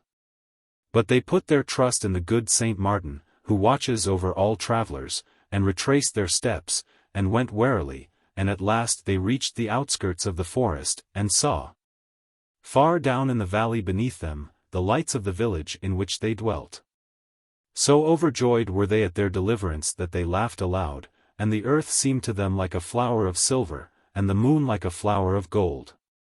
Yet, after that they had laughed they became sad, for they remembered their poverty, and one of them said to the other, "Why did we make merry, seeing that life is for the rich, and not for such as we are? Better that we had died of cold in the forest, or that some wild beast had fallen upon us and slain us." "Truly," answered his companion, "much is given to some, and little is given to others. Injustice has parcelled out the world, nor is there equal division of aught save of sorrow." But as they were bewailing their misery to each other, this strange thing happened. There fell from heaven a very bright and beautiful star. It slipped down the side of the sky, passing by the other stars in its course, and, as they watched it wondering, it seemed to them to sink behind a clump of willow trees that stood hard by a little sheepfold no more than a stone's throw away. "Why, there is a crook of gold for whoever finds it," they cried, and they set to and ran, so eager were they for the gold. And one of them ran faster than his mate, and outstripped him, and forced his way through the willows, and came out on the other side, and lo! there was indeed a thing of gold lying on the white snow. So he hastened towards it, and stooping down placed his hands upon it, and it was a cloak of golden tissue, curiously wrought with stars, and wrapped in many folds. And he cried out to his comrade that he had found the treasure that had fallen from the sky, and when his comrade had come up, they sat them down in the snow, and loosened the folds of the cloak that they might divide the pieces of gold.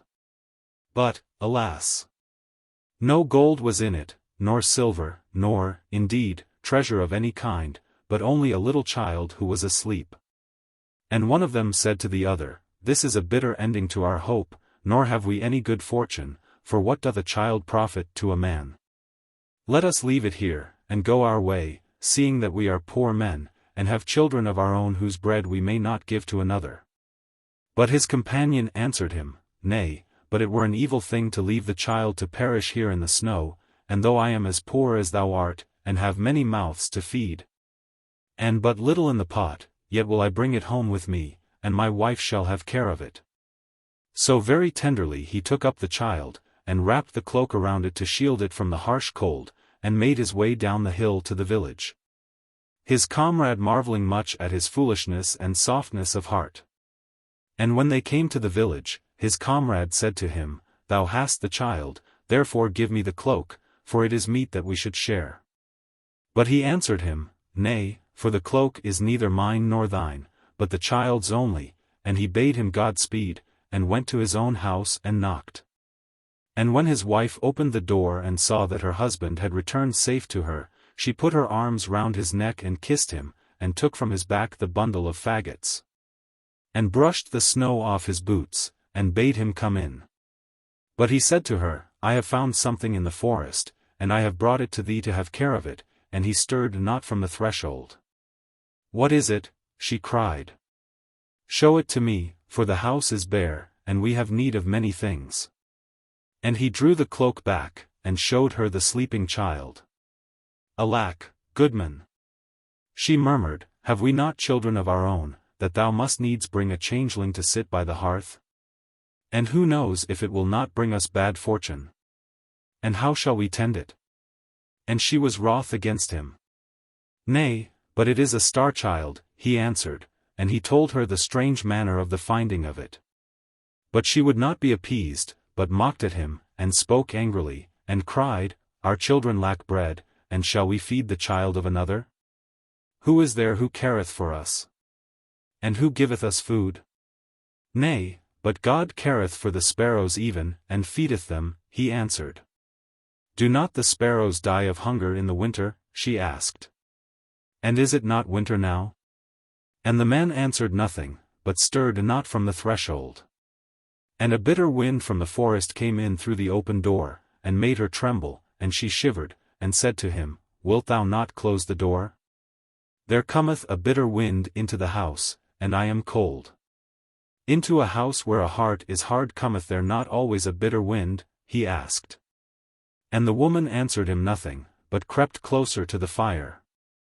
And after a time she turned round and looked at him, and her eyes were full of tears. And he came in swiftly, and placed the child in her arms, and she kissed it, and laid it in a little bed where the youngest of their own children was lying. And on the morrow the woodcutter took the curious cloak of gold and placed it in a great chest, and a chain of amber that was round the child's neck his wife took and set it in the chest also. So the star-child was brought up with the children of the woodcutter, and sat at the same board with them, and was their playmate. And every year he became more beautiful to look at, so that all those who dwelt in the village were filled with wonder, for, while they were swarthy and black-haired, he was white and delicate as sawn ivory, and his curls were like the rings of the daffodil. His lips, also, were like the petals of a red flower, and his eyes were like violets by a river of pure water, and his body like the narcissus of a field where the mower comes not. Yet did his beauty work him evil. For he grew proud, and cruel, and selfish. The children of the woodcutter, and the other children of the village, he despised, saying that they were of mean parentage, while he was noble, being sprang from a star. And he made himself master over them, and called them his servants.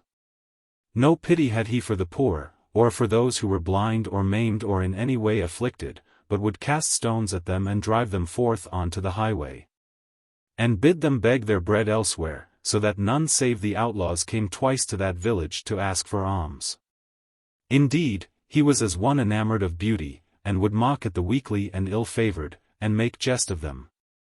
And himself he loved, and in summer, when the winds were still, he would lie by the well in the priest's orchard and look down at the marvel of his own face, and laugh for the pleasure he had in his fairness.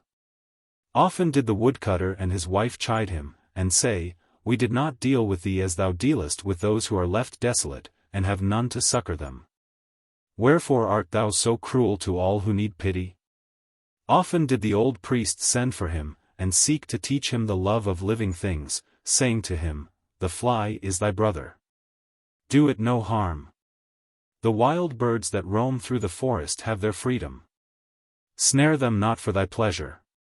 God made the blindworm and the mole, and each has its place. Who art thou to bring pain into God's world? Even the cattle of the field praise him. But the star-child heeded not their words, but would frown and flout, and go back to his companions, and lead them.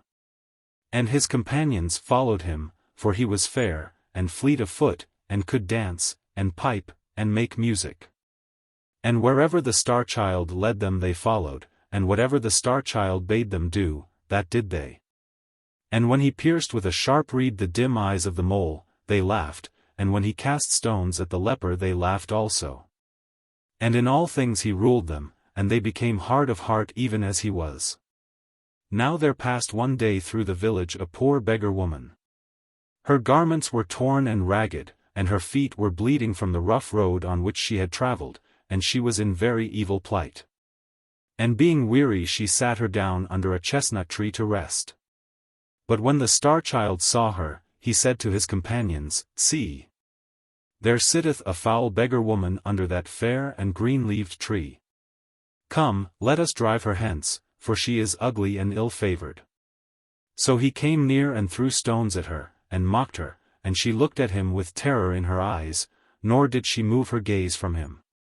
And when the woodcutter, who was cleaving logs in a haggard hard by, saw what the star-child was doing, he ran up and rebuked him, and said to him, Surely thou art hard of heart and knowest not mercy, for what evil has this poor woman done to thee that thou shouldst treat her in this wise? And the star-child grew red with anger, and stamped his foot upon the ground, and said, Who art thou to question me what I do? I am no son of thine to do thy bidding. Thou speakest truly, answered the woodcutter, yet did I show thee pity when I found thee in the forest. And when the woman heard these words she gave a loud cry, and fell into a swoon. And the woodcutter carried her to his own house, and his wife had care of her, and when she rose up from the swoon into which she had fallen, they set meat and drink before her, and bade her have comfort. But she would neither eat nor drink, but said to the woodcutter, Didst thou not say that the child was found in the forest? And was it not 10 years from this day? And the woodcutter answered, Yea, it was in the forest that I found him, and it is 10 years from this day. And what signs didst thou find with him? She cried. Bare he not upon his neck a chain of amber?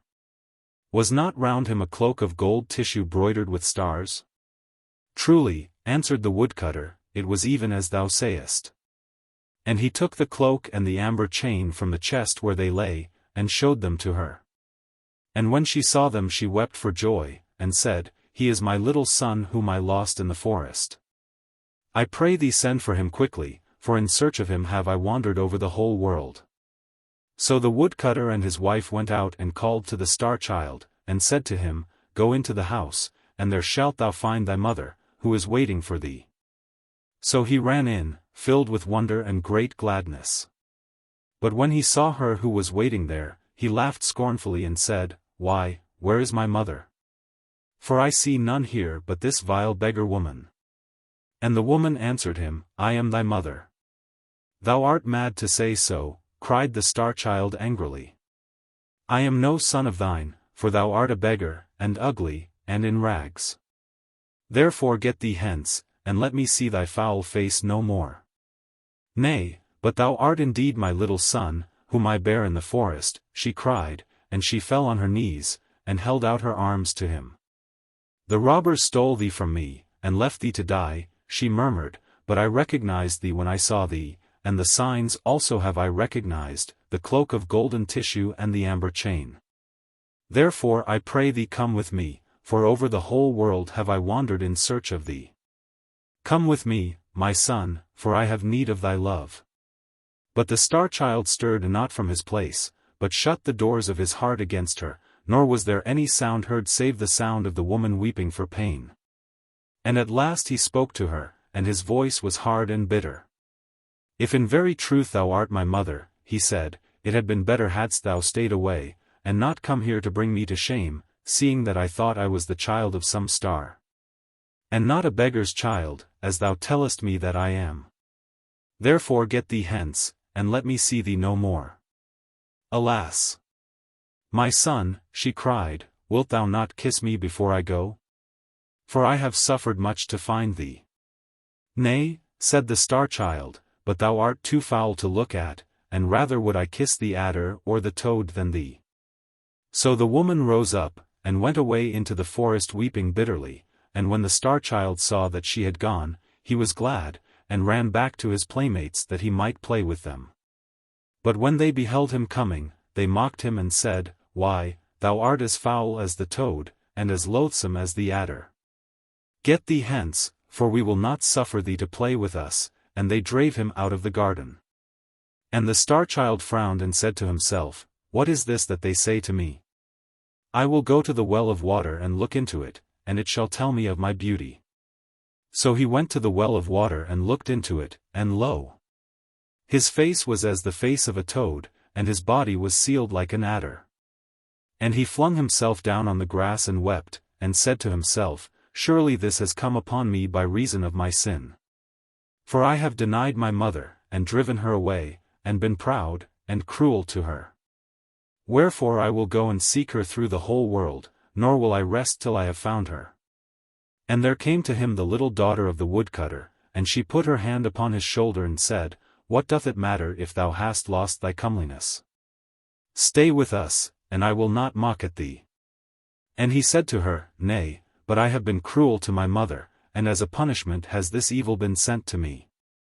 Wherefore I must go hence, and wander through the world till I find her, and she give me her forgiveness. So he ran away into the forest and called out to his mother to come to him, but there was no answer. All day long he called to her, and, when the sun set he lay down to sleep on a bed of leaves, and the birds and the animals fled from him, for they remembered his cruelty. And he was alone save for the toad that watched him, and the slow adder that crawled past. And in the morning he rose up, and plucked some bitter berries from the trees and ate them, and took his way through the great wood, weeping sorely. And of everything that he met he made inquiry if perchance they had seen his mother. He said to the mole, "Thou canst go beneath the earth. Tell me, is my mother there?" And the mole answered, "Thou hast blinded mine eyes. How should I know?" He said to the linnet, "Thou canst fly over the tops of the tall trees, and canst see the whole world. Tell me, canst thou see my mother?" And the linnet answered, "Thou hast clipped my wings for thy pleasure. How should I fly?" And to the little squirrel who lived in the fir tree, and was lonely, he said, "Where is my mother?" And the squirrel answered, "Thou hast slain mine. Dost thou seek to slay thine also?" And the star-child wept and bowed his head, and prayed forgiveness of God's things, and went on through the forest, seeking for the beggar woman. And on the third day he came to the other side of the forest and went down into the plain. And when he passed through the villages the children mocked him, and threw stones at him. And the Carlots would not suffer him even to sleep in the byres lest he might bring mildew on the stored corn, so foul was he to look at, and their hired men drave him away. And there was none who had pity on him. Nor could he hear anywhere of the beggar woman who was his mother, though for the space of 3 years he wandered over the world, and often seemed to see her on the road in front of him. And would call to her, and run after her till the sharp flints made his feet to bleed. But overtake her he could not, and those who dwelt by the way did ever deny that they had seen her, or any like to her, and they made sport of his sorrow. For the space of 3 years he wandered over the world, and in the world there was neither love nor loving kindness nor charity for him. But it was even such a world as he had made for himself in the days of his great pride. And one evening he came to the gate of a strong-walled city that stood by a river, and, weary and footsore though he was, he made to enter in. But the soldiers who stood on guard dropped their halberts across the entrance, and said roughly to him, "What is thy business in the city?" "I am seeking for my mother," he answered, "and I pray ye to suffer me to pass, for it may be that she is in this city." But they mocked at him, and one of them wagged a black beard, and set down his shield and cried, "Of a truth, thy mother will not be merry when she sees thee. For thou art more ill-favored than the toad of the marsh, or the adder that crawls in the fun. Get thee gone. Get thee gone. Thy mother dwells not in this city." And another, who held a yellow banner in his hand, said to him, "Who is thy mother, and wherefore art thou seeking for her?"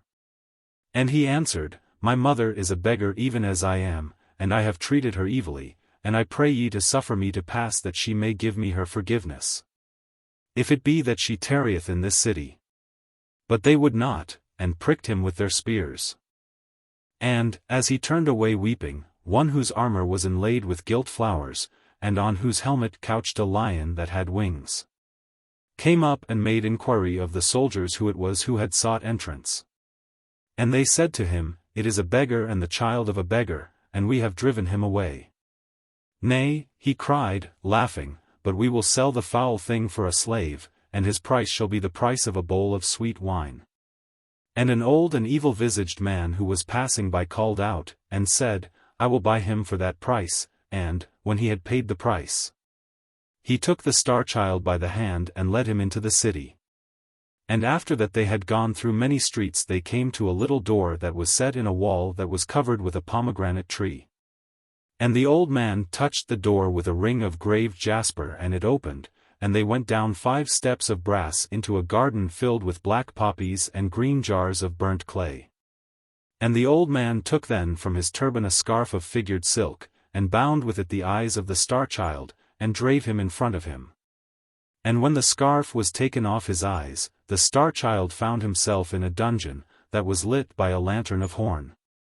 And the old man set before him some mouldy bread on a trencher and said, "Eat," and some brackish water in a cup and said, "Drink," and when he had eaten and drunk, the old man went out, locking the door behind him and fastening it with an iron chain. And on the morrow the old man, who was indeed the subtlest of the magicians of Libya and had learned his art from one who dwelt in the tombs of the Nile, came in to him and frowned at him, and said, "In a wood that is nigh to the gate of this city of Giaurs there are 3 pieces of gold. One is of white gold, and another is of yellow gold, and the gold of the third one is red. Today thou shalt bring me the piece of white gold, and if thou bringest it not back, I will beat thee with 100 stripes. Get thee away quickly, and at sunset I will be waiting for thee at the door of the garden. See that thou bringest the white gold, or it shall go ill with thee, for thou art my slave, and I have bought thee for the price of a bowl of sweet wine. And he bound the eyes of the star-child with the scarf of figured silk, and led him through the house, and through the garden of poppies, and up the 5 steps of brass. And having opened the little door with his ring he set him in the street. And the star-child went out of the gate of the city, and came to the wood of which the magician had spoken to him. Now this wood was very fair to look at from without, and seemed full of singing birds and of sweet-scented flowers, and the star-child entered it gladly. Yet did its beauty profit him little, for wherever he went harsh briars and thorns shot up from the ground and encompassed him, and evil nettles stung him. And the thistle pierced him with her daggers, so that he was in sore distress. Nor could he anywhere find the piece of white gold of which the magician had spoken, though he sought for it from morn to noon, and from noon to sunset. And at sunset he set his face towards home, weeping bitterly, for he knew what fate was in store for him.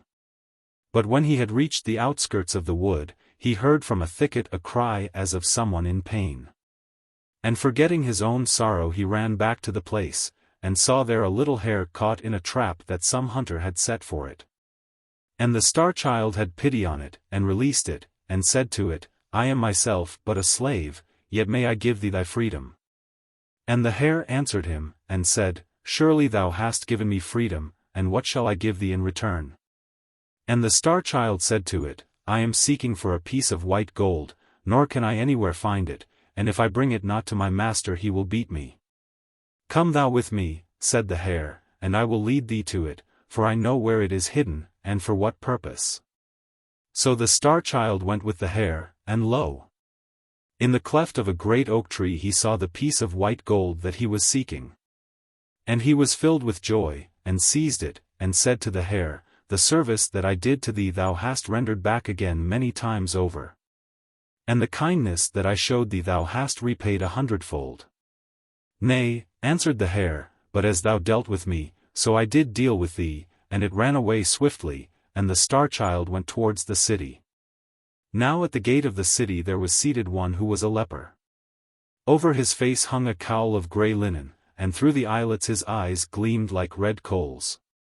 And when he saw the star-child coming, he struck upon a wooden bowl, and clattered his bell, and called out to him, and said, Give me a piece of money, or I must die of hunger. For they have thrust me out of the city, and there is no one who has pity on me. Alas! Cried the star-child, I have but one piece of money in my wallet, and if I bring it not to my master he will beat me, for I am his slave.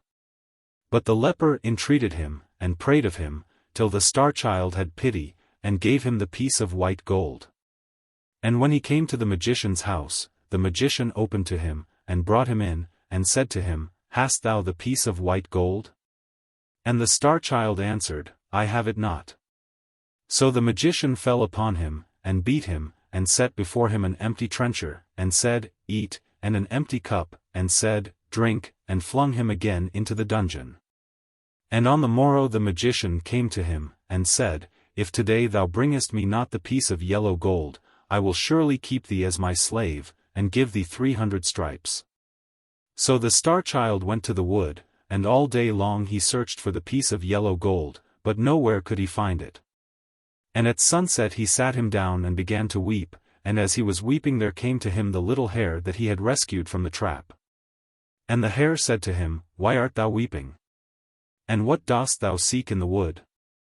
And the star-child answered, I am seeking for a piece of yellow gold that is hidden here, and if I find it not my master will beat me, and keep me as a slave.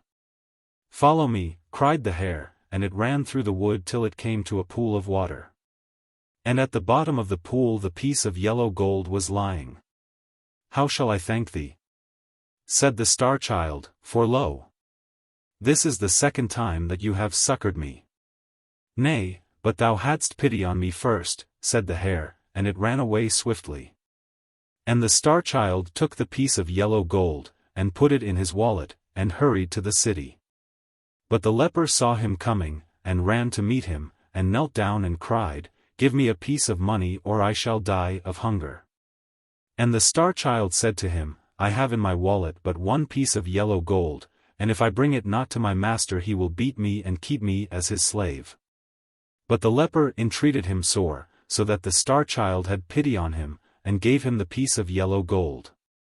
And when he came to the magician's house, the magician opened to him, and brought him in, and said to him, "Hast thou the piece of yellow gold?"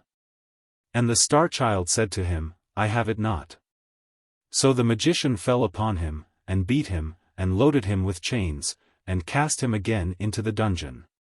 And on the morrow the magician came to him, and said, "If today thou bringest me the piece of red gold I will set thee free, but if thou bringest it not I will surely slay thee." So the star-child went to the wood, and all day long he searched for the piece of red gold, but nowhere could he find it. And at evening he sat him down and wept, and as he was weeping there came to him the little hare. And the hare said to him, "The piece of red gold that thou seekest is in the cavern that is behind thee. Therefore weep no more but be glad. How shall I reward thee?" Cried the star-child, "For lo! This is the third time thou hast succored me." "Nay, but thou hadst pity on me first," said the hare, and it ran away swiftly. And the star-child entered the cavern, and in its farthest corner he found the piece of red gold. So he put it in his wallet, and hurried to the city. And the leper seeing him coming, stood in the center of the road, and cried out, and said to him, "Give me the piece of red money, or I must die," and the star-child had pity on him again, and gave him the piece of red gold, saying, "Thy need is greater than mine." Yet was his heart heavy, for he knew what evil fate awaited him. But lo! As he passed through the gate of the city, the guards bowed down and made obeisance to him, saying, "How beautiful is our Lord!" And a crowd of citizens followed him, and cried out, "Surely there is none so beautiful in the whole world." So that the star-child wept, and said to himself, "They are mocking me, and making light of my misery." And so large was the concourse of the people, that he lost the threads of his way, and found himself at last in a great square, in which there was a palace of a king. And the gate of the palace opened, and the priests and the high officers of the city ran forth to meet him, and they abased themselves before him, and said, "Thou art our Lord for whom we have been waiting, and the son of our king."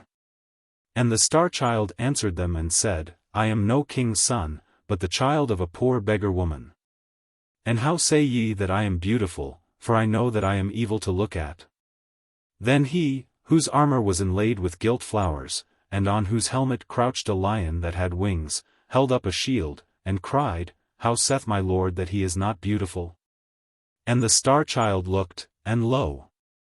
His face was even as it had been, and his comeliness had come back to him, and he saw that in his eyes which he had not seen there before. And the priests and the high officers knelt down and said to him, "It was prophesied of old that on this day should come he who was to rule over us. Therefore, let our Lord take this crown and this scepter, and be in his justice and mercy our king over us."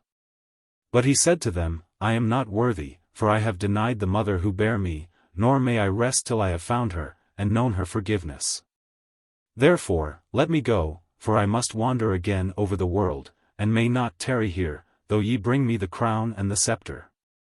And as he spake he turned his face from them towards the street that led to the gate of the city, and lo! Amongst the crowd that pressed round the soldiers, he saw the beggar woman who was his mother, and at her side stood the leper, who had sat by the road. And a cry of joy broke from his lips, and he ran over, and kneeling down he kissed the wounds on his mother's feet, and wet them with his tears.